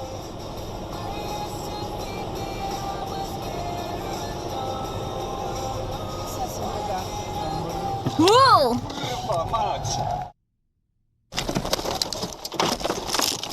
Oh my god. Jesus Maria. After swerving to avoid the man standing in the middle of the road, the driver attempts to correct the vehicle's path. Oh, he would not have had However, enough this time, is much yeah. easier said than done in the heat of the moment. Unable to control the car, the father and daughter fly off the road and come to a rest in a ditch. Although it appears that the man had his back turned to the car at the moment of the incident, there's still no reason to be standing in the middle of a pitch-black road while there are cars passing by. Given the man's irrational behavior, it's possible that he was either under the influence of something or attempting to take his own life. It could have been also But like because the man dementia or immediately something. fled the scene, his Or, true yeah, intentions psychosis. that night There's are quite a few anyone's things guess. that'll make your brain According go to the weird. driver, he and his daughter both sustained minor very injuries, quick turn. and the police were never able to find the mysterious man. Never. What? In 2018, Lauren and Brian Swenson were in the process of opening Oh a my God. CrossFit gym in Nairobi, Kenya with 2 local trainers. Oh my god. They could One have been on day, drugs, the Utah yeah. couple were on their way to do some filming with their trainers to promote their gym when they suddenly came across a traffic jam on the main road. Soon after You know, taking a detour on a dirt road, the Swensons and the trainers I don't passed know if 2 they tried to officers get on back on foot their with side so weapons who fast. gestured for the couple to give them a ride. Oh. For reasons they didn't disclose, they chose not to pick up the officers and continued driving until they came across a white public transport vehicle stopped in the middle of the road. Although the couple didn't notice at the time, the driver of the white van tried to warn them with his headlights, but they missed the signal, and this is where things get disturbing. Oh. I'd rather assume they do. Yeah. Drive forward. Cross. Yeah, that's the thing. Why do people even try to do this stuff? Like, you are so likely to get killed. Still there? Yeah. Just as they pass the van, 3 men armed with machetes appear from behind the Yeah, vehicle machetes? and charge Yeah, at the like, Swenson's car. Reacting quickly to the situation, I the think they driver were immediately shifts the highwaymen. vehicle into reverse to gain some distance. As the men get closer, one of the trainers instructs Brian to drive forward, and as he does, one of the attackers tries to reach through the window with Like, the thing is, these guys really operate on, like, Good Samaritan, like, kind of laws and feelings. Like, this, they could have just killed them really easily. Like, they're so lucky that these guys didn't just decide to kill them. Probably a gang that would want money or they kill. Yeah, but, like, the thing is, they could just run these guys over. Like, the guy on the left pulled out a gun. I mean, the thing is, you run them over and you keep going. Like, he could try shooting, but, like, they'd be dead. Like, a few people would have been gone. I don't know. It just seems like such a bad reaction. I'd immediately, like, try to, like, run them over, probably just out of fear. Look, you just need to have homicidal tendencies like Grimmi. I don't have homicidal tendencies. This is real, Grimmi? Yeah. I don't know. Sometimes you just get a little bit angry. You can't run over 3 of them? Yeah, but you have a car, you're gone. If they keep chasing you, you back up. I don't know. I just think it's a bad idea. With his machete. In a Facebook post she shared after the incident, Lauren mentioned that when they first saw the bandits, Brian's window was only partially up, and that he sped back in reverse to buy some time to roll it up. When the bandits attacked the car, the window was cracked a couple of inches, but luckily it wasn't enough for the machete to fit through. As Brian speeds away on the dirt road, one of the trainers mentions that he could see cops arriving at the scene. The cops? You're not even cops? The cops behind. Yeah, they're running away. Dang! Wow. Oh, gunshots. No, they're running after them. Oh my god, they're shooting them. Alarmingly, a shot could be heard behind the vehicle, presumably from the confrontation between the cops and the men with machetes. In her Facebook post, Lauren mentioned that if she had picked up the officers or even let them ride on the side rails as they went up the road, they would have likely opened fire on the bandits. You have to think about how Luckily, everyone's the family is and the going to trainers react were to able to ride anything away if you hurt safely, them. but it was not confirmed if anyone was hurt after Imagine the all encounter. of the chaos that would ensue afterwards. You won't want to murder anyone. In May of 2021, a series of storms swept through West Virginia, bringing winds as strong as 70 miles per hour to the Holy region. crud. On May 26th, a woman named Amber Rivas was driving down Route 51 in Jefferson County when power lines started falling across the road. Ooh. This is what her dashcam captured. Oh my goodness.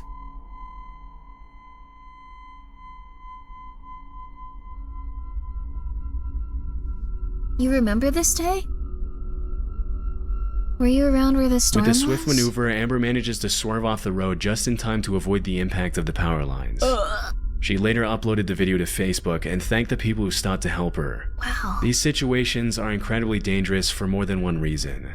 In addition to the threat of being crushed under the weight of the falling power line, electrocution is also a significant risk. If a live power line makes direct contact with a car or even comes close to it, the driver She can would be have been fatally fine? electrocuted. I think she would have been, The yeah. power line could also potentially ignite the car's fuel, leading to a fire or explosion. Luckily, the wires didn't come close enough to Amber's car to do any damage, and she was able to drive away unharmed. It's when you failed your math exam? Oh, that's This not good. clip was captured in Chile on February 26, 2022, I'm sorry you and failed later it, that uploaded sucks. to Reddit. In the footage that was captured by the driver's dash cam, the white car in front can be seen braking more than is necessary and moving a little suspiciously down the road that leads up to a tunnel. Were they trying The to driver get with them the to hit dash them? cam keeps his distance as the white car comes to a complete stop. And this is where things get interesting.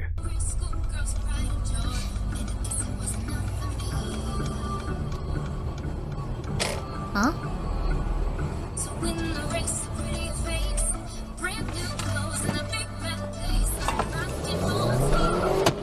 Yeah, that's usually what'll happen.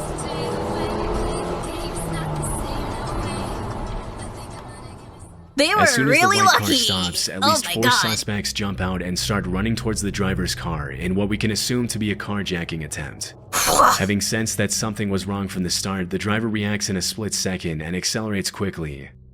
The attackers have just enough time to move out of the way as the driver rams into the white car and takes off the door as he See, speeds that's away. why you don't do those things. One If thing that anyone kinda was ma- like, this is a cool, like, I'm really low in money, I'm gonna go try to, like, maybe carjack someone, I could do it better, I'm smarter, like, there's a very high chance that that's gonna happen. There's a very high chance that they will just kill you, so... This was in Brazil? Oh, wow. I would have waited for them to get closer so they couldn't dodge. Well, they'd have a lot of speed, so they'd essentially just, like, probably catapult them into the... Oh my gosh. The car door cost them everything they probably would have stolen. Oh, yeah. Oh, it was Chile. Oh, yeah. No, that was a lot of damage to it. They probably couldn't drive it afterwards. And, like, if the dude reported it, it would just be like, oh, what did the car look like? Well, it has one door missing, so it would just be horrible all around. Ah. Cards are a very useful stick to beat people with, yeah. No, I'm not saying that. I'm saying if you think, like, I could rob someone more efficiently, I'm gonna try to do this, da-da-da-da-da, like, that kind of stuff, like, it's just not worth it. It's just never worth it to try these things, like, it's just such a bad idea, like, you're trying to fight, like, a gigantic car with, it's like thousands of pounds. Many viewers' attention is the fact that the man Hi, remained Eureka. How are incredibly you? calm throughout the attempted You doing well? carjacking. His awareness of the situation and quick thinking ultimately kept him out of harm's way, and based on his behavior, it's very likely that this isn't the first time something like this happened to him. This seems to be echoed by the description that was uploaded to Reddit by the user who posted the video. The caption read, "To give more context, this happened in Chile. I wasn't driving, but I have to use that road. Here, this type of carjacking has become so common that it's a risk to get out of the car after 10 p.m., and all drivers have learned to keep their distance from the front cars on exits." Oh, wow. There's not a lot of information on this incident online, and it was never confirmed if the carjackers were caught by police or not. In August of 2020, a series of fires broke out across Northern California, causing a wave of destruction, the likes of which had only been seen 5 times before in that area. In what came to be known as the infamous LNU lightning complex, multiple fires merged together, burning a total of 363,220 acres, destroying 1,491 structures, and heavily damaging another 32. Caused by a combination of thousands of lightning strikes, a record-breaking heat wave, and strong winds blowing across the state, the LNU lightning complex soon grew to be the 6th largest fire complex in California history. One of the largest fires, known as the Hennessy Blaze, originated in Napa County and eventually merged with 7 other fires to burn over 300,000 acres of wildland. On August 18th, just a day after the Hennessy fire started, a man named Tyler Day captured dashcam footage of the walls of flames as he drove through the blaze on Highway 128 and Steel Canyon Road in Napa. Oh my god. This is what he saw.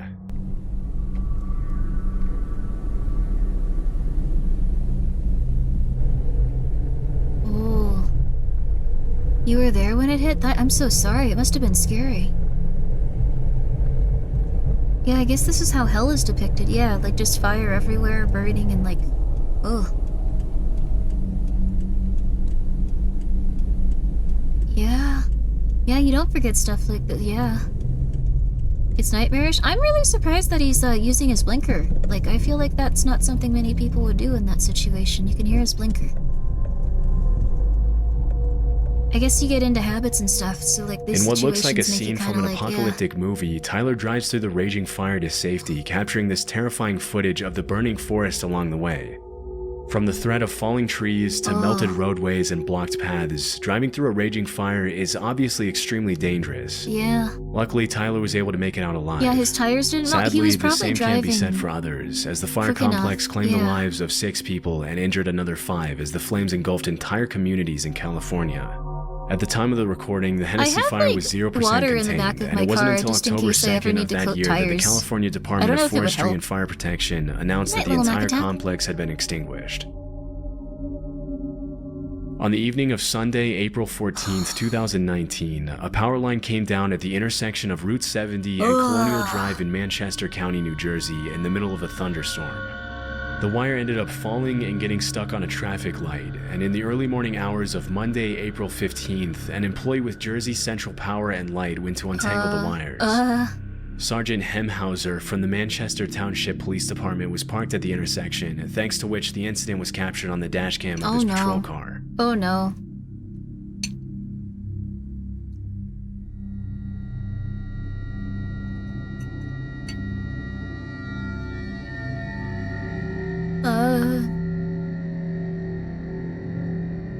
In the footage, the worker can be seen untangling the wire and pulling at it in an attempt to get it unstuck. Why are you doing that? Of course, for this to be safe, the power line would have to be de-energized, especially if the ground was still wet. In a later interview, Sergeant Hemhauser claimed that he was under the impression that the power line had been previously de-energized, and it seems as if the worker thought the same thing. But just a few seconds into the video, the worker gets the scare of a lifetime when the power line touches the ground.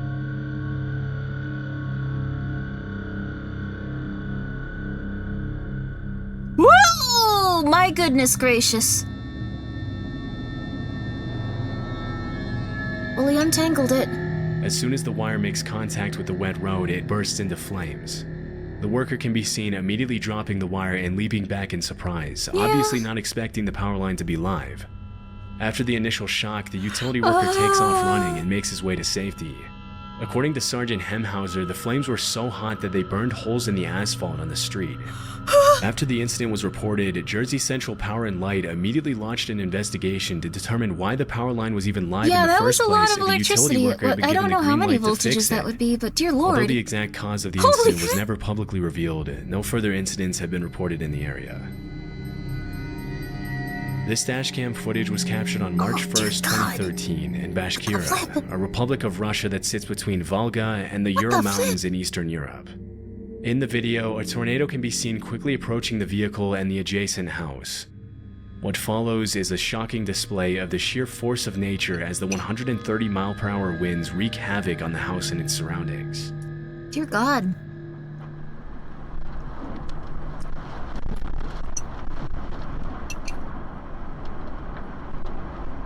Dear Lord.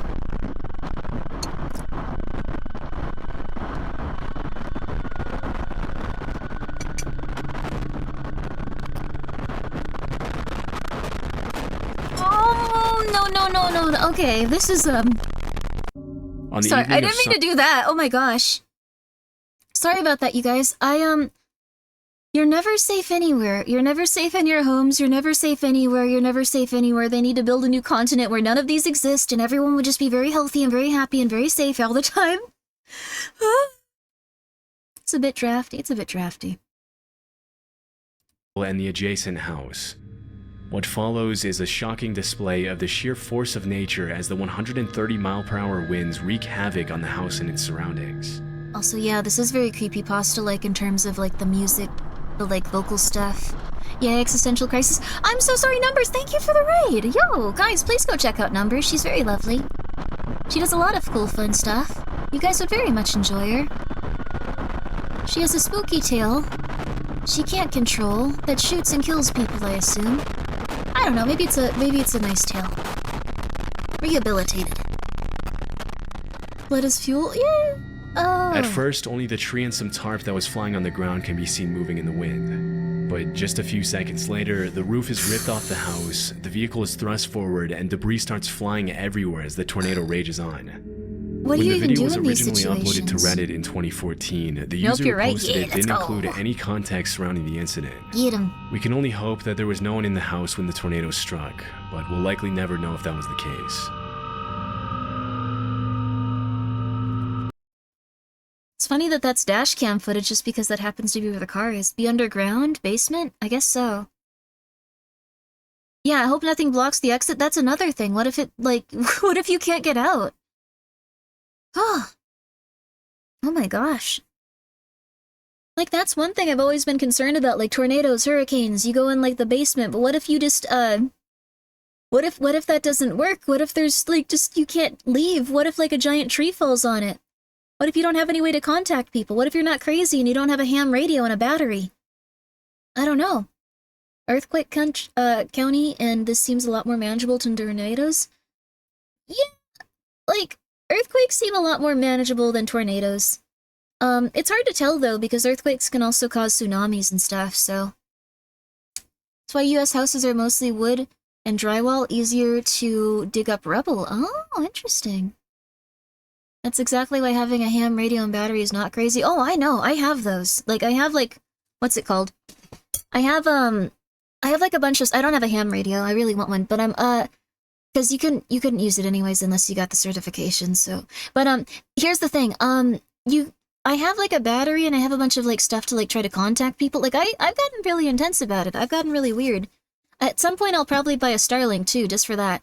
This is, linked. This is linked in the chat right now. At the top, it's pinned. It's, called Chilling Scares. This is a very good YouTube channel. I could watch these literally for, like, 12 hours a day, and I will continue to. Until someone says, Grimmi, no, I hate these, and you should feel sorry. You should stop right now. Right now, Grimmi, I mean it! But you haven't yet. On December 25th, You haven't stopped me yet. This is 6 most disturbing things caught on police body cam footage.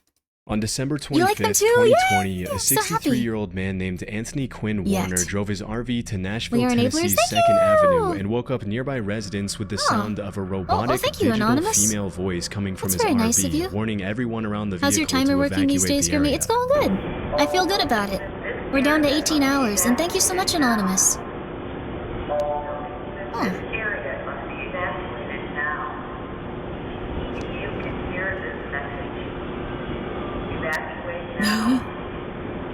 Nightmare. Soon the Nightmare. female voice repeated. Nightmare. That's a very intense one. Well, thank you so much, Anonymous. That's very nice of you. I appreciate it. Please make sure that you are taking care of yourself. But, yeah. I appreciate it a lot. We're just, watching some nice late-night videos and relaxing. Just feeling really nice and relaxed. At least I am. I figured this would be something nice and chill to do while I'm feeling a little bit stressed out, and then tomorrow I'll feel very relaxed and very happy. I posted in Discord, but oh, thank you. I appreciate it, Yama. Thank you. No. I think Gaming Bleach did come back actually though at one point. Like, poor Gaming Bleach. I'm very sorry, Gaming Bleach. I hope that you're okay.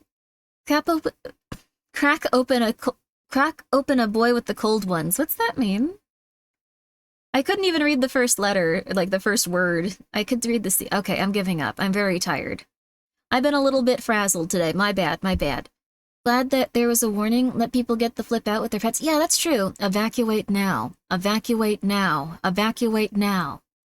Have you ever been woken up by cops announcing evacuation orders? Fastest I've ever gotten out of bed?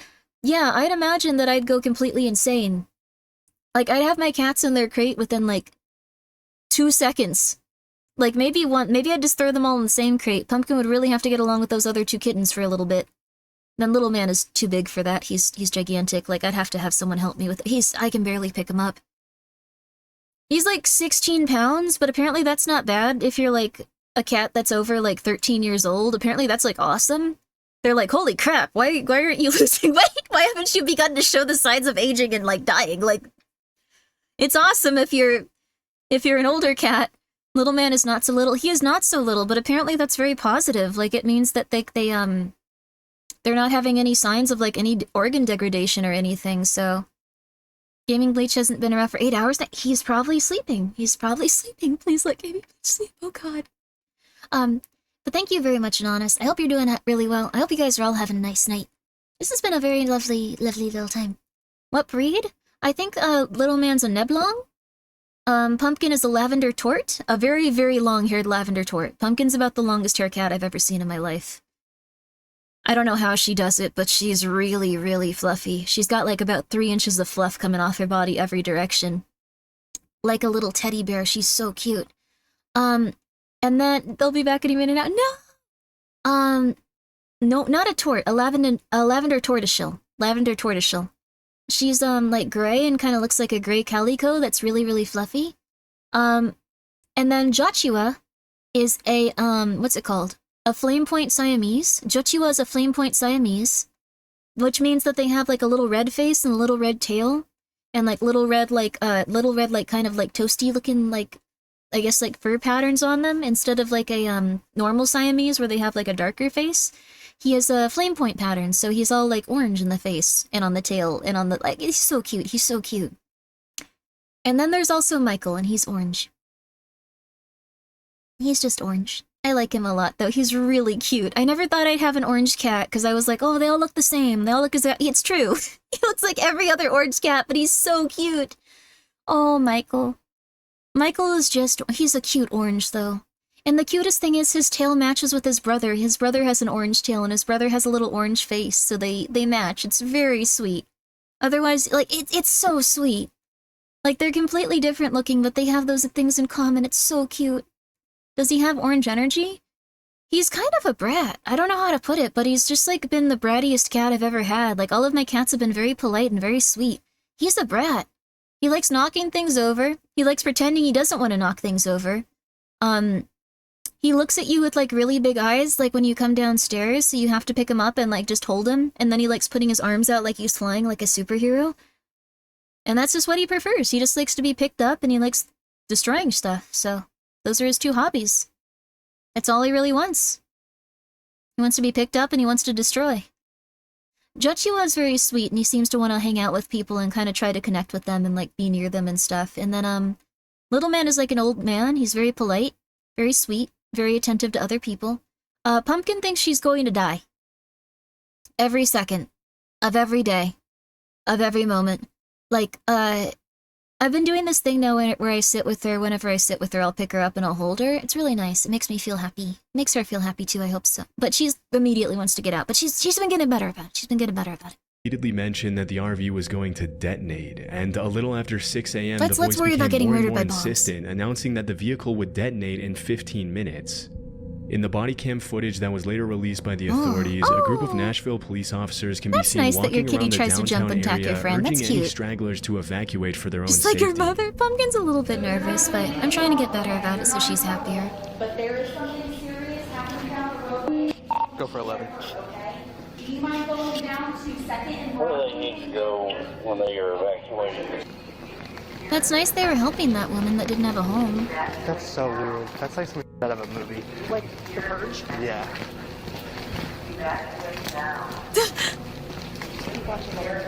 Even the policemen are scared.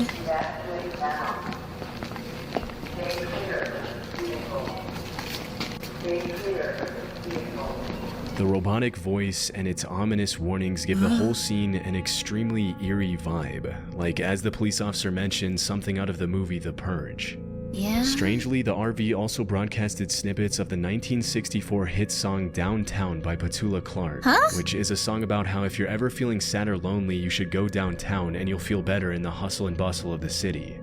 Unfortunately, the robotic voice wasn't bluffing, and just 15 minutes later, the RV detonated near the AT&T building, causing damage to more than 50 buildings and even collapsing a few of them with its massive blast radius. In the aftermath of the incident, the cops can be seen assessing the damage and moving nearby pedestrians to safety through body cam footage that can only be described as apocalyptic.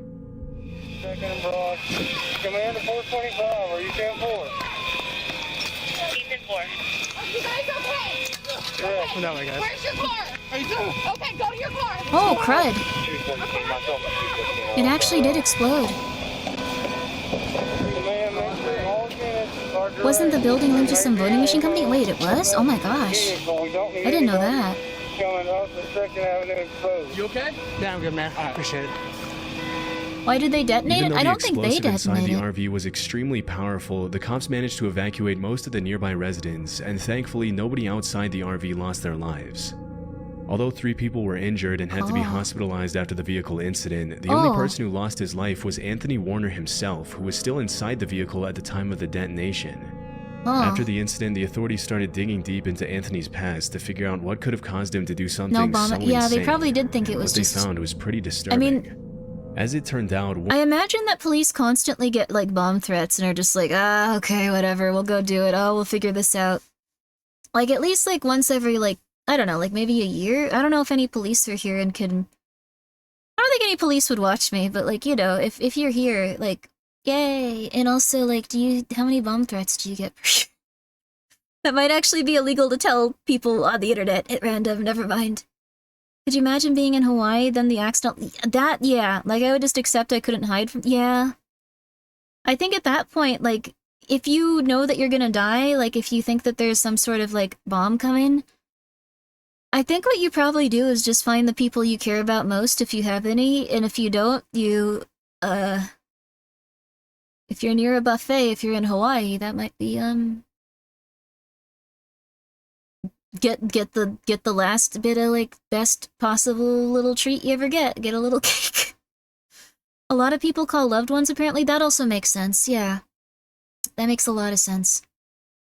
Good thing some threats turn out to not be threats but actual yeah. Wait, what? No, I'm saying no. What I'm saying, Llama, is essentially that's sad, Grimmi. Though that's a sad thought, Grimmi. I think so, but I mean it's fair. The amount of bomb threats from students wanting to get out of a test exam is a lot higher than it should. Yeah, that's not good. That's fair, though. It seems like there's a lot of reasons for people to tactically call in bomb threats. I don't think any of them are good. But I imagine there's a lot of people that just are like, oh, my life will be ruined if I don't get this exam, right? Better just call it a bomb threat or something like that if they're like under a lot of stress.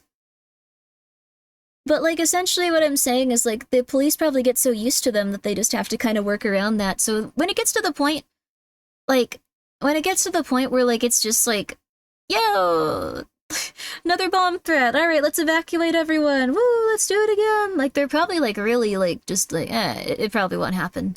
Warner was pretty much a paranoid loner obsessed with conspiracy theories about shape-shifting alien lizards that were trying to take over the world. Oh. It was also revealed that 16 months before the explosion, Warner's girlfriend had called the cops to report that Anthony had been building explosives inside the RV outside their home. Even more than 30 bomb threats a year, most are hoaxes. In a bad month, you could get 10, and then averagely yearly is 80. Oh, thank you so much, Kuro, for letting us know.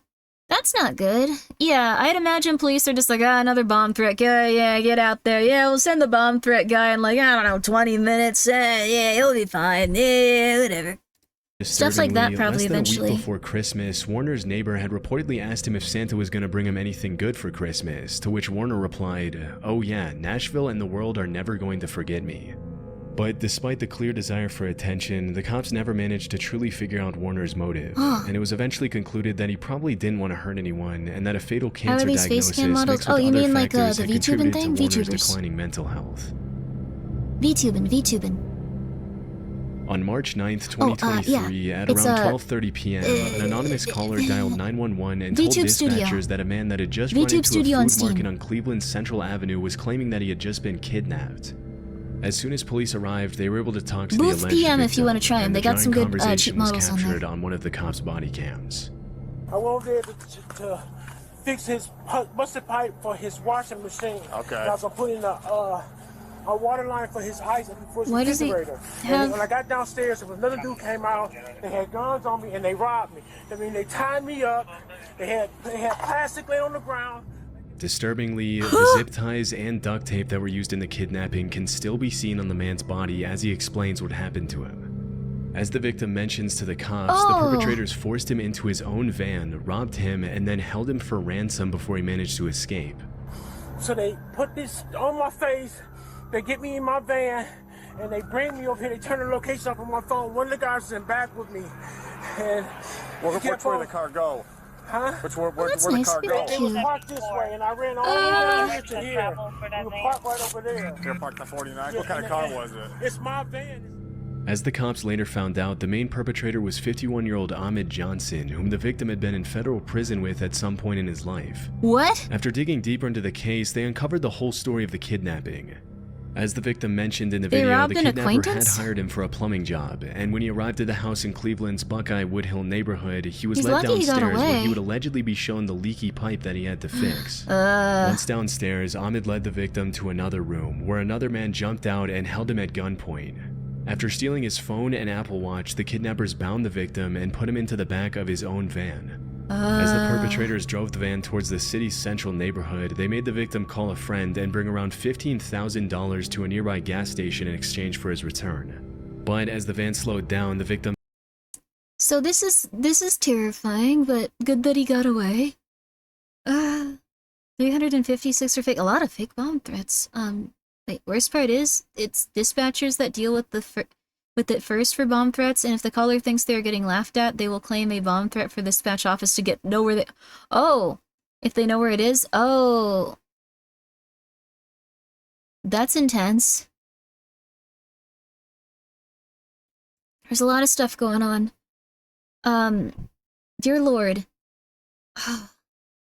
But, this is a nightmare. Like, this person sounded like he was actually, like, legitimately going to murder this person, maybe torture them. That guy was, ugh. I don't know how you'd even feel after going through something like this. Like, the adrenaline you must feel, and then after going like, okay, well that could happen anytime I go outside now. Oh, this poor man. Somehow managed to jump out and ran down East 49th Street. Thinking quickly, the victim ran into a convenience store where he would be protected by the public eye, causing the suspects to drive off. 2 weeks later, the cops managed to make an arrest, and Ahmed Johnson was charged in Cleveland court with aggravated kidnapping. Yeah? As of today, there have been no further updates to the case. Good for that guy. I'm glad he's okay. On September 9, 2019... What if you do if you're kidnapped? You try to get away? Like, just try to get away? Run? Run as fast as you can, no matter what. Weave as fast as you can. I mean, like, the thing is, like, don't go with them. Just don't go with them. If someone tries to kidnap you at all costs, just try to run away. Don't go with them. They might shoot you, but they might torture you or something if you go with them. So just don't go with them, don't go with them, don't go with them, don't go with them, don't go with them. What if your legs are bound? Try to wiggle out of the car and get run over by the person behind them. The problem is they don't want you to do that? Oh yeah, 100%. The thing is, like, once someone's confronted with, like, a gun or something, realistically, most people freeze up and, like, just do whatever they're told. Just, yeah, never go to the second location is true, though. Like, just run. And sometimes they'll be like, oh, okay, that's not good. That's probably why that guy got away. He just ran at top speed, and they were like, oh, crap, we didn't think this would happen. Yeah. Larger people are harder to kidnap. That's also fair. Start talking nonstop about SCPs until they let you go freely. Okay, I see that that's a vague and, like, understandable criticism directed at me. I can understand that. That's fine. Kirky Police Department officers saw a young man performing a traffic stop on a gray Nissan SUV. Strangely, the man wasn't dressed like a police officer at all. In fact, yeah, he was also dressed as an screaming can ordinary help. citizen in jeans, a black Screaming polo, fire and can an Air also Force help. cap as he wrote down the driver's information. Sensing that something was off, the officer pulled the man aside to talk to him, and from the beginning, You just the man act seemed a crazy? little That's a on good edge. idea. You gotta talk to him for a minute. Also have a gun. How you doing? What's going on? Let's just talk back here real quick. Who do you work for? Early Country Club. Oh, okay. Oh. I know, I'm under-equipped. Okay, because normally you do, if you're out here, man, if you're making a traffic stop, you're just gonna have to stop, dude. Alright? Do you have an ID with you? And this is all I got. I mean, like I said, I'm under-equipped. I was just heading over there to the courthouse. To the courthouse for what? To get my crap. Okay. I know, it makes no sense. I caught him going 120 down I-40. Okay. Uh. Why do you have lights on this vehicle? Personal? I know. Do you have an ID with you at all? No, I keep it on my uniform. The man claims that he was on his way to the courthouse when he pulled over the driver of the gray Nissan. Suspiciously, though, he claims he doesn't have any sort of identification on him because he allegedly left it inside his uniform. After a bit of questioning, the man says his name is Brendan Wazinski and confesses that he was using his personal vehicle to pull over civilians, but insists that he's been an officer of the law for 3 years. Is that you? And I'm not here to mess with you, man. It's just the thing is, yeah, he was speeding, dude. You could have called it in, and because if you get into shooting, you're screwed. Right. All right, man. I understand. For starters, I know this looks really bad. Right. This looks really bad. This screams whacker. Right. How long you been on? About 3 years. Okay. I've been on for like 13 years. All right, so. After checking the database, the officer notices Brendan's name doesn't pop up on any nearby law enforcement agency's list, and at that point, his only option is to put the suspect in the back of his vehicle while he waits for his supervisor to figure It would be things really. out. Less than 5 minutes. Can you imagine if you got pulled over, though, and as you were getting a ticket, like, the man that was, like, giving you a ticket just starts being arrested?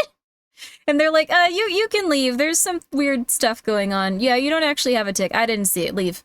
Like, that would be, yeah, it's not just it would be embarrassing. It would be so confusing. Yeah. Like, okay. Why are they arresting him? Okay. Lucky day? I guess so. I guess so. Always have a badge, or at least their badge number. Yeah, that's true. Like, people know their number. People usually have their badge on them, even if they're off duty, because it seems like it's also a point of pride, but also just, like, you know, you can assist with things when you're...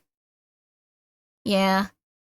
Prayed a bit too hard to get out of that ticket. Yeah, there you go. Manifest, manifest. There was a mother and daughter that were held hostage by a group of thugs. They threatened to blow them up with dynamite if they didn't rob the bank for them. They were forced to rob a bank with the dynamite tied to them. They told the police, oh my god.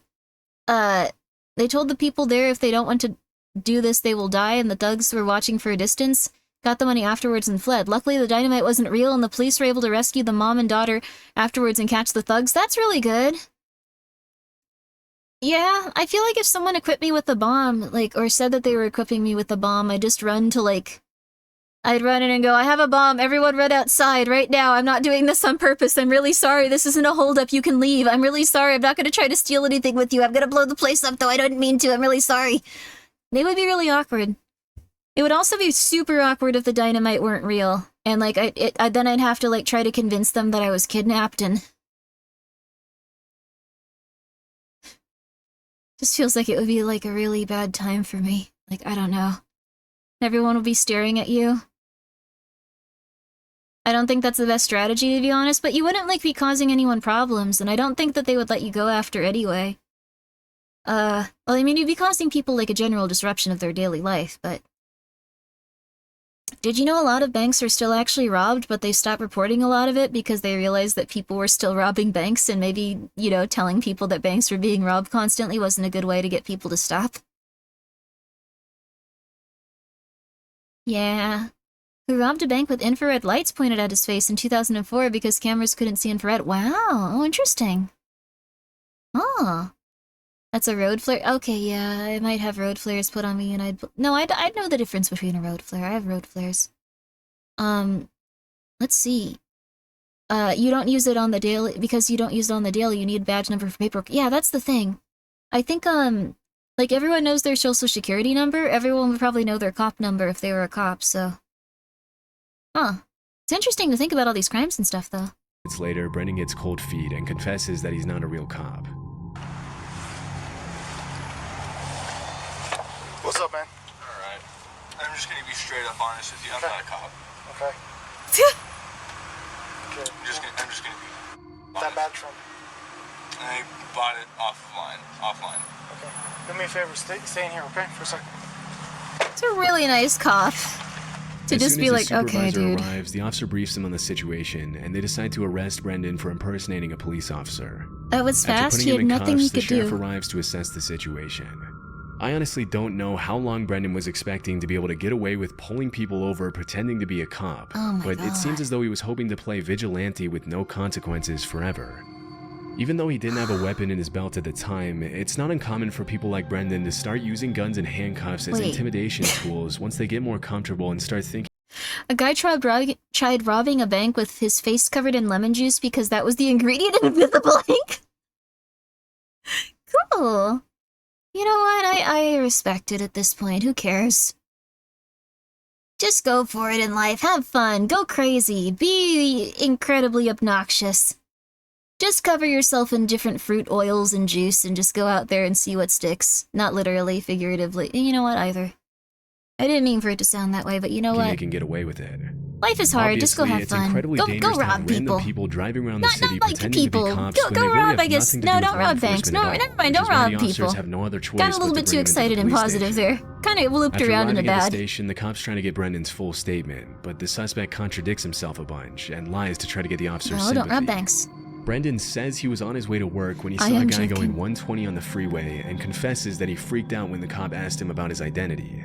I thought I got banned Strangely, earlier he or alleges something. that the badge he used to fake his identity used to belong to his dad, who supposedly used to work with the sheriff's department before he was killed in the line of duty 5 or 6 years prior. Oh. And then when I made contact with you, I noticed you had a badge. Where'd you get that badge from? It belonged to my dad. It belongs to your dad? He said it was online. Well, it did. It did? Is he still around, or did he pass away? Well, he was killed. Oh, he was killed, okay. As it this was later true? revealed, this was a complete lie, Oh. and the truth was that he bought the badge online as he had initially confessed when the cop interrogated him. It's hard to imagine that he thought he was going to get away with a lie like that when there was video evidence of him saying that he bought the badge online less than an hour ago. During the interview, it was also revealed that Brendan was only 18 years old, even though he said he was around 25 when the cop initially pulled him over. This makes the fact that he said he was married and needed to call No, his he wife said he bought even it more offline. sketchy, and it's hard to tell which Is this a details of the VOD? story Yeah. are true and which ones are completely made up. A few seconds later, things get a little scary when Brendan confesses that he had a loaded weapon in the glove compartment of the vehicle, which wasn't initially visible in the video. Considering he's a compulsive liar and an irresponsible teenager, it's pretty horrifying to imagine what he would have done with the handcuffs and gun had he been given the chance to play vigilante for a few more days or weeks or whatever. Oh. In March 2020, a Sociopathic judge liar. That sentenced is, Brendan yeah, to it a year seems of like it. probation. But just a few weeks later, he failed to report to his probation officer, refused to get a psych exam, provided a false address, and missed a scheduled Oh, wait, meeting. what? Is Twitch As a going result, down again? the judge tightened his probation conditions. No! And as of today, What? there have been no further updates to Twitch bad? Is Twitch doing okay? You're fine? Okay. It was on your end. Twitch has been really unreliable for the past, like, couple of hours, it seems like. I'm really sorry about that. It's acting just fine for you. Mine is fine. Okay, so it's just a couple of people. I don't know what it is, but yeah, like, Twitch has been having some issues here and there. I very much apologize about that. I'm sure Twitch doesn't want that to happen to you guys either, so... no worries. No worries. To the case. I'm not being one guy. What, am I? Yeah, I guess so. At around 8 p.m. on September 30th, 2021, 3 children ages 6, 6, and 7 were reported missing in the Flamingo Lake neighborhood in Montgomery, Texas. Oh, that looks so pretty. According to the parents, the kids... Look at that! Oh my god! Holy crud, look at that! That's like... I don't think I could even imagine living like that. It looks too pristine and beautiful. Also, yeah, 6, 6, 7. Thank God. Thank God one of them was just teeny tiny bit older. You're getting error at 4,000 on Twitch? No idea what it is? That's very strange. I don't know what's going on with it. I'm so sorry. But yeah, it's very bougie. Silent Hill 2 coded? I mean, I would live in Silent Hill 2 for a couple of weeks out of the year for this. This would be a nice timeshare. House way too close for comfort? I mean, like, yeah. The weather, it looks like it's nice and foggy. It looks like you can have, like, your little area over there. I don't know. Like, I feel like it probably wouldn't flood, and if it did, like, you know, you have your second story. You just go up there. There's, like, a lot of suburbs like that look like this in Middle America, surprisingly. Really? Damn, really? Really? Sounds wonderful. Also, good night, Tex. Yes, sleep well, sleep well. Have a good time at uni. Have a good time at university. I'm going fishing. You could do anything here. Oh my god, this looks beautiful. Okay, sorry, I just got really excited about it.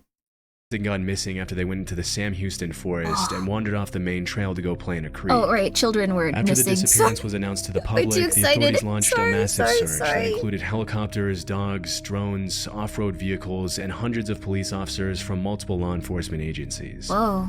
The next morning, an anonymous Good Samaritan who was very familiar with the layout of the woods decided to take matters into his own hands and went into the national forest by himself to find the kids. Oh. At around 9 a.m. on September 31st, the man found the kids and called 911 to bring the children to safety. Yay! And the whole rescue was captured on Sergeant Jason Smith's body cam. That's awesome. That's a good story. That's a good story. Everyone was happy. Can y'all come to me? Come to me. That's so nice. Yeah, come to me. There's an opening right here. Oh. Come on, kids, come to me. They wouldn't let me in over here last night, so I just took off around the back. I've been looking all night long.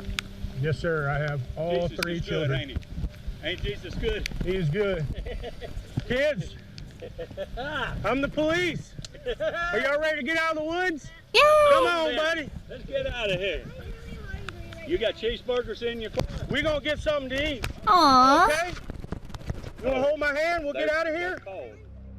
Even though the kids were found just a little over a mile away from where they entered the woods, they'd still been lost for over 24 hours, and pretty understandably they were hungry.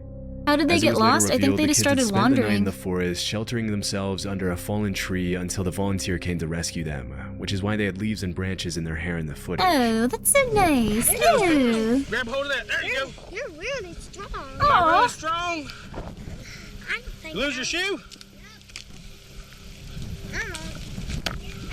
Damn, these kids would have definitely passed away in a few hours or days. They were so lucky. Even though they had spent the night with minimum my shelter God. and hadn't These had poor anything little to eat babies. for 24 hours, the children still seemed to be in Yeah, pretty good praise spirits Jesus as indeed. Sergeant They were Smith so escorted happy. them out of This the is so woods. nice. And toward the end of the video, he can be seen guiding them to the clearing where a bunch of cop Yeah, cars kids sit get waiting for them. curious and wander. They were in serious danger, though.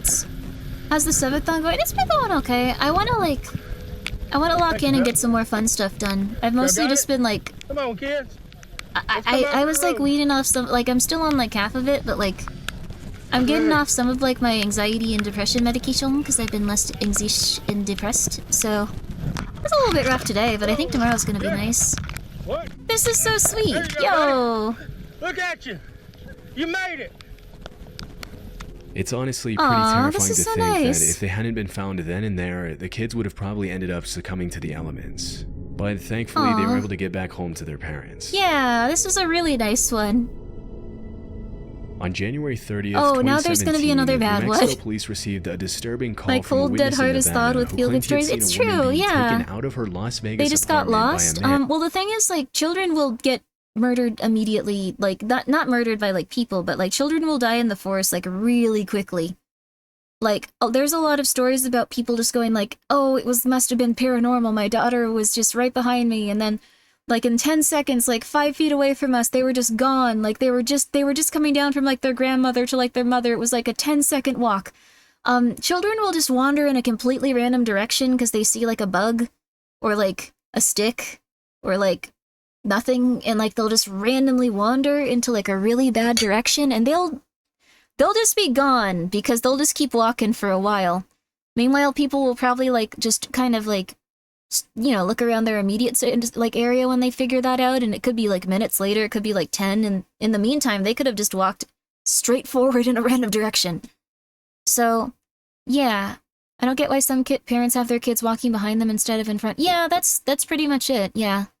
If you do that in, like, a forest, really bad stuff can happen. Like, I think Wendigoon put it really well. Like, when you go out into, like, nature like that, you kind of re-enter the food chain. Like, you have to be very careful. Like, nature will just pretty much get you. Like, either the elements or, like, an animal or something like that. You need to be extremely careful if you're ever going to have your kids in those environments, so... They probably just wandered off together because they wanted to go have fun, and they wandered a mile away. And luckily, a nice police officer, while he was just like, oh, we just gotta go look for them. This is too long. This is taking too long. Like, he just went and found them, so that was awesome. Let's go! It's a good thing the kids have each other, because when they're alone, then panics can set in and you're in panic in nature? You can go real far distances without realizing it till you dehydrate. Yeah, that's very true, too. Yeah. There's a lot of really awful cases of sudden disappearances that are probably just person stepped off trail, got lost, never found a trace. Yeah. There's also some, like, bad people and, like, bad actors out there, but a lot of the time it's just... They wander off, and really bad stuff happens, so please be careful. Please make sure if you have children to teach them that it's a very bad idea to go out of your immediate, like, line of sight, that they could get really hurt. Also, thank you, Miyuki. I'm glad that you're enjoying it. I know that we've just been watching these YouTube videos right now, but I'm feeling pretty good. We'll definitely do some more fun stuff tomorrow instead of just YouTube videos. I'm very sorry, you guys. Just get ready for some YouTube. And put into a white van with a Texas license plate. After receiving the alert, the cops were able to locate the van in question. Yes, less absolutely than 24 look out hours later, for children. and They're arrest pretty the much driver just and small, dumb passenger. animals. Like, imagine bringing your cat to a forest. Don't do that.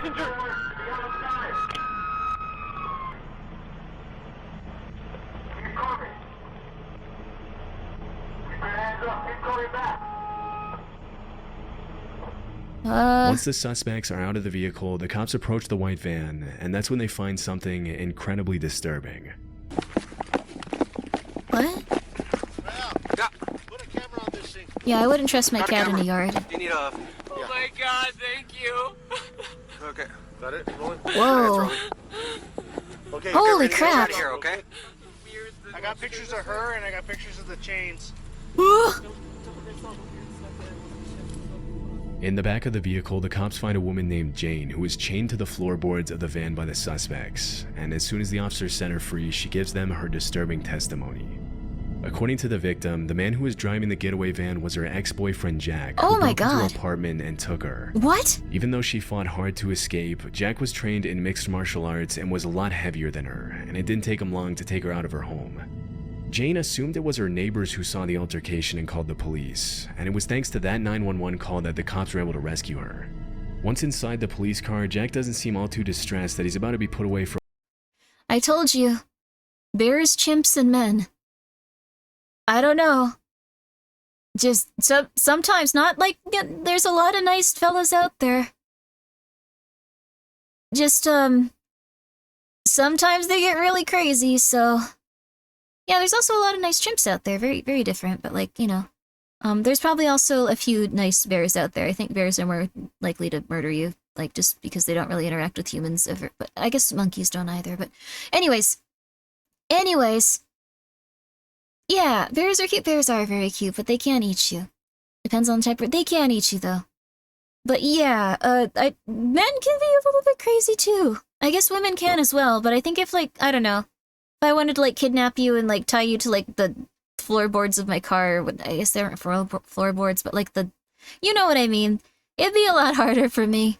You'd kind of have to just be, it'd be like a handicap. You'd kind of be like, this is so sad. I feel bad for her. I think I just have to, like, go along with this. This is just uncomfortable.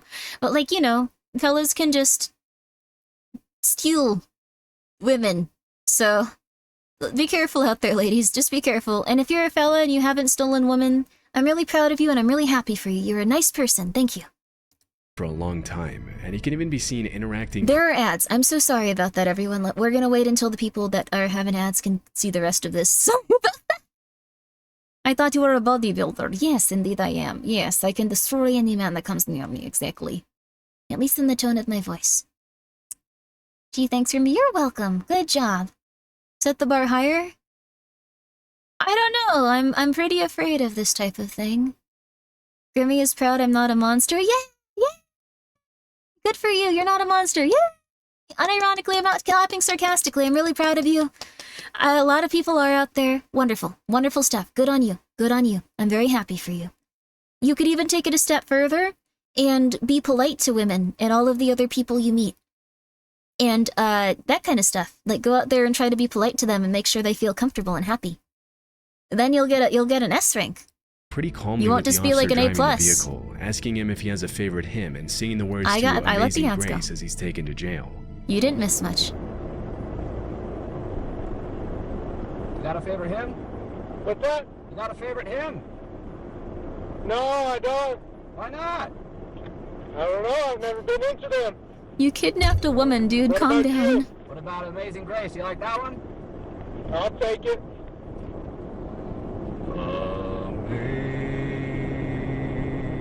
Amazing Grace, how sweet. As it was later revealed, Jack's accomplice in the kidnapping was 19-year-old Samuel Brown. In the other cop car, Samuel asked the police officer to have a conversation with him, claiming that he's scared of everything that's happening. Is it okay to talk? Yeah. Anything. I'm just kind of scared. You kidnapped someone! What's wrong with you? I guess they're experiencing the same thing. During the investigation, the police found that Jack and Samuel had planned to take Jane into a cave in New Mexico that Jack had dug into the side of a hill, where they would later brainwash her into marrying one of them, according to the police report. After the horrifying incident, Jack was sentenced to life in prison. What?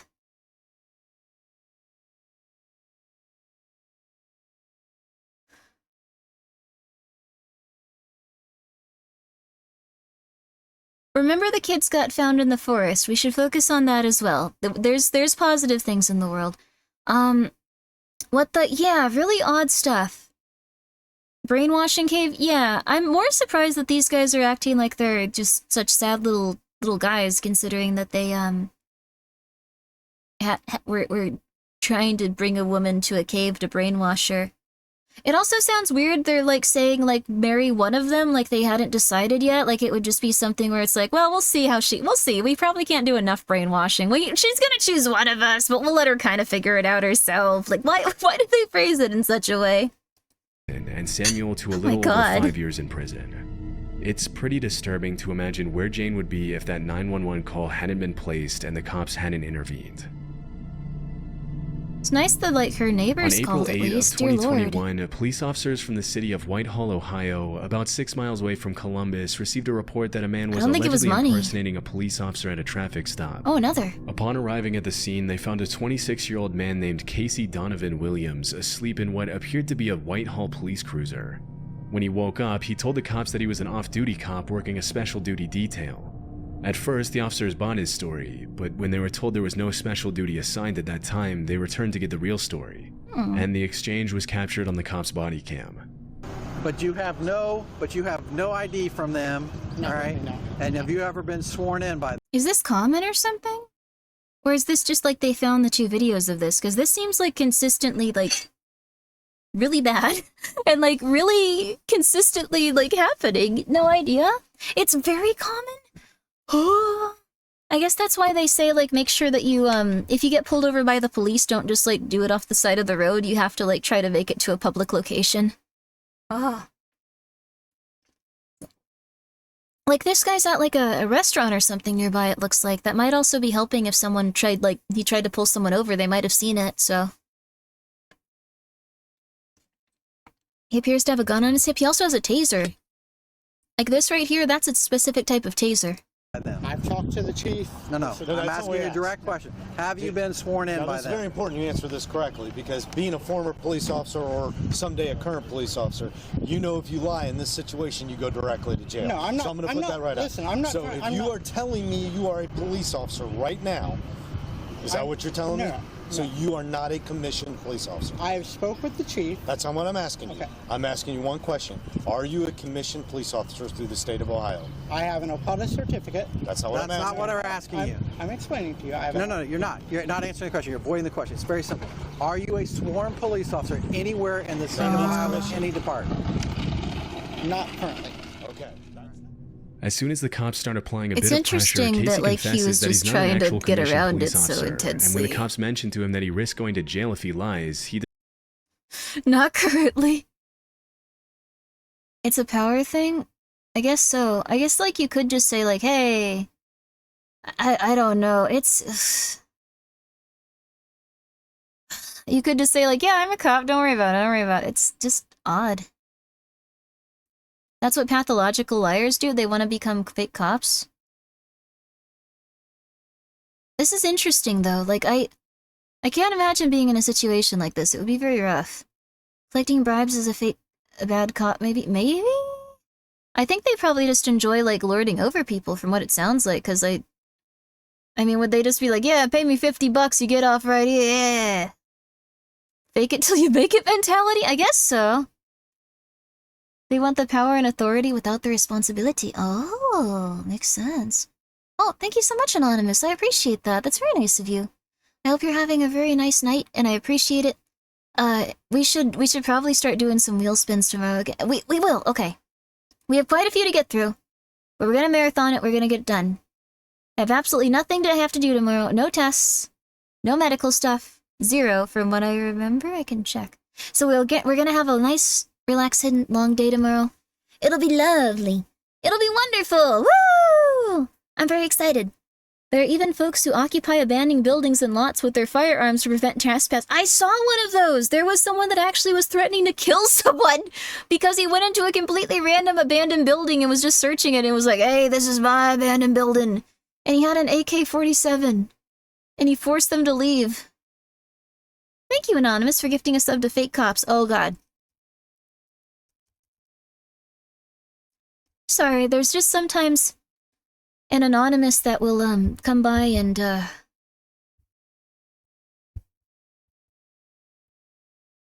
Thank you so much. Appreciated that.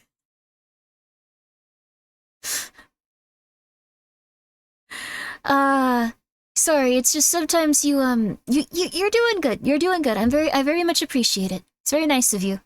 I've just been amazed. You know what? I'm not gonna say anything. Thank you so much for coming by. You're very polite. Okay, we can continue onward. He decides to call one of the officers who supposedly gave him the job to try to save himself from the consequences. He's trying to expand your fan base. Fake cops are always welcome. But I hope you can change a bit so you don't go to jail. From Watchman? Yes. Is he an actual police officer? You are an actual police officer, correct? Okay. Okay, yes, he is. Where are you commissioned at? It doesn't matter. He's not here doing anything. Yeah. I don't care if he's the superintendent of the State Highway Patrol. That's irrelevant to the situation. Even though he seems to have a pretty intricate series of excuses to justify his actions, What the is cops this? sense there's more to this. This is interesting. Okay, so he's trying to like turn it around on them like, "Oh no, yeah, you're going to be in trouble. You're going to be in trouble. This guy's telling me what to do and you guys are you're going to feel red in the face soon. Oh, it's going to be bad. It's going to be bad. Yeah, he's real upset. He's real upset. Yeah, this guy's real angry. Things are going to go crazy soon. Yeah. Whoa, you flipped cops. Whoa. Maybe I just go out inside. Yeah. I don't know. This feels interesting. Just trying to say he's a deputy or something. I think he's trying to say that he has permission from a cop to, like, impersonate a cop. And they're like, what are you doing? That is crazy. You are insane. Oh, thank you for unflipping him. That's nice. That's very nice of you. Story than Casey's letting on. After mentioning to the cops that he was just trying to make a little extra money by allegedly working for the Glenwood Police Department, he realizes his chances of getting out of an arrest are pretty slim, and that's when he resorts to asking the cops for mercy. That's all I was trying to do. Please do not. I'm asking you for courtesy, man to man. Please do not ruin my career. Please, please, please. I think What you did career? that kinda on your Throughout the exchange, What it seems as if career? Casey either doesn't realize the You severity don't of what have a he's doing, career in or- going outside and harassing random people and scaring them. That's not a career. What the flip? I'm a live action role player, please, bro. Buy the pro code. Oh no. I was simply LARPing. These people that I was giving tickets to, simple LARPers, if you will, sir. I'm sorry. Is this the real Grimmi? No. No. Simple LARPers, if you will. Yes. Very strange. Yes, it's a very strange type of media. Yes, most are forest elves, but we just decided we were going to do a little bit of cat and mouse, a little cop and robber. Yes. This is a VOD. Yes. He did do something illegal. Yes, you're not allowed to impersonate an officer and go harass people. That scares the crap out of people. That's not good. And then also, like, when police come up and try to talk to them, they might be like, oh yes, well I know this law because this other person stopped me. Oh, which other person? Oh, that nice man in the yellow vest over there. He said I wasn't allowed to have 4 children in the car at once or I had to give him a kiss. Very upsetting stuff for me. I wish I hadn't have had to do that, but you know what? You do what you have to. I had to get back to my husband. So anyways, have a lovely day, officers. I would prefer to not be pulled over another time. I don't want to really give you guys a kiss as well. Is it just 1 kiss per day when officers pull me over? Is that it? Is that it? Do I have to kiss you both as well? Because I would prefer to just get home to my husband. He's already not going to like what happened here. Like, so they're just like, you know, terrified that things like that are going to occur and make them look insane. So, anyways, like, police, what are you gonna do, arrest me? Yes, yeah, as it needs to happen, because you have no idea what this guy is doing. So, yeah, I don't know, that's how I feel about it. Or he really thinks the cops are going to let him get away with showing a fake badge Was I sleep and typing? even You're carrying having a weapon while dream. You're pretending to actually be in an a officer coma. of the law. That's how it's Still, things were about to get a whole lot worse for Casey, because after he was put in the real police officer's cruiser, the cops searched his vehicle and found a loaded AR-15 rifle, a tactical vest, a loaded handgun with 15 rounds of ammo, a taser, 2 pairs of handcuffs, and pepper spray. It's pretty disturbing to think. This is exactly how, like, my dad's trunk is, though. Like, for real. Like, I'm not kidding. I know it sounds more unbelievable each time, but that's just how he... Yeah. I don't know. I thought that was normal also until, like, pretty late in life. A true American? He really liked LARPing, huh? I don't think it was LARPing. I don't know. He's not an officer. Thank you so much, Brahim Sariki. Thank you so much for subscribing. You should get him a fake badge. He has one. I guess he kind of does this stuff, actually. Now that it never really connected in my brain that he did. I'm not kidding about this. I'm really not. I know it sounds insane, but it never really fully occurred to me. He has like a metal badge that he shows people, just very quickly. Sometimes, like when he gets into small argument. Oh my god. I'm not kidding. I'm not kidding. I'm not kidding. Oh my god.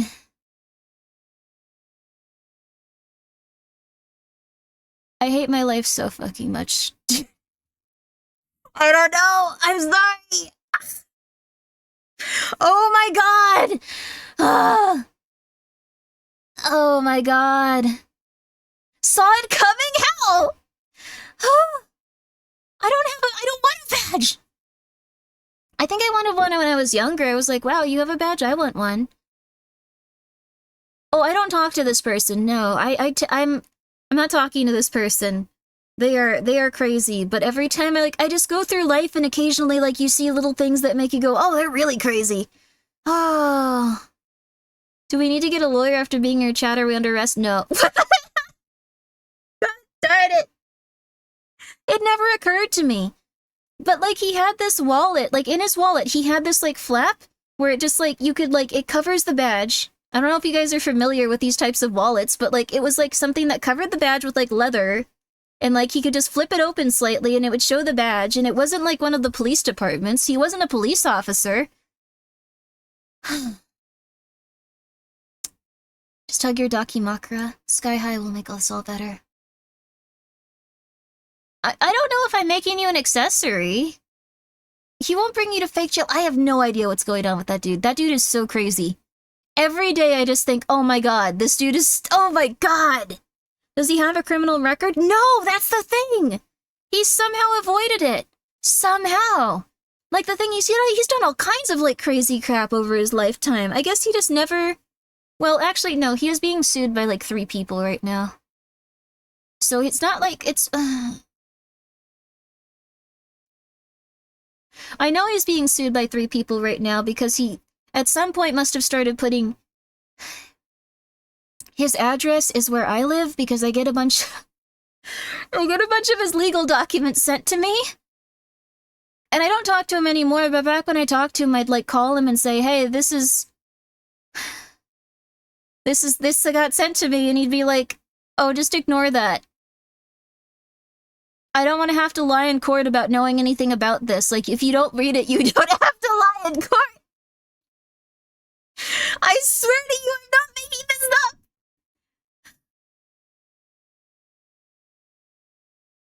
You don't have to do that, Anonymous. I'm okay. Like, I live a very healthy, happy life. You don't have to do that. You don't have to do that. You don't have to do that. Thank you so much for gifting 20 subs. No. Oh my god, Silpha, thank you so much for gifting a sub to Life Hater. Woo. Oh my god.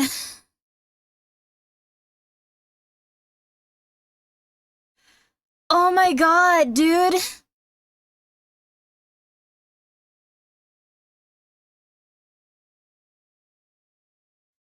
Ah!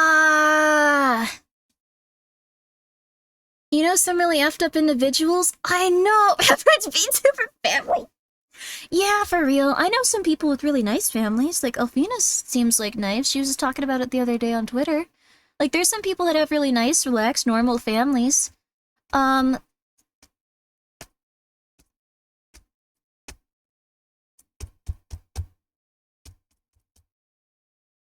I thought you were talking about your dad. Yeah, I'm talking about my dad. He's pretended to be a police officer before. I don't think he says, I am a police officer, but he shows his badge and then, like, talks to people very aggressively, pretending to be a police officer. And his trunk it just has so many random weapons in it. I'm in a good place. Thank you so much, Anonymous, again, for gifting 20 subs. But again, I'm in a very good place. I don't talk to this person. IRL Grimmi lore is wilder than any make-believe story. I think it's just what was normal for me, though. It's just what was normal for me. Thank everyone. I'm really happy on my own. Like, I feel so much better. Like, the thing is, like, if you have really crazy parents, they'll constantly say, well, you're gonna have a really rough time once you're out in the real world. And they live in a strange reality of their own making where they are Jesus and they are crazy. So, like, the thing is, you feel so much better when you're not... Life is so much less stressful. Oh my god. Ah.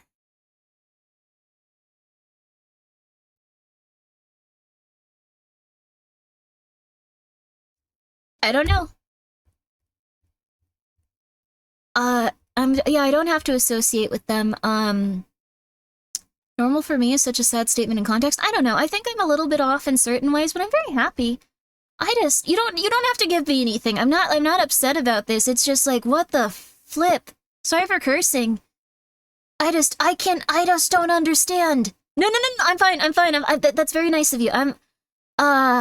It's more of just like a, wow, what the flip? You ever think about writing a biography, Grimmi? It doesn't seem that interesting to me, though. Like, I don't know. Like, it doesn't seem that interesting to me, honestly. It was just what I grew up with. Like, if I could tell you all of the stuff, it'd be consistently just like, okay, this person's crazy, oh, this person's crazy, oh, this person's crazy. There's, like, no rhyme or reason to it. There's no, like, overall, like, narrative to it. There isn't, like, some, and then I got away and I became the most powerful woman in all of, the techno sphere after getting 12 degrees. and I'm a genius. Like there was nothing like that. It was just like slowly going like, damn, these people are crazy. And occasionally you see something else and you go like, damn, they were way crazier than I realized. I gotta see if some of my roommates are awake. I gotta tell them about this at some point. No, I'll tell them later. It's 4 a.m. None of them are awake. Oh my god. Oh. Thank you so much, all of you guys. Very nice of you. Thank you so much, Disaron, for gifting 5 subs. You don't need to do that. And your mom, do you still talk to her? The last time I talked to my mom was she went to the hospital 3 times, then she finally had enough schizophrenia medicine in her system to send me a text message asking if we could hang out and if I could buy her clothes for like a job interview or something, and I was like, nah, like, I don't want to do that right now. Like, that was pretty recent, and then I told her she could get a phone sponsored by the government, and she should go do that. And she never replied to me. So, thank you so much, Annie Varmagi, for gifting 20 subs. It's very nice of you. And in no way, shape, or form do you need to do that. It's very nice of you, but I'm really good. I really am. It's very nice of you. Please make sure that you're taking care of yourself. Like, times are rough. Take care of yourself. I will appreciate it. I will appreciate it. And also Axel, thank you so much for gifting 20 subs too. I appreciate that as well, but again, I am A-okay. Not in a bad spot. Doing really good. Doing positive. Yep. Does she ever watch streams? Do you want me to actually be real with you? Thank you very much, though, and thank you very much, Anonymous, for gifting 5 subs. Again, though, you guys don't need to do that. I'm in a good place. Like, mentally, emotionally, I'm all good. Just fill half your biography with cat pics. I'd be cool with that. Thank you, Abbott, for the 100 bits. And thank you, Ichi, for the 100 bits. Thank you, Silver, for gifting us the government phone. What the flip? Your parents, my sister, like, well, but whatever. She at one point told them that I was a VTuber. I swear to you, this is the stupidest sounding thing ever.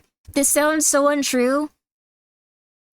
One time when I was, like, talking to my mom while she was in the hospital, when she was totally out of it, she was just like, do you still do the Grimmi thing? Do you still do the Grimmi thing? Are you still doing the Grimmi thing? And I was like, yeah, sure, I'm not gonna correct you. I don't really want you to know what I'm doing. Thank you so much, GGG, for the 100 bits. I don't need gas, but you'll get gas money. What the flip? I'm doing good. The Grimmi thing. She didn't at the Grimmi thing. And I don't know. Turn it into a script, send it to producers of the show Shameless. I don't think they'd want this. It's confusing. No one would believe it. This is really weird.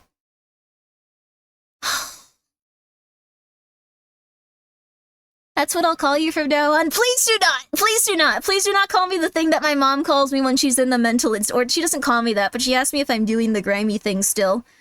Oh my goodness. J2 underscore.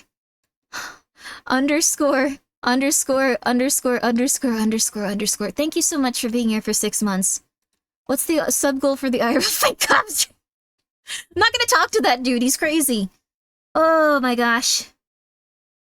What's one of those stories that they'd have to tone down for the movie adaptation? I guess so. I mean, some VTubers have crazy, like, lives and stuff. My parents are just 2 independent, crazy people that had very different goals in terms of being crazy. And none of this stuff I'm saying is fake or false or embellished. Hi, Gaming Bleach. The mods were wondering when you were gonna wake up. Hello. You don't have to do that, though. You can always just come and say hi. Thank you very much. I appreciate you gifting 2 subs. Silpha, thank you for gifting a sub to Grimmi, Blimey, and Deki, thank you so much for the 20 bits. No, you don't have- if you're broke, don't donate to anyone, please. Oh my god. You and Michi have a crazy backstory? What's Michi's backstory? That's rough. Poor Michi. I don't know. Like, the thing my dad knows about VTubing is that, like, at one point, like, he found out from, like, not me, like, someone in our family that, like, eventually, like, figured it out when I told them a little bit. And, like, he's just been really intense about, like, hey, you should send me all, like, the art people draw of that character of yours, and, like, I want to print it out and, like, want to put it on, like, a big, like, I want to put it on like a big like particle board and like put it on like up on the wall, and I'm like, don't do that. I don't like you. Don't do that. You're crazy. You are insane. Like, don't do that. You're nuts. Dear God, no. I just think it's nice though. You have no idea how crazy this person is. I really like one of my stepmoms. She's really nice. I like her a lot. If she were to do that, that'd be awesome. Goodbye. Have a good one. He's maimed a woman by ripping off her finger twice. So, like, and she's also threatened to kill the stepmom that I really like. He's just nuts. He's just crazy. I just don't like him at this point. What? Yeah, so any of you are just like, oh, be nice to your father. No, he's crazy. Yeah, yeah, twice. That's why I'm afraid of, like, chimps and also, adult men. So, I don't know. Why parents are so obsessed with putting up art of you on your wall? I don't know. It was very nice in concept. No, same finger. So, like, he ripped the finger off one of his girlfriends, a petite woman, and as it was healing, like, when it was getting reattached, he ripped it off a second time, and then I guess they just didn't try to reattach it. I did meet this woman. She really was missing a finger. She told me about this at length. Okay. What did I arrive to? Nothing. Anyway. Thank you so much, Gaming Bleach. Thank you so much, Anonymous, for gifting a sub to Grimmi Things. Anywho, back to the video. Yeah, my dad pretends to be a cop, I guess. I never really picked up on it. Some people have delusions that because they had good parents, everyone's parents are good. I mean, yeah, I mean, I appreciate what they did for me as a human. They've been kind to me in some ways because I'm their daughter. I appreciate that. They are just so crazy, though. They are just so crazy. I know that I'm a little bit out there. I'm not trolling. This is all unfortunately real. It's very unfortunate. I don't know what else to say. Also, thank you, Anavar Maggie, for being here for 7 months at Tier 2. Very nice of you. Very nice of you. I appreciate that. And Sadius the Great, thank you so much for subscribing. I appreciate that. It's just how it be. Crazy parents, yeah, it's just how it be. I would recommend that you look into, like, how your parents treated you and maybe try to take, just understand that maybe some of the odd things that you feel in life might be related to how they are. So, never had the urge to rip someone's finger off? Yeah, no, the thing is, like, when I looked it up, no one does. Like, when I looked it up, because, like, I said that in chat once, like, I said that to you, or not in chat, I said that to you guys once, and you were like, what do you mean? No, that's not how that works. That doesn't happen. People don't do that. I looked it up. The only other time that I could see it occurring was an MMA fight.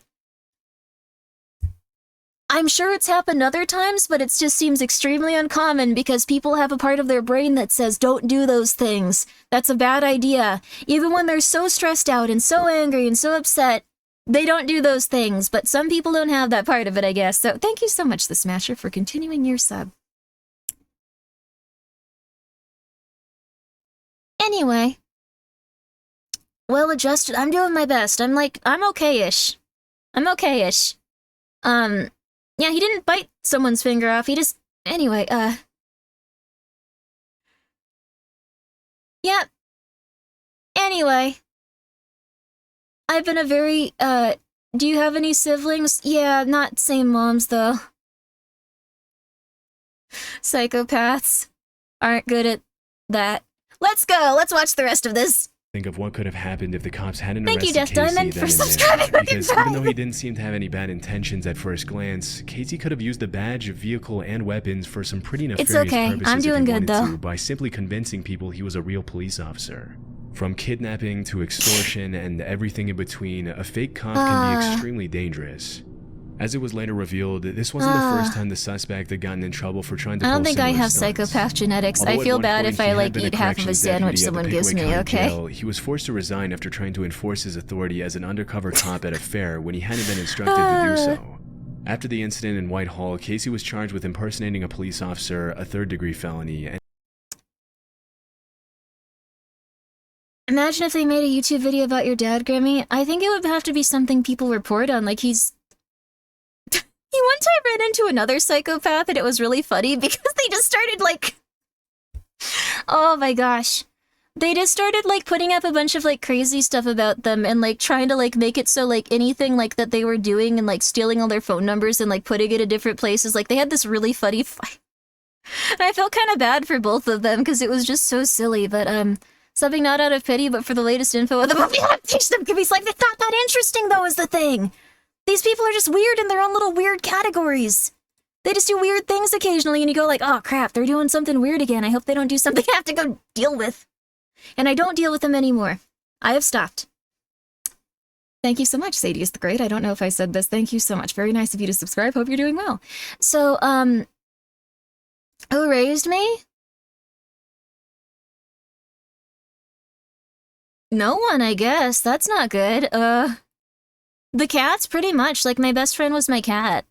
She's so cute, or she was so cute. She was so cute and so beautiful. I loved her so much. She was my angel. We hung out a lot. I spent all of my time with my cat. So, yeah.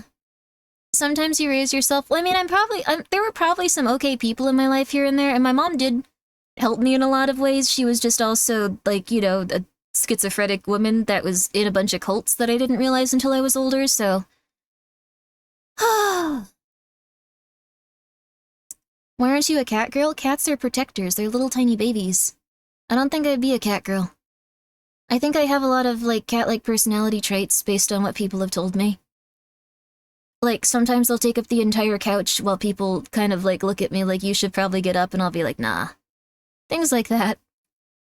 The cult mom, she is my mom. I don't know, I'd help either of them if they were starving.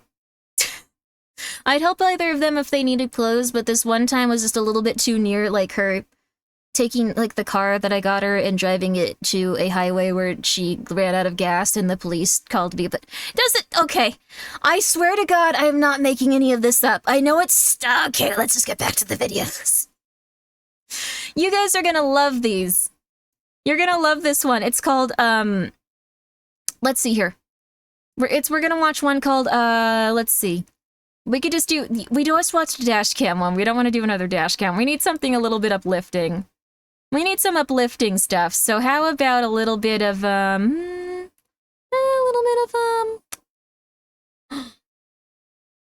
6 disturbing things from around the internet? Or do you want to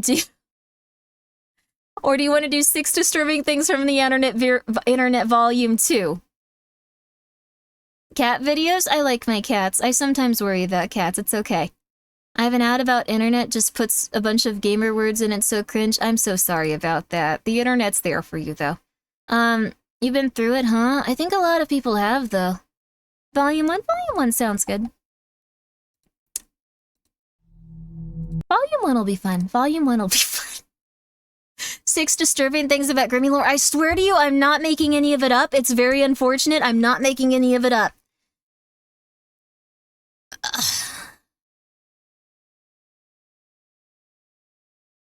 My stepmom's very nice. She's like, I didn't meet her until, like, I was an adult, though. Like, he also is just, she owns the house that he lives in, and he's been trying to tell his new girlfriend that he owns it, and then eventually had to come clean about it, so they've been fighting recently, and it's like, I don't know. Anyway. Would be an interesting video. I honestly don't know which parts are interesting and which parts are just, like, psychotic. So... Kinda wanna hear more of Grim Dad? No, you don't. He's just insane. He's just crazy. Like, you're pretty much raised by the internet and other people. Also, a lot of people I found on Twitch. That's kinda nice. I hope that you're okay. A lot of people on Twitch are crazy. I think it's very hard when you don't have anyone in your life that, like, took a shower and I missed absolutely nothing. Nothing. Thank you so much for gifting a sub to Nessus In this first Valria. video, an avid cave explorer on YouTube name. known by the channel name Exploring Abandoned Mines and Unusual Places is exploring an abandoned mine for the simple purpose of reviewing a flashlight. Very nice of you. During the video, I'm all good, though. you can hear as the explorer goes into detail about the flashlight and demonstrates its use in the mine he's exploring. However, while talking to the camera about both the mine and the flashlight he's reviewing, the explorer hears what he first thinks to be wind blowing through the mine. Though many believe the audio sounds like a very disturbing whispering or talking sound. Text some people. Okay, this is a review and demonstration of the Through Night TN12 I'm glad handheld that- flashlight that you see here.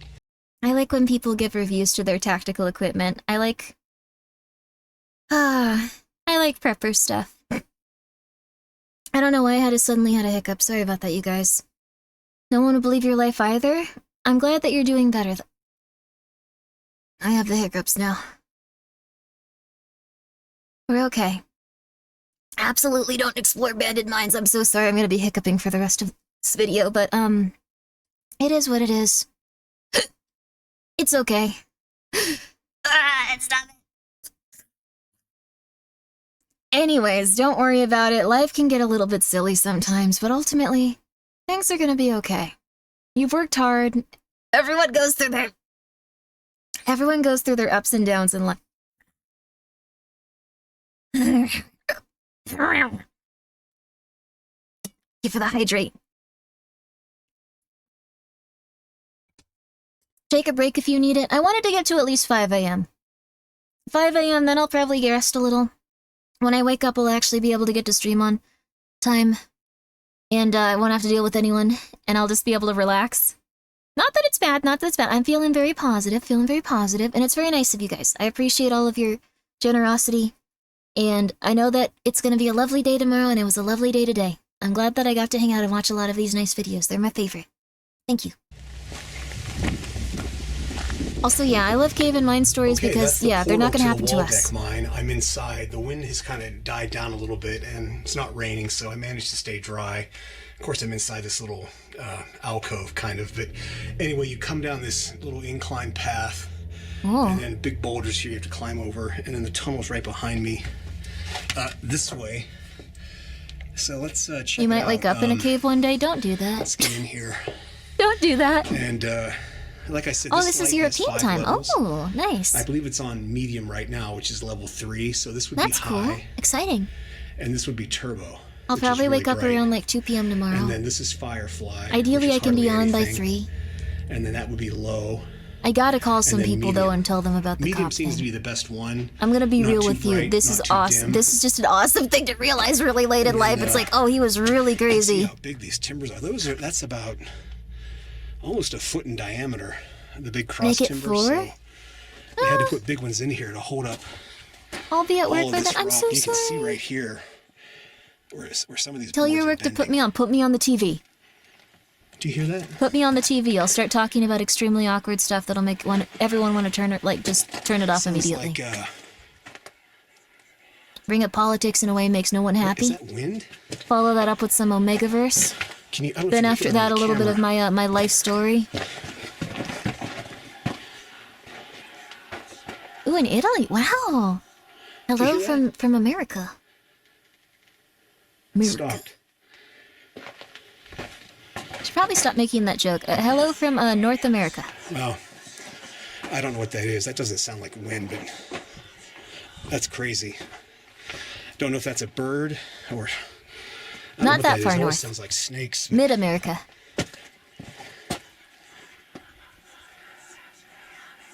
Wow.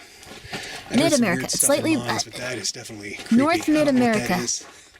So let's get out of Lower here. North America. And head back out to the portal. That was weird. I'm surprised These that next two videos come from the same explorer. This is gonna sound very silly, but has there ever been like a Minecraft YouTuber that's had to go into like an actual mine and start mining for content? Like, reset the Omegaverse counter. Come on! Come on! I thought you were British. Do you want me to try to do a British accent? I can only do the accent of a British child. This is the one accent I'm not really that good at, though. No, there's quite a few, actually. There's quite a few, actually. Wait a second, I forgot. No, there's a different type of British accent I can do. I can do the British accent of an announcer that likes to go on those shows and talk about larger British people versus smaller British people, what they eat, and how to shame them into submission. And then we go over all of their favorite pastries and how they shouldn't be eating them. Kind of lost it at that point, but... that voice is kind of soothing. Absolutely, and we're going to get this Tubby Tabby back into shape. Like, that's... I really like that lady's voice, so I watched all of the stuff that she was in announcing. Because I have autism, and I've given up on... I don't know. At this point, I have to accept it. Like, if you want to watch 17, like, British shows about large people so you can learn a woman's accent, while all of your family goes like, we wish that you'd go outside or do literally anything with your life, and also we're going to ignore every diagnosis you ever get from a doctor, you have to accept it at some point and move on. Mary Streamgrimmy in it? Yes. Reality show host or sickly Victorian child? Yeah, very nice. Great British Bake Off? I think they're okay.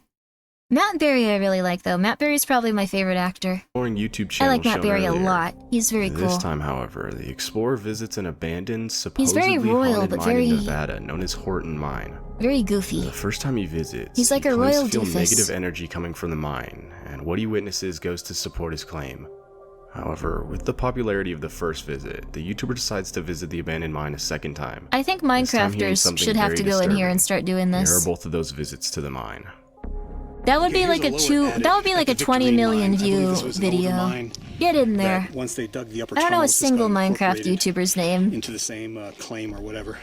Okay, we can go in here and just take Whoever a quick look. I don't is think your we'll notice favorite, tell them to go to a mine. There's a little bit too much water in here. You yearn for the and, mines? Oh yeah. I know this mine is really old, but yeah, water in a mine. I do see other footprints here in the mud, but I just don't think it's wise to go in here. Yeah, when don't there's go in. water. Try to avoid this if I can. Yeah, this looks pretty sketchy. I'll go a few feet further in. And No, check it don't out, do but I'm that. gonna pass on this one. This is one of the creepiest mine tunnels I've ever been in, just because of how dilapidated it is and all these chains hanging down from the overhead. And there's a shot looking down the tunnel. Here's a shot looking back towards the entrance. I'm a little bit further in. Why would you go in there if you And, see footprints? Don't do that. Looking down the tunnel here.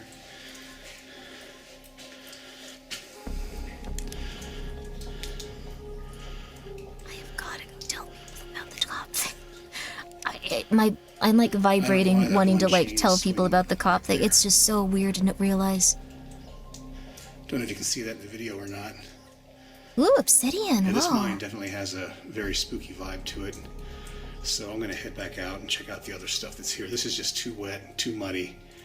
This guy has a cool voice. And obviously something is making the chains swing. So time to get the hell out of here.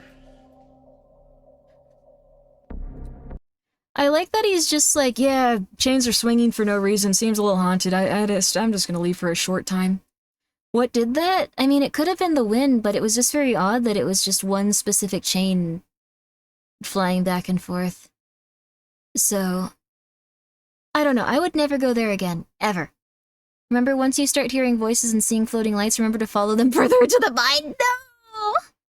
He only likes dry caves? I would prefer that as well, honestly. I don't think that's a negative for him. Would you like to, like, drown in a cave? Probably not. I don't think that's for you. Okay, the Horton mine still has some water coming out of it. You can see it kind of pooled up here outside, and here's the portal. Stop going there. So let's go check this out. Caves See have if it's such any a drier than vibe, it though. was, a year I really ago hope you don't die in a cave, when I was last GGG. year. Okay, I'm That would be unfortunate. further in than I was a year ago, and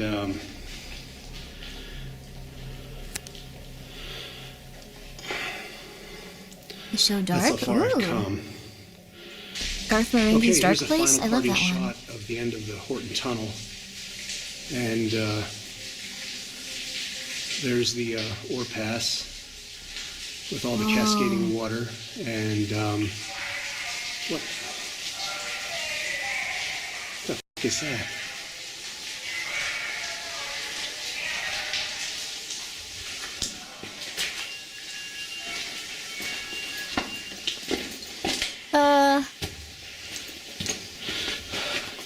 I don't know what that was, but there was a sudden blast of cold air, and I'm getting out of here. That's interesting. That feels very, like, ghost surreal. That guy did not seem like the type to, like, make that His up. wife lived in Fairdale, Illinois during one of the most destructive tornadoes. Sounds like a radio? How would someone have a radio at the back of that mine, though, and, like, have it be active with all of that water there? And, like, get there consistently, and then have it radiate throughout the entire cave from the back, and then have it go off right as that guy started approaching. They faked the video? It's possible they faked it, but it was added later. It's possible they added it later. I guess I want to believe in that guy. Might be fake. I don't know. What if, like, what if that happened to you and then you put it online and they're like, oh, he faked it. You'd be like, gosh, darn it, no. Cold air was probably just ghost flatulence, huh? It was the resident, this was their home, and they just like went and like sent all their air towards them. That'd be cool. No one believes me. I'm sorry, I'm sure you've seen real ghosts. I want to see a real ghost at some point. I'm gonna work hard to like do ghost hunting stuff someday. Like I have all of the equipment. It's time. It's time. It's time. In the history oh my of god. Fairdale. During the storm, Clem took a video from the top floor of his house as he saw the giant tornado get closer. Clem thought the tornado would miss his house, when in fact it was coming directly towards him, all while he was still recording. Unfortunately, Clem's wife would pass away because of the intensity of the tornado, while Clem would receive a terrible spine injury. The phone he took the video on was later discovered in the rubble of his home, and this is what the video was able to capture. Oh my god. You guys should go to your basement. You guys should go to your basement. You guys should go to your basement. You guys should go to your basement. You guys should go to your basement. You guys should, I guess it's in the past at this point.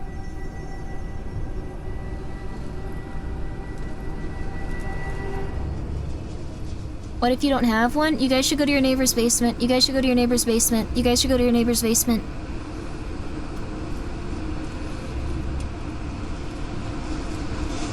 It's a dumb idea to stay on the top floor. I don't know anything about tornadoes, really.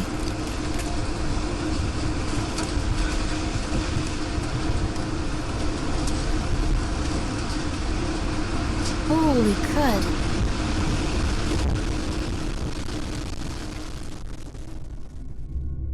This next video shows a man exploring the Paris catacombs, which is a place very well known for causing people to get lost. They are essentially The catacombs are one of the most dangerous places you can go to, I think. Like, for real, you can get lost in them and die in there, like, really easily. Why do people wander in there all the time? They're like a really big tourist spot. It's just if you get separated from, like, the group. Thank you? You're welcome. Please don't die in the catacombs. I would hope you wouldn't. Okay. Plague-ridden, I don't know how there is a surviving community there. It's interesting. So, I didn't know there were people surviving in it, but, like, I know that people will go into them with, like, tour guides and, like, walk around. There's also been people that go in there and then wander off or just, like, run or get drunk and go into them, and then they get lost, and then people find their dehydrated dead bodies. So, be careful. Thank you again? Oh, you're welcome. I'm glad that you're not going to die in the catacombs. That makes me happy. Are you in the catacombs right now and you decided to go back with your group? Is that what that's about? Thank you. Yay! the most complex series of tunnels in the world. Definitely not somewhere you'd want to find yourself exploring without experience. The video shows this man getting lost and going into a full panic run as he doesn't know where to go to get out. The man was never found, but his camera later was, with no trace of the guy. It's very bizarre. These arrows point in a direction. Occasionally also, he stops to photograph. Thanks for the backstory, Grimmi. You're welcome. Which means that he's very, very deep inside the catacombs. Just another day. So basically, he's filming what he's seeing very deep inside the catacombs. Other than the point of view shots. He's dead. Did they find his camera? Human bones. The catacombs for centuries. So it is possible with these paintings that we may be able to retrace his itinerary to some extent. Yeah. You don't want to go in here by yourself. After about we hear his breathing. The Aztec death whistle in the catacombs, they're already so As bad. though something was scaring him. He's frightened. He's frightened. Occasionally he stops, perhaps to try to decide which way to run among all the many different corridors. I think that, like, people try to imply, like, with this footage that there was, like, a ghost chasing him or, like, a supernatural presence. Super staged? Well, I think the thing is, like, he would also just, like, I don't think it's staged because I think that there's just, like, this overwhelming sense that you could be scared of the things around you. So, you have the strangest no, don't explore the catacombs. No, no, no, no, no, no, no, no, no, no, no, no, no, no, no, no, no. what even was the point of making the catacombs? Like, wait, is that what you... The point of the catacombs, by the way? Like, why were they made? A lot of people died, and people ran out of a place to put all of the bodies, so they started putting them below the ground, kind of in, like, the sewers, because so many people were dying of, like, bad stuff back then. So they just tossed them all in there because they couldn't find really a place for them to all, like, be in, like, yeah, like, the Black Plague and, like, a few other, like, pathogens and, like, a few other things. They didn't have anywhere to put them, so they just started chucking them in there and, like, stacking them and, like, going for it. It's very dark and intense. Like, they're all...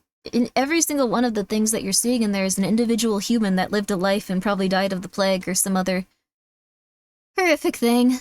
So they just ran out of room and started making, like, a big tunnel where they could just store stuff, and it eventually got so huge that it's like a horrible underground necropolis where there's just, like, hundreds of thousands, millions of dead bodies. I don't even know how much there are. Like, I don't know if they've, like, explored all of it even.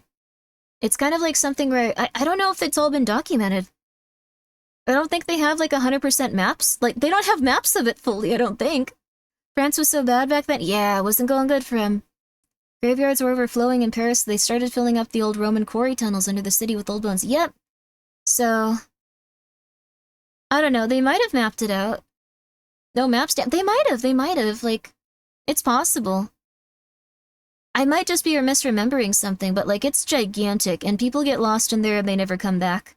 It's not mapped out fully. Let's go! I remembered some small fact about something. Take the wins where you can get them. There's so many unmarked tunnels and chasms in there, it's crazy. Yeah, people get lost in there and they're never seen or heard from again. Or alternatively, people get lost in there and then 5 years later, people will just find a random corpse of someone wearing modern clothes, slowly disintegrating and looking like it's made of webs or like it's really weird.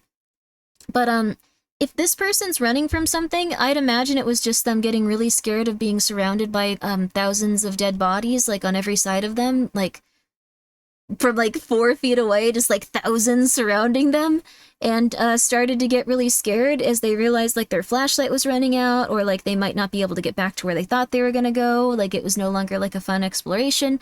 So I don't think this is a fake video. I think they were just terrified.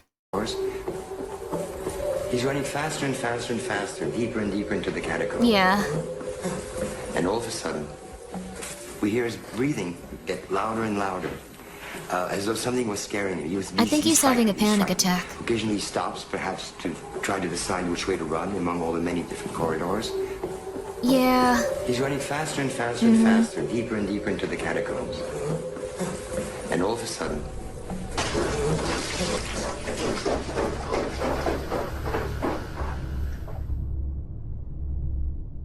Yep, he had a panic attack.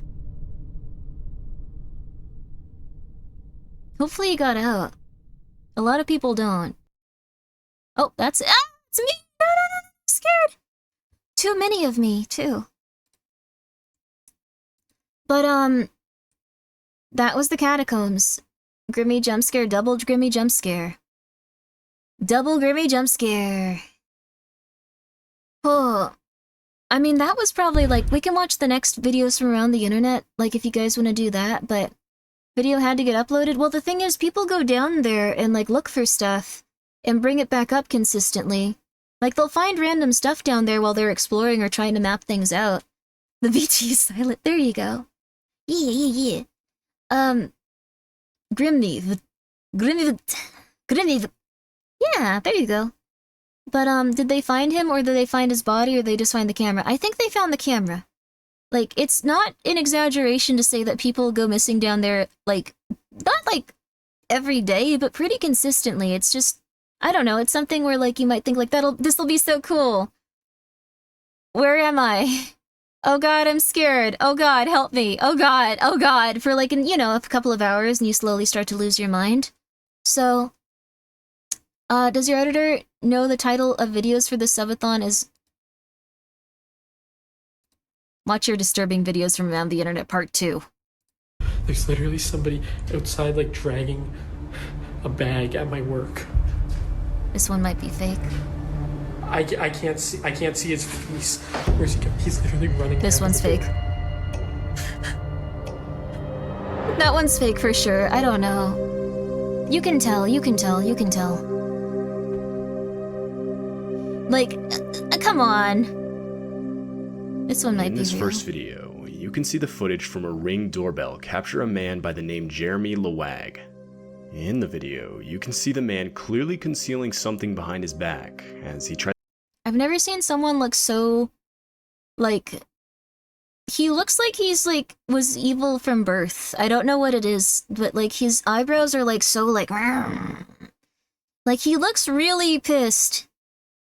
I could just be prejudiced against people that go, like, and look really angry, but, you know. Maybe he's the good guy in all this. Tries to get whoever's inside to open the door. It turned out the man was carrying a loaded handgun. Okay, no, never mind. Knocking on several Never mind. doors. Bears, Police chimps, received men. multiple calls that night, describing a man doing just that, knocking and yelling at their doors. Oh, he was holding a gun. Oh no.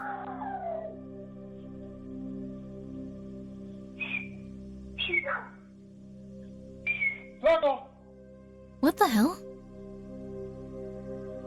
Hey, all I want is Flaco back, that's it. Later that night, police would arrive to conduct a welfare check at Jeremy's apartment There's door. just a scary way to A die. body camera on one of the police officers clearly shows as Jeremy pulls out his weapon, pointing it at the officer. Oh. This would of course force the officer to shoot in response. Marco? I think, yeah, I think he was saying he just wanted to talk to someone. Yo, hey, is that your Challenger down there? Is that your Dodge Challenger? What? I'm just asking, is that your Dodge Challenger down there? No, what? Because it's just, that's registered to you. Nope. It's not? No. Come out here. No, sir. Come out here. Hey, what are you doing? Let me see your hands. Yeah, don't, Jeremy would make a recovery, as the wounds he received weren't life-threatening. This is gonna sound really weird.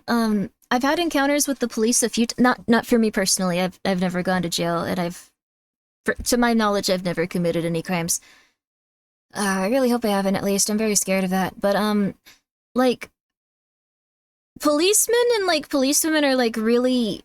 Wait, really? Yes. But, like, they're, like, really efficient and really quick. Like, you're never going to be out, like... Emergency broadcast system, that was not illegal, it turns out. I thought that I could be killed for that, though. But, like, Grimmi needs a badge. No. I've never been shot. Like, the thing is, from what I've seen, like, when the police are doing something, it's immediate. Like, there was one time where, like, someone in my family was doing really something really weird, and, like, in, like, 1 second, when they were, like, doing something insane, like, a policeman, like, grabbed me and, like, had yoinked me, like, 4 feet, like, away before I could even notice what was happening. And, like, they had already, like, started getting that person, like, ready to, like, be, like, arrested, essentially. It was, like, insane. It was, like, within 4 seconds.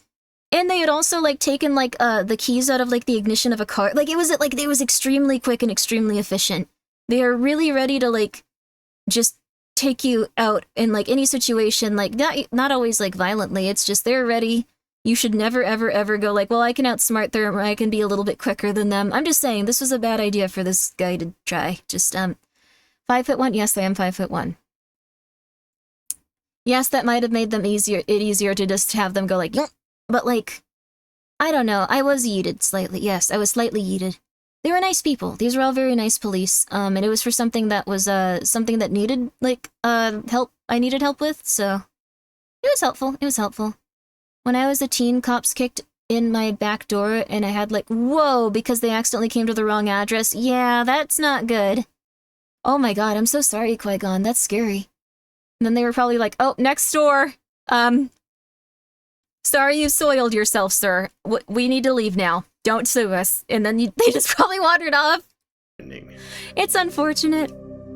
I'm very sorry that happened to you, Qui-Gon. Dear Lord. This next video comes from TikTok user MattHall36. The video features This Matt one's at his fake. work after hours filming some security Let me just cameras eat this while Grimmi. talking on the phone with I was police. fine. As he's doing so, Good enough. you can Oh, that's see as nice. some That's man nicely is clearly Peekaboo. That's shown wonderful. disturbingly dragging a large unknown bag down the road. Sorry about As the he door. gets closer, Yeah, I hope your the door man is. I hope they shockingly didn't drops destroy what your he's doing stuff. and full-on sprints towards the door, slamming his body into it. Matt, now clearly shaken, can be heard begging the police to just show up. There's literally somebody outside, like, dragging a bag at my work. No, sorry, I'm just recording. It might be real. He's shaking a lot. I can't see his face. Where's he going? He's literally running down to the door. He's coming up to the door right now.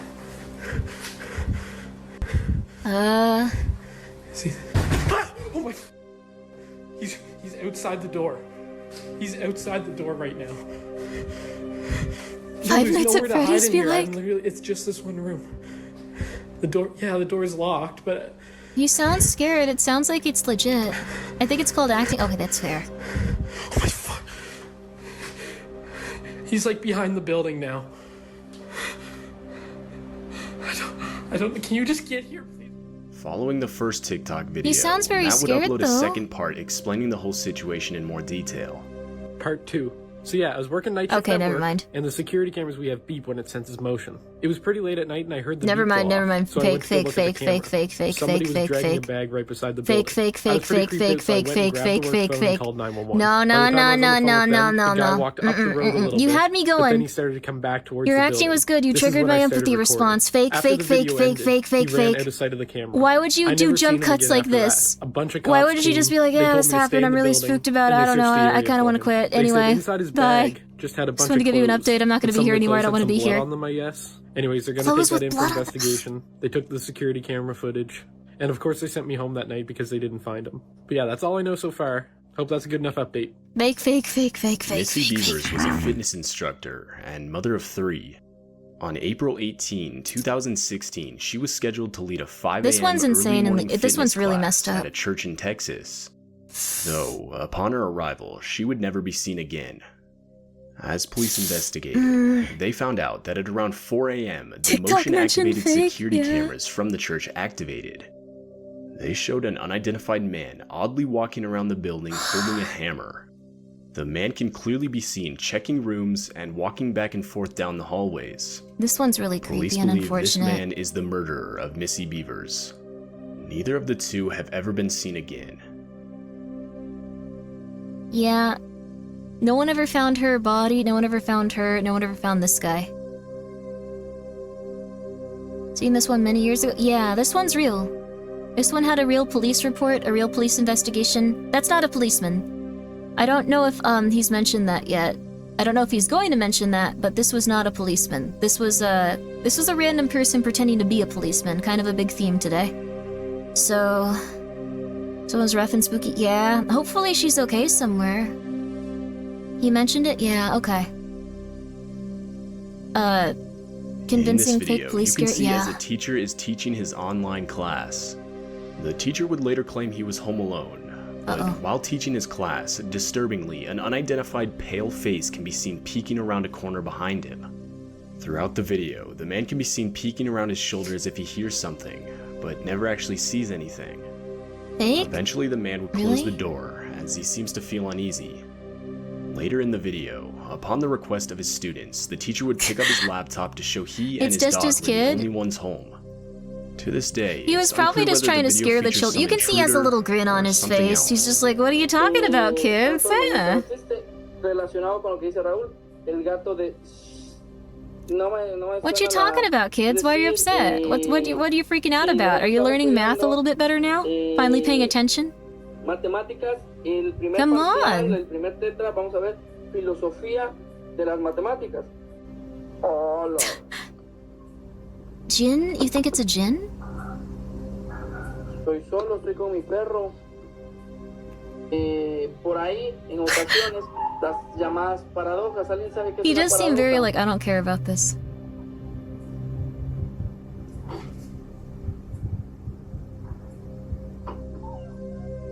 This next video I hope that he's okay. Like, if there was just a random, like, really tired woman that was started, like, wandering around his house and he was like, kids, shut up. That's not real. Stop it. I don't care. It's obviously not real. Stop it. No. Like, that would also be kind of funny. Just like, no, teacher, there's a lady in your house. There's a lady in your house. She must be from outside. You have to stop her. And he's like, shut up. Learn your math. You've tried this 12 times. I'm not gonna stop. Sit down. I need your attention, please, for the love of God. That would most likely be a sleep paralysis demon. She was cute, though, for a sleep paralysis demon. Video features a security camera disturbingly showing a man grasping a child in his arms while running down the sidewalk. Police say the man had just grabbed the child from a nearby park and can be seen only moments after running away. Oh my god. Later, the video shows as the child's 2 older siblings start running after him. 2 other kids would notice what was happening and join in running after the man. Luckily, the kid was never hurt, and the man was later arrested. Though, even still, the whole scene is pretty disturbing. That's terrifying. What the flip? A gentleman walked into the park where the kids were playing, walked up and had a small conversation he was saved, apparently. with 2 kids that are 8 and 10 years of age. After a brief conversation, the suspect reached into the area where the baby was laying and picked it up. At that point, the gentleman ran northbound down the streets of Sprague for approximately 2 blocks. Oh my god. I also do like that it sounds like he had like a small like gang of children running and screaming after him like, "Get that guy!" Like that would be like... I imagine the people that do these crimes don't imagine that like a bunch of like babies are gonna fight back and stuff. That those kids are, yeah, they really are. Like there's been a lot of like nice times where people will go after like other kids will just be like, "Holy crap," and like go off to like try to help people or save them, like if they see things like that. So that is what happened. Yeah, I'm glad that they were there though. I'm glad that they were, you know, at the point where they were gonna do that too. I think a lot of when like children would freeze up, they were just down for it though. They were ready to be little super guys, little superheroes. I would have been scared. Good kids, good kids. 2016, a YouTube channel by the name Joe Earl Lamock uploaded a pretty disturbing video. The video features Ring doorbell camera footage of a man supposedly trying to sell a bike to the house owner. While the man is at the door, he can be seen making very odd hand gestures, and at times even whispering to himself. Finally, the house owner goes on the doorbell speaker asking if he can help the man. The man explains how he's trying to sell his bike so he can borrow some money. Overall, a really weird and disturbing encounter. This guy was just on drugs. Yeah, the wonder... Yeah. Also, thank you for the posture check, and thank you for the hydrate, jeez. Thank you, Jiva.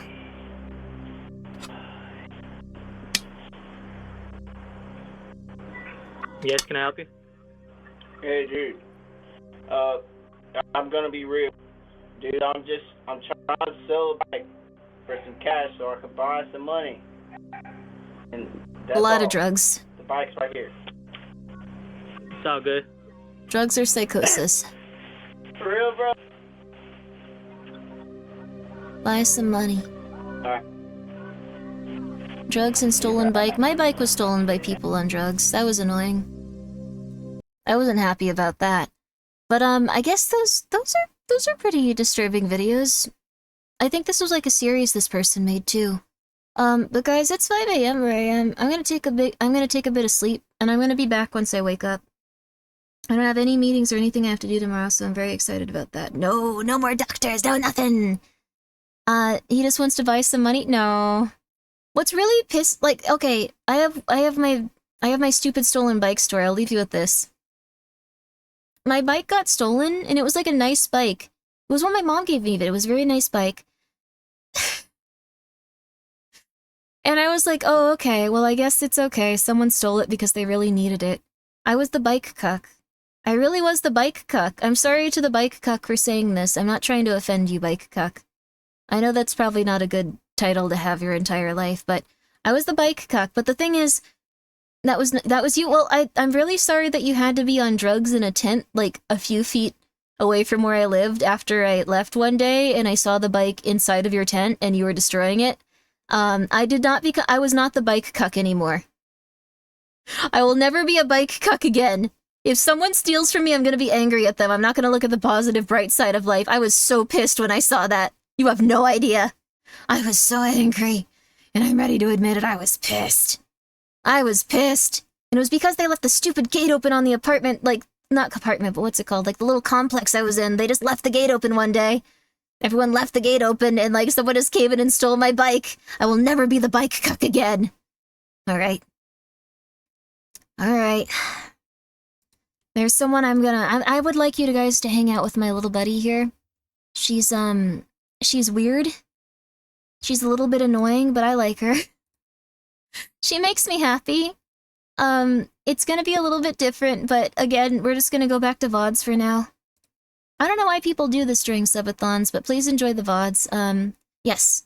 Wait, did I not add the VOD text on last time? Was everyone just confused? I'm so sorry.